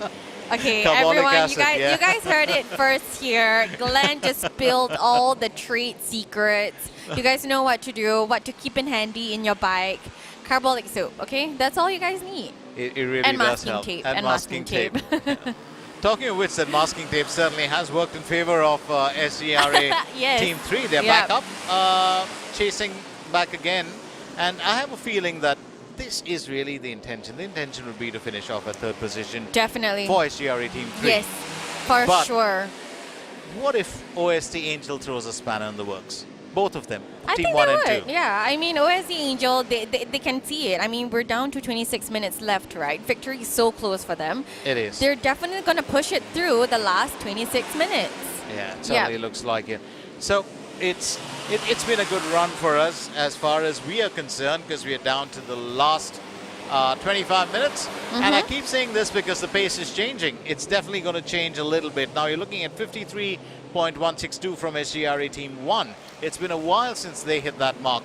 So it's just going to get a tad bit faster here and there. And we did see a few laps or lap timings of about 39 and 41. We did, yeah. Way early in the race. Way early, yeah. I'm wondering whether that was a bad thing for those teams, because those teams actually, down the pecking order. Exactly, currently. yeah. So was it too much of a burst of energy I think early it on? was too much of a burst energy. They, obviously in the endurance race, we're seeing that consistency is key. And the ones that are at the top of the board right now, top of the grid, are the teams that have been consistent so far. Putting in the same lap timings, not making any rash decisions. They're not just passing people as and when. So I think it's all about consistency when we talk about endurance. So it's right down now to the big question as to who can claim that top spot. It would seem a bit unfair and a bit one-sided to know that only two teams have been up there. But then you've also got to credit those two very teams, or those top five, for the amount that they put in terms of dedication, practice, and definitely that's what's showing on it the track is. right It now. really is. And I mean, really, with OSC Angel Team 1 being on third position, they might find it a waste, if they don't attempt for second or first right now, because they're only 2 laps behind. Absolutely. It's not that far a margin, really. But my heart does go out to Tachyon. Good old Jusrian who came here and spoke to us. Yes. We'd really like to see him get in, because I think he's doing exactly what he said he would. Get in there and keep it consistent. Yeah. But it's about the 2 lads before him. How much did they put in before he went in there? I do know that when it was the first lad for Tachyon, and that was Mohammed Sufyan. He did pull in a lot. He did. But then there was a bit of a drop after that in the second hour, and that's, I think, what's made the big difference. So Team Stalker, they also had a few worries with their bike, so did Revenge Racing. Yep. So it certainly looks like they had to drop out of the grid. So Revenge Racing was tough for them. Definitely tough, yeah. And we're down to nearly 20 minutes left of the race. as always, anything can happen in the last few minutes, the last few laps of the race. It's very critical that the riders now put their A game forward, not make any mistakes, and really just pray tell that their bikes won't fail on them. Certainly, it looks like we are down for a lightning finish, at least in the last few bits of it. But it will be interesting to see what happens as we progress. So 22 minutes left. That's exactly how much it is. Stay with us right here at the Mobil One Racing presents 3 hours of endurance from KF1 Kranji. It's Chaz and Glenn coming at you live, and we're with you till the end, so don't go anywhere.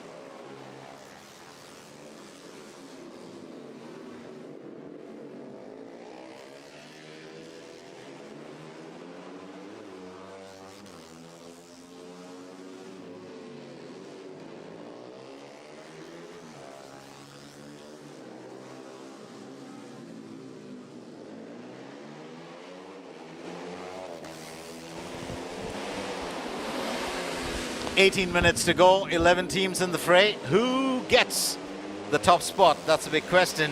Feelers and signs will tell us that SGRA Team 1, SGRA Team 2 are right up there in the race for the top spot. You've also got SGRA Team 3 challenging those two spots, and OST Angel Raceline Team 1 and Team 2 also in the fray. So it's within the top 5, but we pretty much are getting a feel of what the top 2 we can expect Yep. to do in the race. Just to remind you, it's Shaz and Glenn who are coming at you live from KF1 Kranji Circuit. This is Mobile One Racing presents 3 hours of endurance 3 race. hours. It's been 3 hours already? Almost. Actually, to be fair, it's been more than that. It's been more than that, yeah. And Shaz, you've been down, doing a bit of the, presentation with the microphone. Yes. Getting people out for pictures. Getting people out for pictures. Organizing the entertainment. Oh gosh. So it's been a longer day for you than for me. I try. I mean, the riders, it's been an even longer day. They've been here since morning, right? Putting in the laps before the race starts, before free practice starts, before qualifying starts. They've been here since the beginning. And they're still looking fresh on the tracks. So an interesting turn of events, and just as we were telling our director earlier, 17 minutes left in the race is quite a feat. Yep. You didn't think 3 hours would just pass by like a breeze. I know, we have 15 more minutes left. Let's see what changes in the grid. First place, SGR Team 1, SGR Team 2, and SGR Team 3. They're lining up very well and nice now. Can OSD Angel beat that? Can they get in between that? I think that's a very good question because just a while back before OSD Angel Raceline Team 1 actually took a stop, we looked at Team 3 for Singapore Racing Academy who were down at 4th position. Now there's been a change again. Yeah. I don't think the top 3 teams are really going to get into the pit anymore. I don't think so too. So if they aren't going to, refuel or have a change of rider, we are looking at pretty much that top pecking order in front of us. Definitely, yeah. So at this point, going to the pit is just going to eat more of your time, especially because refueling takes a minimum of 2 minutes off your time, and then going through that slow pit lane, that's another extra time that you're wasting there. So hopefully the last pit stops that they have, that can kind of sustain them throughout the end of the race. So OSD Angel Raceline Team 1, I think they've actually gone through that. They did. SGRA Team 3, yeah. Because they are currently, getting tended to. And when they get back out, will they be able to play catch up? That's a big question. Definitely. Team 2, on the other hand, has still got the chance because they're in there on the track. But do they have a pit stop coming up? That's a big question. Do they have pit stop coming up? Yeah. And our pit stops have been entertaining so far. Here on the screen, we're seeing Arsha right by with his masking taped up seat. So it's been quite a race so far.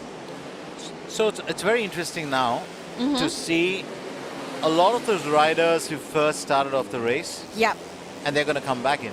They're going to come back in. I mean, these are the starters and the finishers that we're looking at. I know. So is it safe to say that these are the stronger ones among the team? I think they'd be the more accomplished racers. Or, just being politically correct. Just politically correct. We don't want to offend anyone out here. I mean, the riders have, great potential, and today you could be a novice, and tomorrow you could be a super pro. But I think that's what we did mention earlier. Arshad, and then you're looking at, there was Abdul Rahman. Yeah. All these lads, they, I think, do pack in the potential to start and finish. Definitely. And they've been involved in the shorter championship versions. Definitely, yeah. The Singapore Motor National Championship, they have come out first. They're the champions of their category. So seeing them, accomplish the same here at an endurance race for 3 hours, that's pretty impressive. It certainly is. It's been an evening. It's certainly been an evening for all of us. And before we actually come down to actually pulling the curtain down on it all, let me quickly run you through some of our sponsors. You want to do the honors, actually. Of course. So our presenting partner, Mobil One Racing, for presenting this 3 hours endurance race. And of course, the race is sanctioned by Motorsport Singapore, some of the marshals that you see on screen, off screen, the medics. These are all volunteers, and they're doing this out of passion to provide a safe environment for our riders. Our venue partner, of course, KF1 Karting, right here at Kranji. Our F&B and events partner, Tiga Folks & Co. Thank you so much for the lovely dinner. Official media partner, Shahid, please check out his photos on his Instagram. He's taking amazing shots from us. And official design partner, Chalkboard Connection. And we're also supported by the folks at Oakley AHRS. Thanks for the racing suits. Dr. Helmets and Bears Garage, of course. Shout out to Hakim, who's also part of the racing team today. And now we're down to 12 minutes of the race, and SGRA is going really strong. Taekyon has gone up to 5th place. You mean the dynamic dozen, the last 12 minutes? I know, yeah. At least we're seeing Taekyon coming up to 5th place. And then SGRE teams, the impressive three performance teams. from Taekyon. You Yeah. did, you a couple of times over actually, Yeah. Shaz, you did say that they've been consistent and they Yeah. haven't really dropped. They haven't really gone too far up. They haven't, But yeah. shows a lot of promise as a team. I mean, they've got something. They're doing something right. They're doing Absolutely something right. Yeah, I mean, their bike hasn't, we're not seeing any failures from the bike so far. Their riders are certainly focused, so no error over there. So it could be that the teams above them are just a little too fast for them to play catch up. I would believe that. And we do have a change. OST Angel Raceline Team 1 decided to take a stop, and that's now affected their position. It's pushed them down to 6th position, which means that SGRA 1, 2, and 3 are still up there. Yeah. What I'd really like to see is in that last bit now, as we get in, OST Angel Raceline Team 2 is 9 points or 9 laps off the top.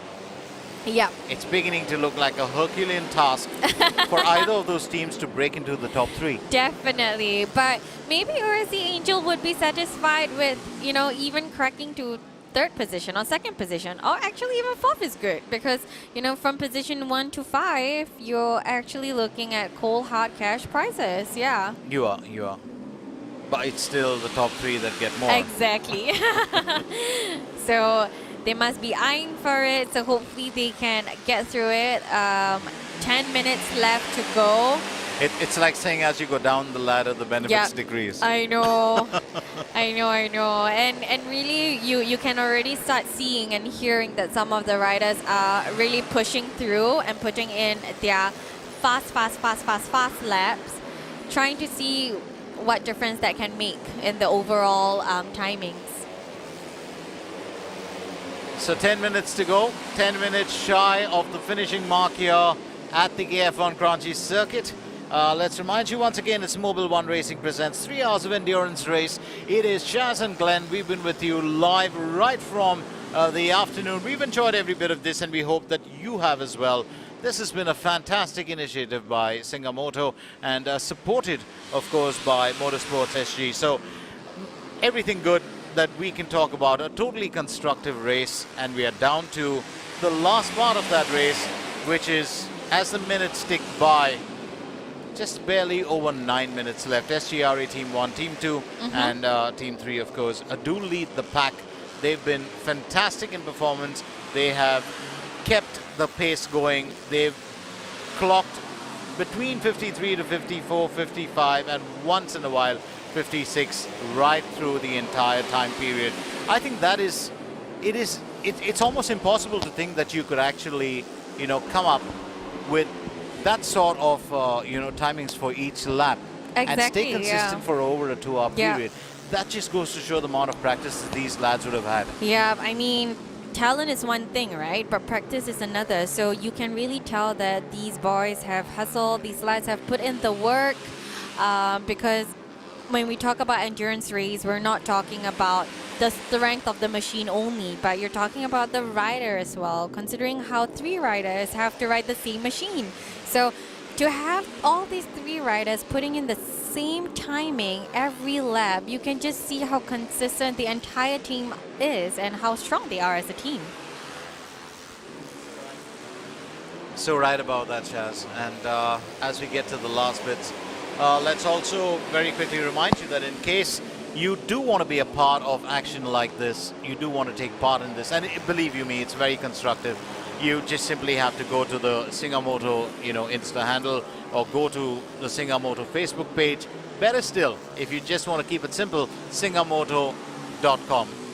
Get to them, get to that page right at the top. You will see, on the landing page itself, there is a form by which you can fill in and join, or you get to know all the benefits of the membership available. If not, you can just get a view through what Singamoto actually does and be enlightened by it. And wonderful if you like motor racing to join them, because you get a chance to actually race on track. You get a chance to meet professionals. You get a chance to get to know the nitty-gritties Exactly, of, and then you can exchange insights with them. Some of the more profound riders, we're talking about Jazil and stuff like that, they actually do one-on-one training as well. So if you do want some advice from an expert, this is the perfect way that you can get to know the tips and tricks, some of the trade secrets as well. So there you have it. If you do get into the sport, then you can thank Shaz and me for it. Right now, 53 seconds, that's what SGRA Team 1 has just clocked again with their best lap. The last one, of course, was 54, but they're still way ahead of the pack. 179 laps is what they have touched. 6 minutes and just a little over 30 seconds left in this race. SGRA Team 2 within kissing distance of the top team. SGRA Team 3 just languishing behind by 4 laps, but still keeping that third spot grounded. And as far as the fourth position goes, that's going to be the big one. Can they break in?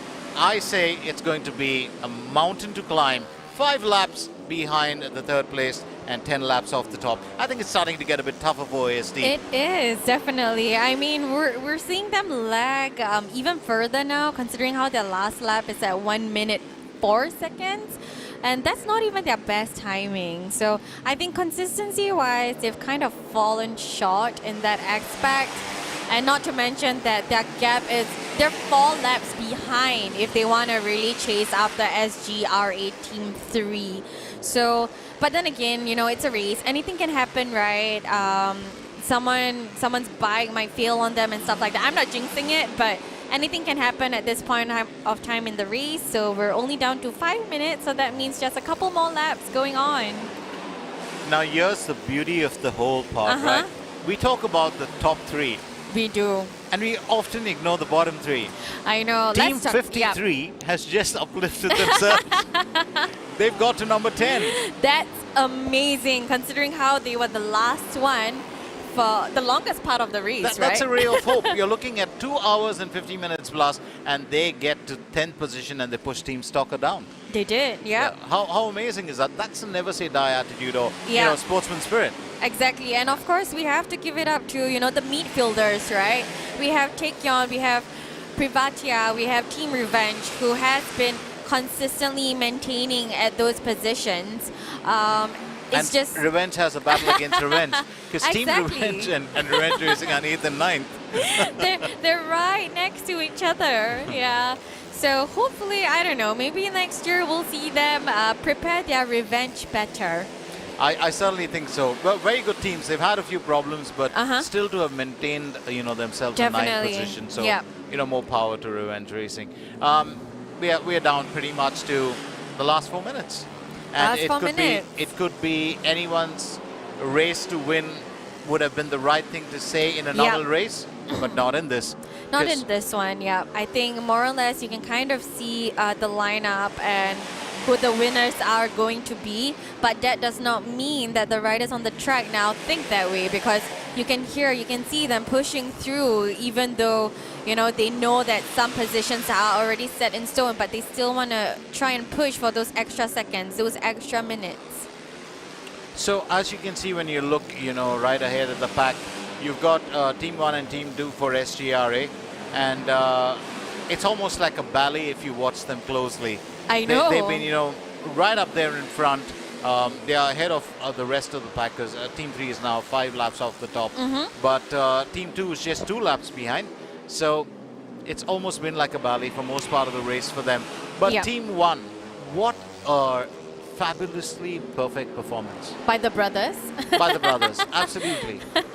Definitely. I mean, if you talk of it being in the genes, and you said that speed was in the genes, well, here it I is. know, You know, speedsters, yeah. And can we not forget to just mention that Arshad is currently riding a bike where the seat is actually being taped up. Can It's, we it's just a taped up seat. mention It's that? an absolutely taped up seat, which means, I mean, 9 out of 10, it's not going to really, you know, be. But mentally, there's always that little bit of doubt Yeah. that there could be a slip, there could be, Definitely. you know, a worry. Yeah, and So all it takes is some pressure from the people behind you, and then it might get to you, and then you might wobble a little. So, into the last, a while back I was saying 120 minutes, I was about to say Right? 120 seconds. Yeah, into the 120 last bit. seconds to go. It's just, it's been amazing, and you know, I think the lights coming on just heightens the beauty of the race. Exactly. Yeah. It just The changes evening things. race is just perfect. It makes me wonder how different the race would be if it was in the morning instead, or in the afternoon. Or with the sun up. Uh-huh. It will be bright for certain. It will be hot. Definitely. Thank you, Glenn. Thank you. I wonder how difficult that would be to endure. I think it'd be make the Oh. conditions a lot worse. Yeah. For sure. I mean, we're down to 1 minute and 30 seconds left to go. SGRA teams, the 3 teams are still going strong in the first 3 positions. But look at Taekyon. Taekyon is 5th position now. OSE Angel Team 2 is actually in 4th. And SGRA Team 3 has dropped down quite a few spots now. Yep. They are 5 laps off the top. Yeah. SGRA Team 2 still 2 laps off the top. So Arshad with Team 1 still leading the way. Still leading It's the been, way. It's been comfortable for him for this last 20, 25 minutes, 30 Yeah. minutes. Yeah. Oh, and we have a bike stop over there. I wonder who could that be?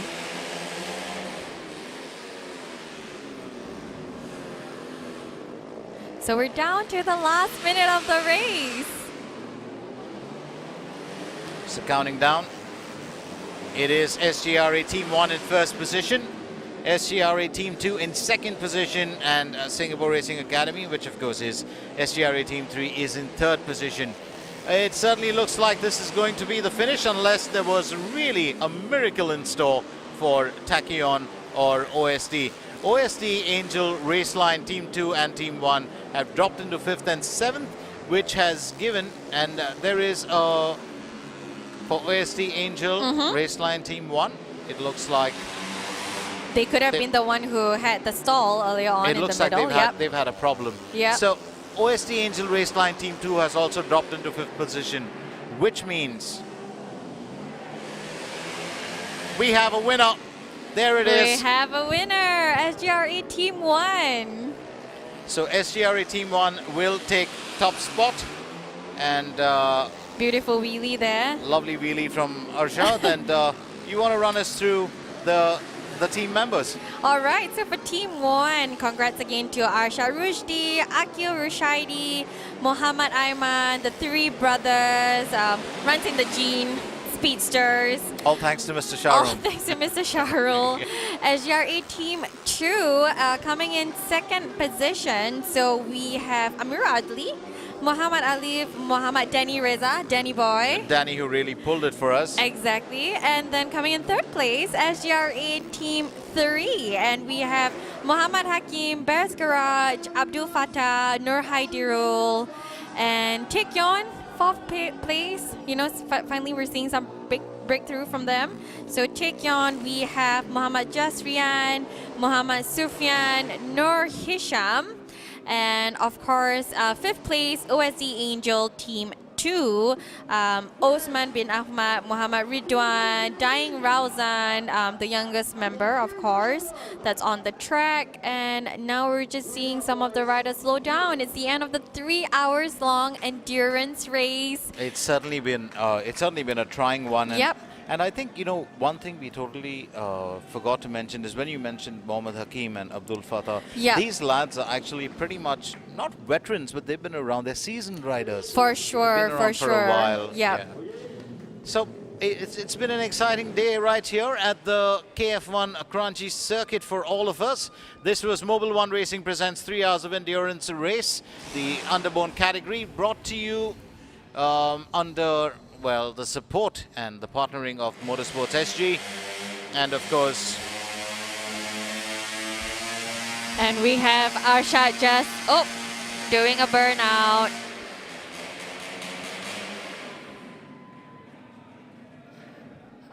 And then not to forget, we do have, of course,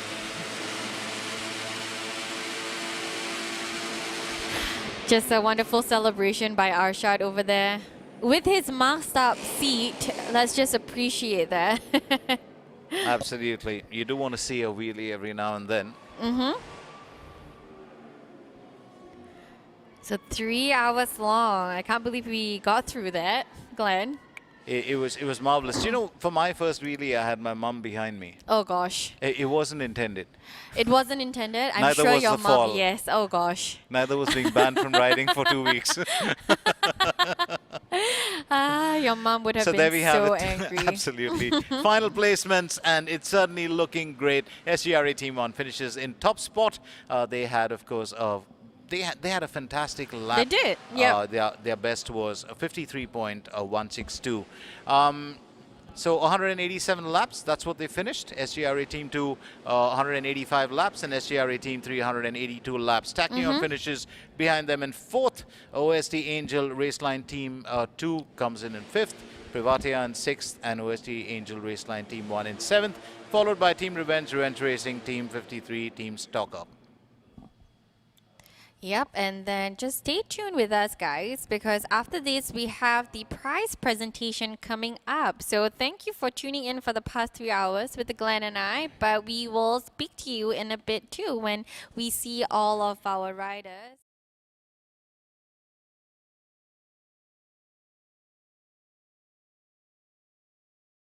That's coming up soon. 10 minutes. We'll see you guys again. Absolutely.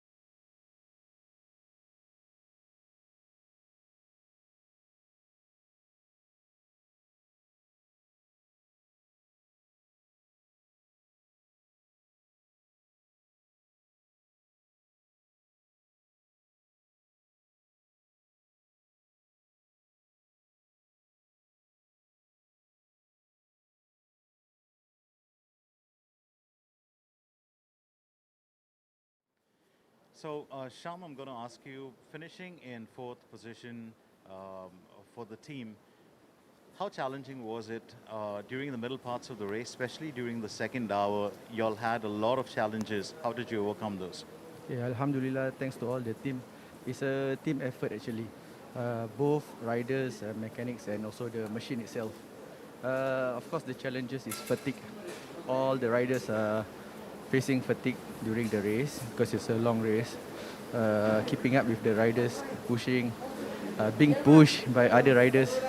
But as the race goes on, we managed to overcome and make ourselves calm and compose.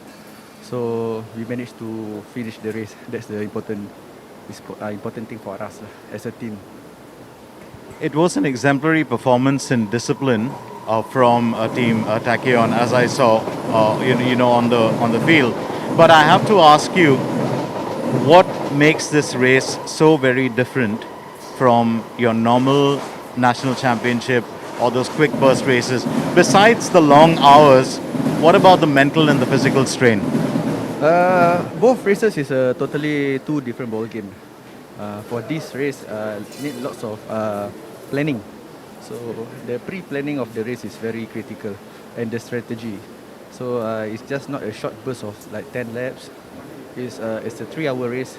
So a lot of technical aspect from the bike and also the team during the changing of riders, the timing, the exact time to change the riders, and also we need to see even though we have a plan, but we still need to see the condition of the race because the condition might change due to some hiccups from the machine or the riders.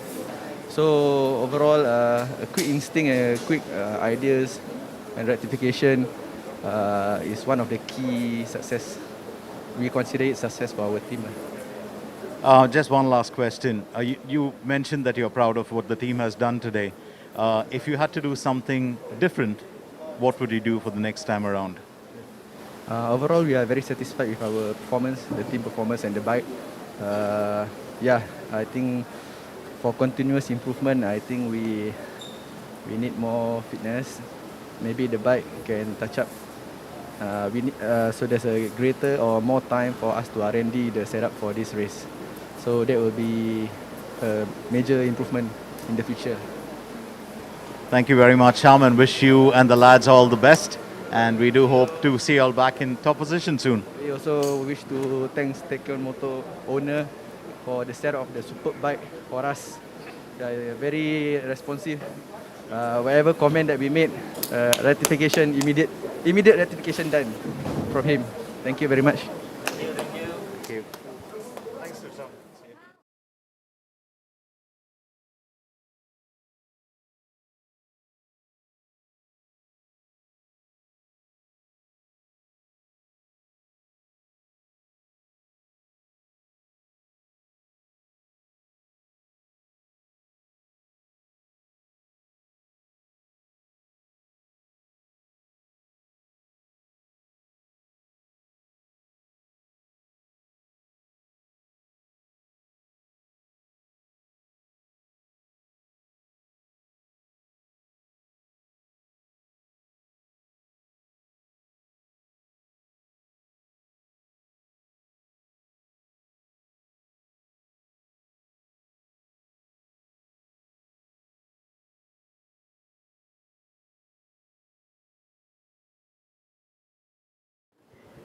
First of all, congratulations, team OST Racing Line.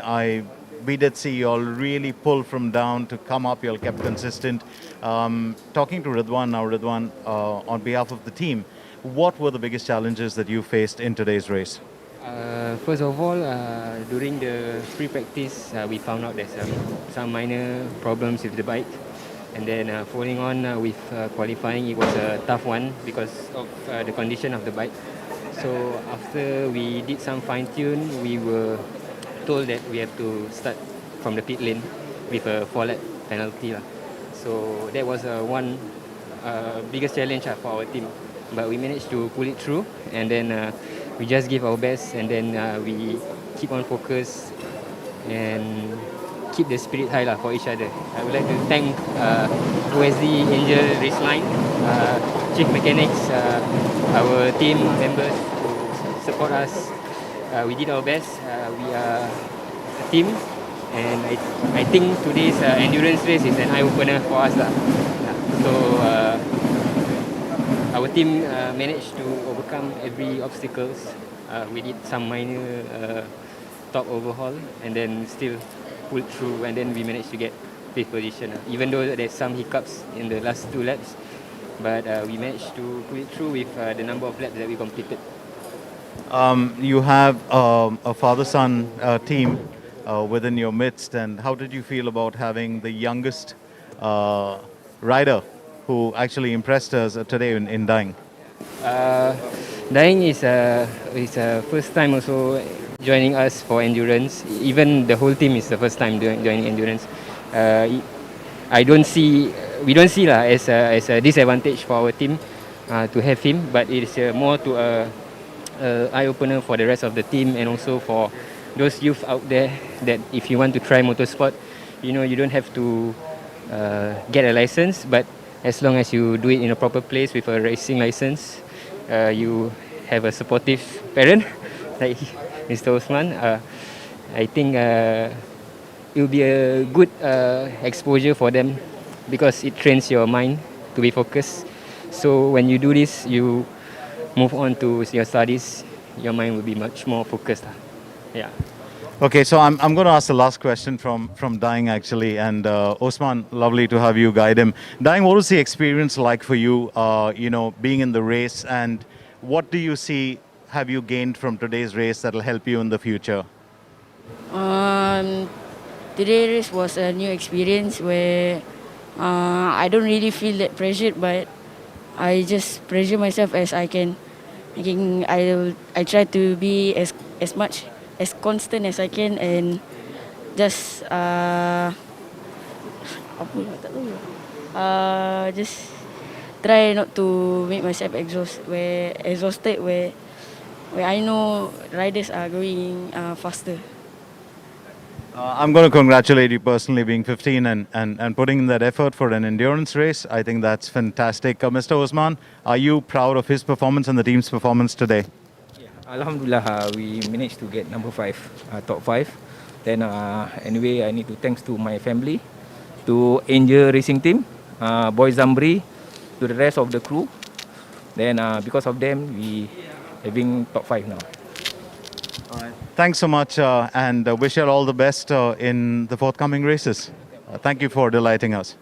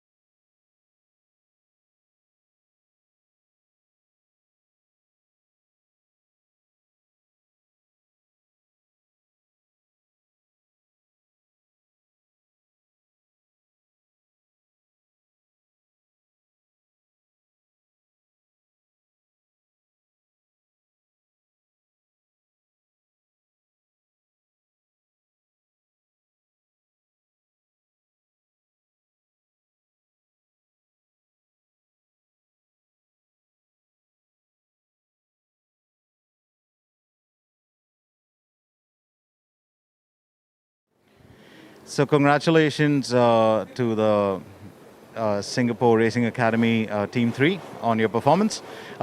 It was a good start for you all, and then there were a few problems in between where you all kind of dropped down the pecking order on the table. But how did you all pull it together right towards the end? What was the strategy that was brewing within the team? Actually, we underestimated the fuel consumption of the bikes. So we wanted to push about 40 laps per rider. But actually, we could have done more lah. So we lost time there. Because every time you pit in, we lose at least 3 minutes. So 3 minutes is like 3-4 laps. Yeah. So the strategy after that was to just push more laps per rider. Then I think we just keep the pace. I think everybody done well today. Yeah, so this is Fatah, this is Hadirul, this is my mechanic, Rudy. I think they have done a great job, not just me. I think it's a collective effort. So congratulations once again to you all, but I'm going to ask you, if you had to do something differently for the next race, what would you change besides just the fuel? Besides, okay. I think if there's a next race, okay. In the first place, the bike was we only started to set up the bike on Wednesday, so we only had 2 days to set up the bike. So I think it's a bit last minute lah. Okay, we could have done more. I could have done better with the bike, because every time we push the bike out of the corners, you can see that we lag behind lah. So I think it needs a bit more grunt. So I'm going to wish you all the best for more preparation and a better finish and maybe at the top spot next time. Thank you, Team 3.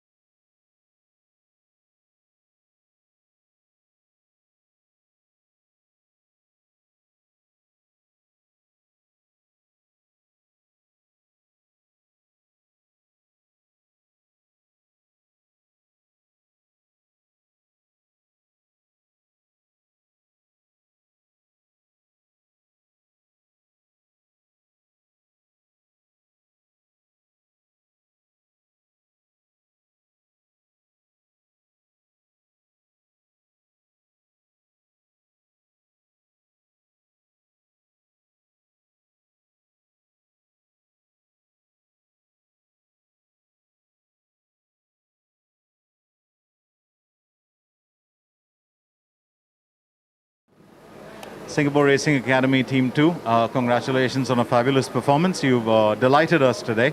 I'm going to ask Ali, what were the challenges that you faced as a team? Because there were spots when you dropped down the table, but then in the last hour, you all seem to keep it very, very consistent.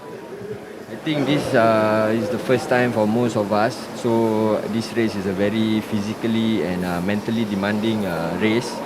So the team, we prepared very well in terms of fitness and bike preparation.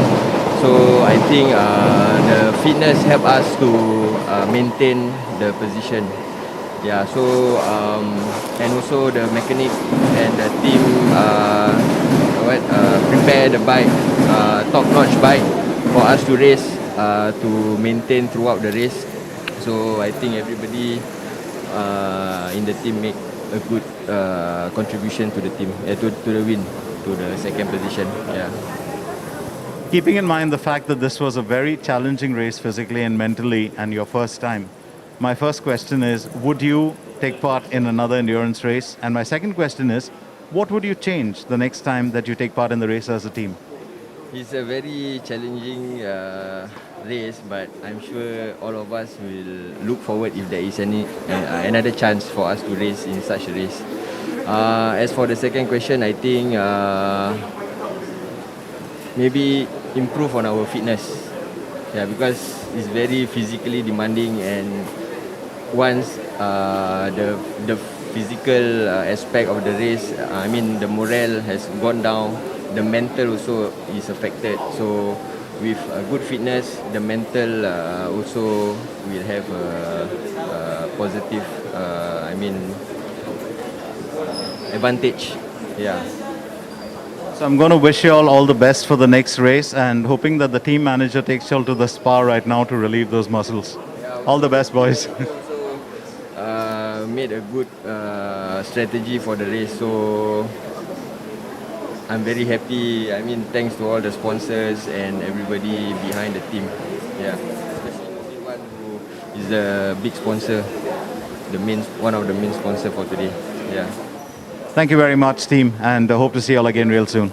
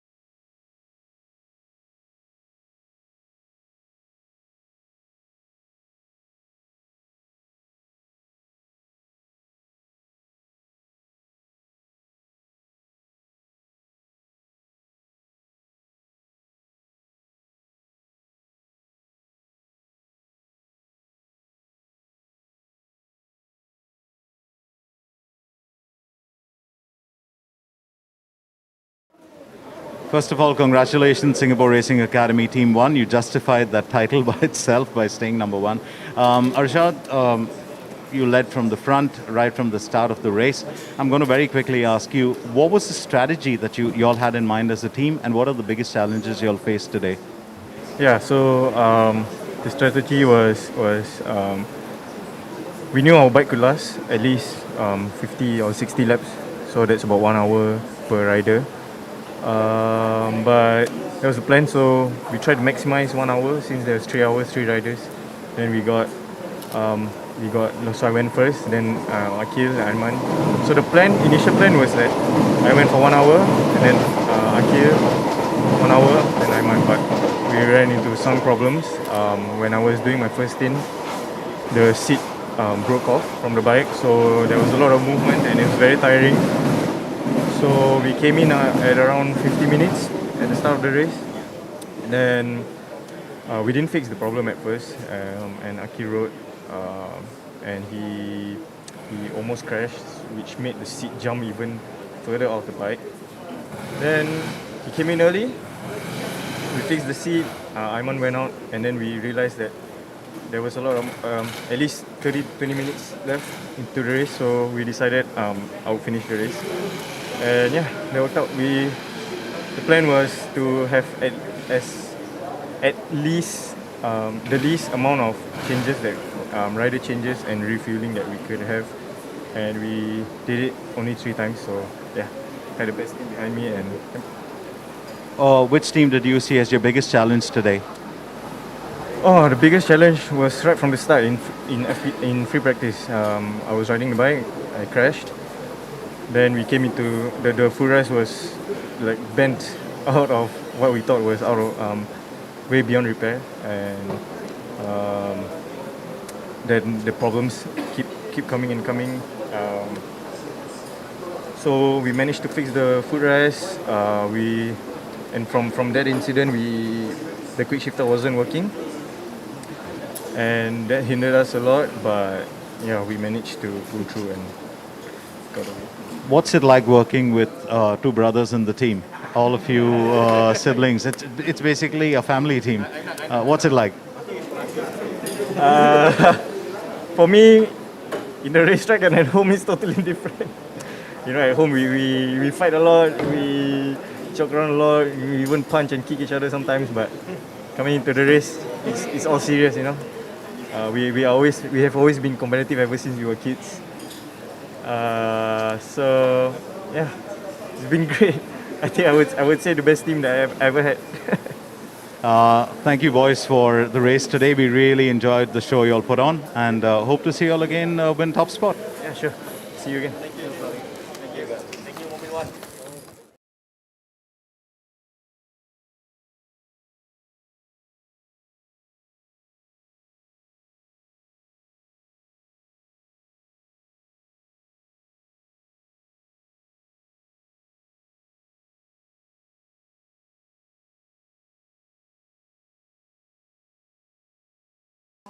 Karting Circuit, top board, our designing partner, Tiga Folks & Co., AHRS, and the folks at Oakley as well. So right now we'll be presenting the winners. Mr. Khalid Nordin, the CEO of Singamoto, will be presenting the 10th place. We have Team Stalker. The riders and mechanics, head on out. We have a little something for the team mechanics as well. So try. All right, woo! Make some noise for Team Soccer.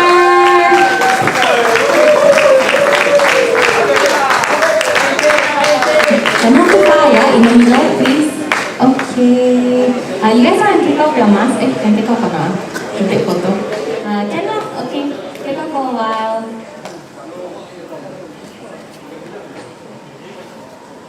Guys.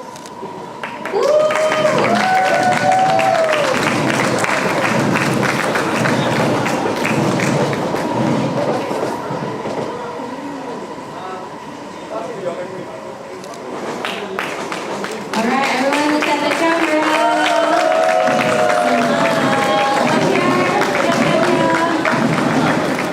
Smile. Say hi to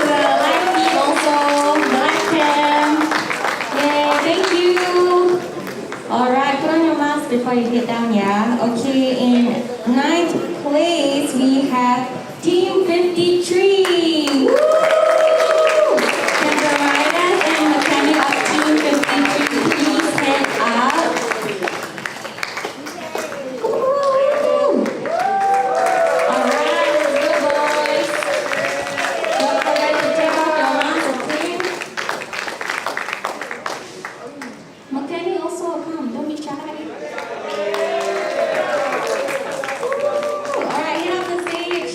Take off your mask also so we can see your handsome faces. Alright, let's go Team 53. Woo!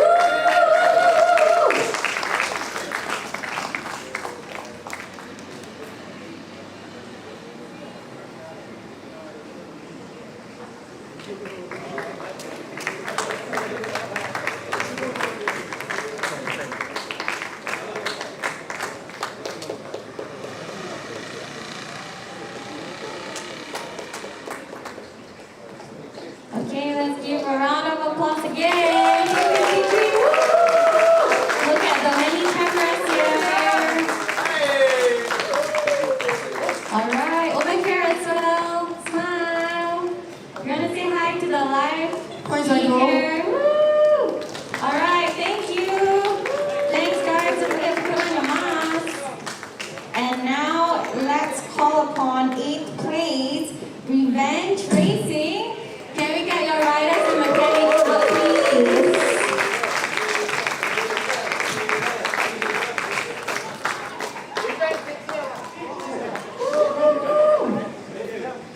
Head up on stage. Don't forget to take off your mask, okay? You're not doing it up, baby. It's not my voice.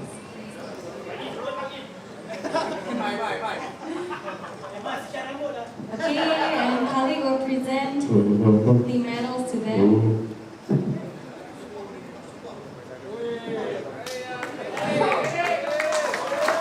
Alright, let's give a hand to Revenge Racing.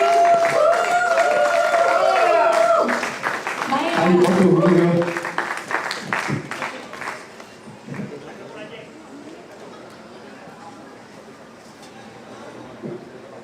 Oh shit.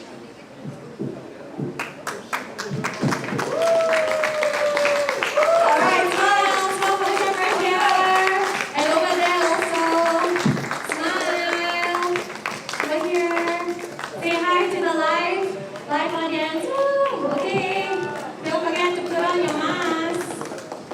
And now let's call upon 7th place, Team Revenge.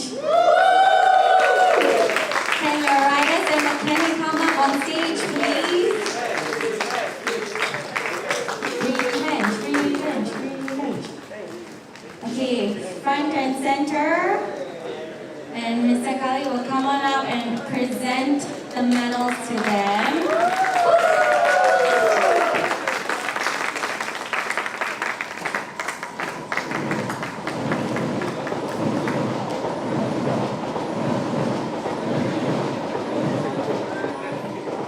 Alright, let's give one round of applause again for Team Revenge.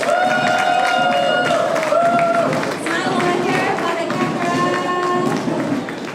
It's not boomerang, yeah? It's just photo. Over here as well, smile.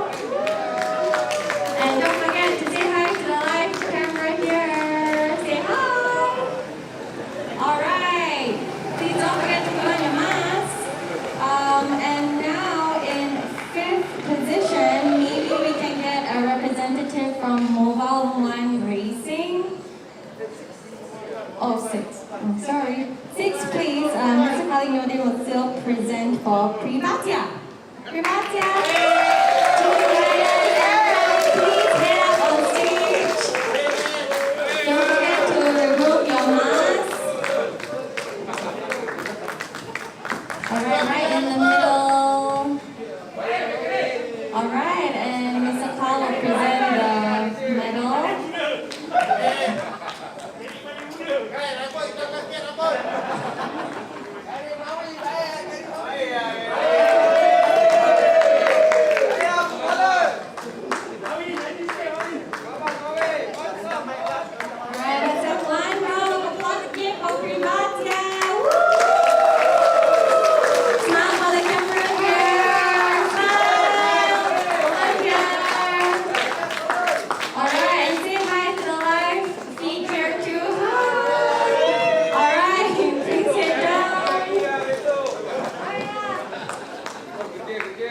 Alright, and now can we invite Mr. Joshua to present the fifth position winner. We have ONC Angel Race Line Team 2. Can the riders and mechanics please get out on stage? Remove your mask as well.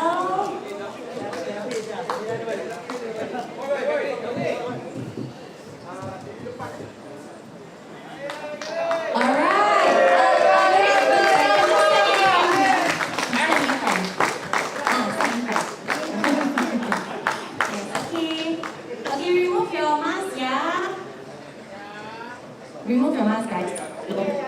Hello. Remove your mask. Okay. Alright, Mr. Joshua will present the medal. Thanks, guys.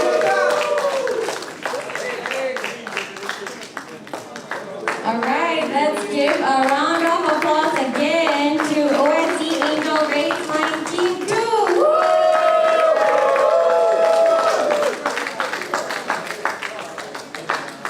And a trophy as well for the team. Thank you, Joshua.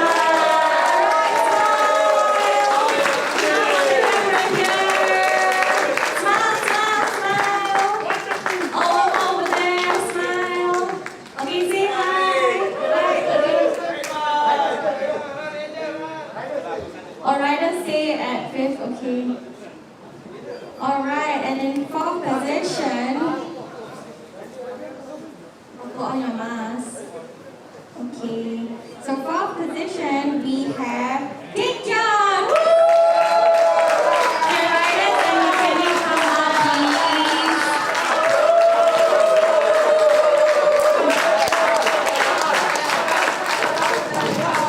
Alright, Dick John. Okay, in front, in the middle, can you take off your mask so we can see your faces? And Mr. Joshua, please go ahead.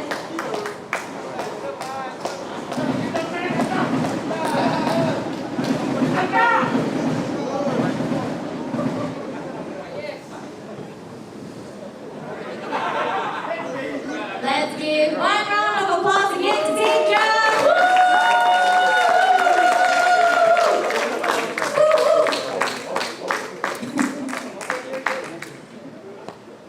And the trophy as well. Thank you, Mr. Joshua. Alright. Please take a little smile. Look at the camera here. And then say hi to our viewers here. Okay. Alright. You guys can stay in position at number 4. Put on your mask, please. And for third position, thank you, Mr. Joshua again. And now we'll invite Mr. S.K. Lim from Mobil Wine Racing to present third prize, second prize, and first prize. So in third place we have SGRA Team 3.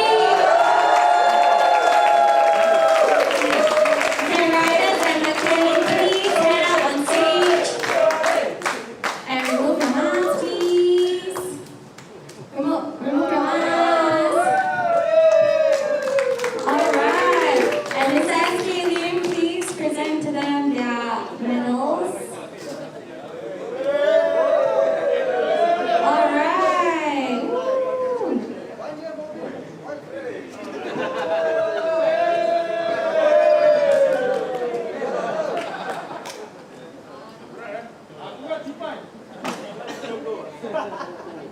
Alright, one round of applause again to SGRA Team 3. Woo! And don't forget your trophy as well.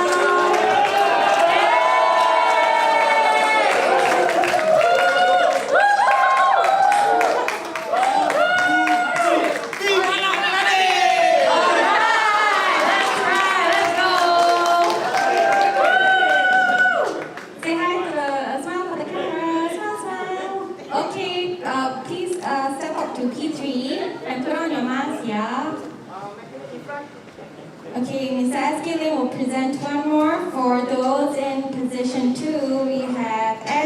SGR18 2! Okay, riders and mechanics, step up on stage. All right, let's go.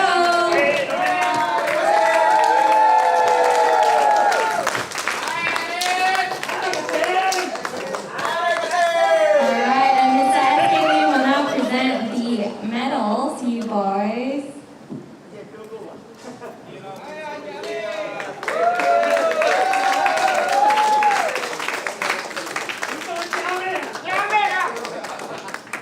Alright, let's get one round of applause again for SGR82! Don't forget your trophy. Alright,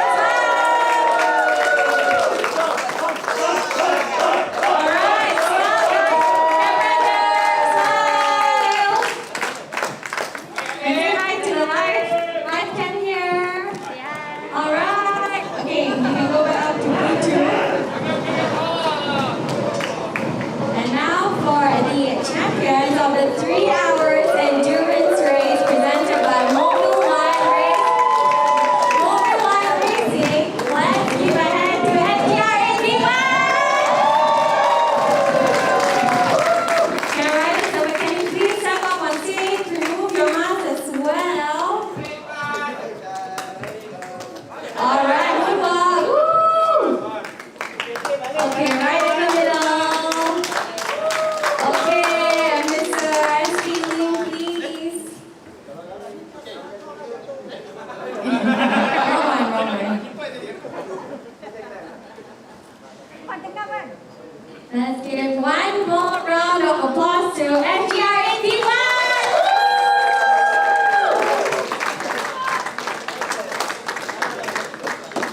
Alright guys, oh don't forget your trophy is pretty heavy, yeah? 2 hands please.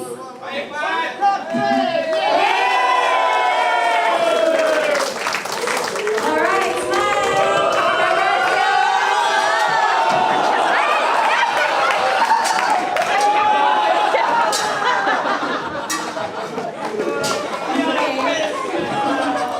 Be careful with the trophy. Hey, smile, guys, on here. SGR81, smile. Here. Photo here, please. Please smile. Smile here. Okay, everyone photos done? Okay. Alright, now let's invite Mr. Khalid Nordin, Mr. SK Lim, Mr. Joshua, and all of Mobil One Racing. Come on up on stage to take a group photo with all of our winners. Round of applause again. Khalid, Mobil One.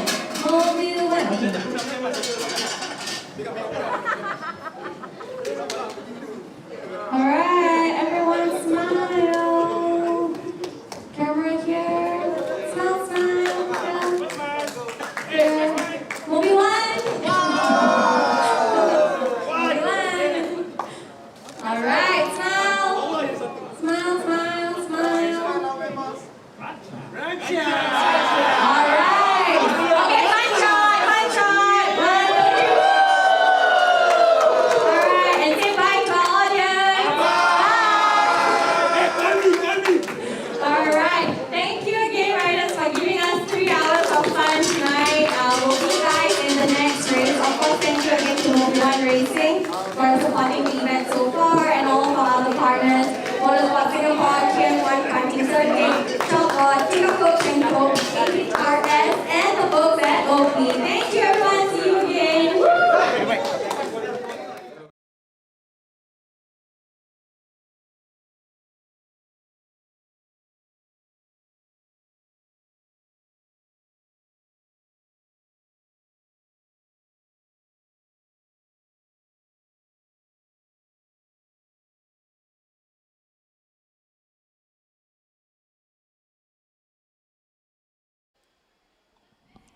this was Mobil's One Racing presents 3 hours of endurance race. Thanks to Mobil One for that. And thank you to all our sponsors and support partners, MSS Motorsports, KF1 Karting Circuit, Oakley, Chalkboard, Tiga Folks and Company, the Food Event Company, AHRS, Dr. Helmet, Bears Garage, and Shahid, who helped out with our entire media output. Singamoto for putting this entire initiative together and being the founders of this entire race. And for all of you especially who joined in to keep us company and share the wonder and the magic of this first time ever endurance race, thank you. And from all of us here at the KF1 Kranji circuit, it's time to say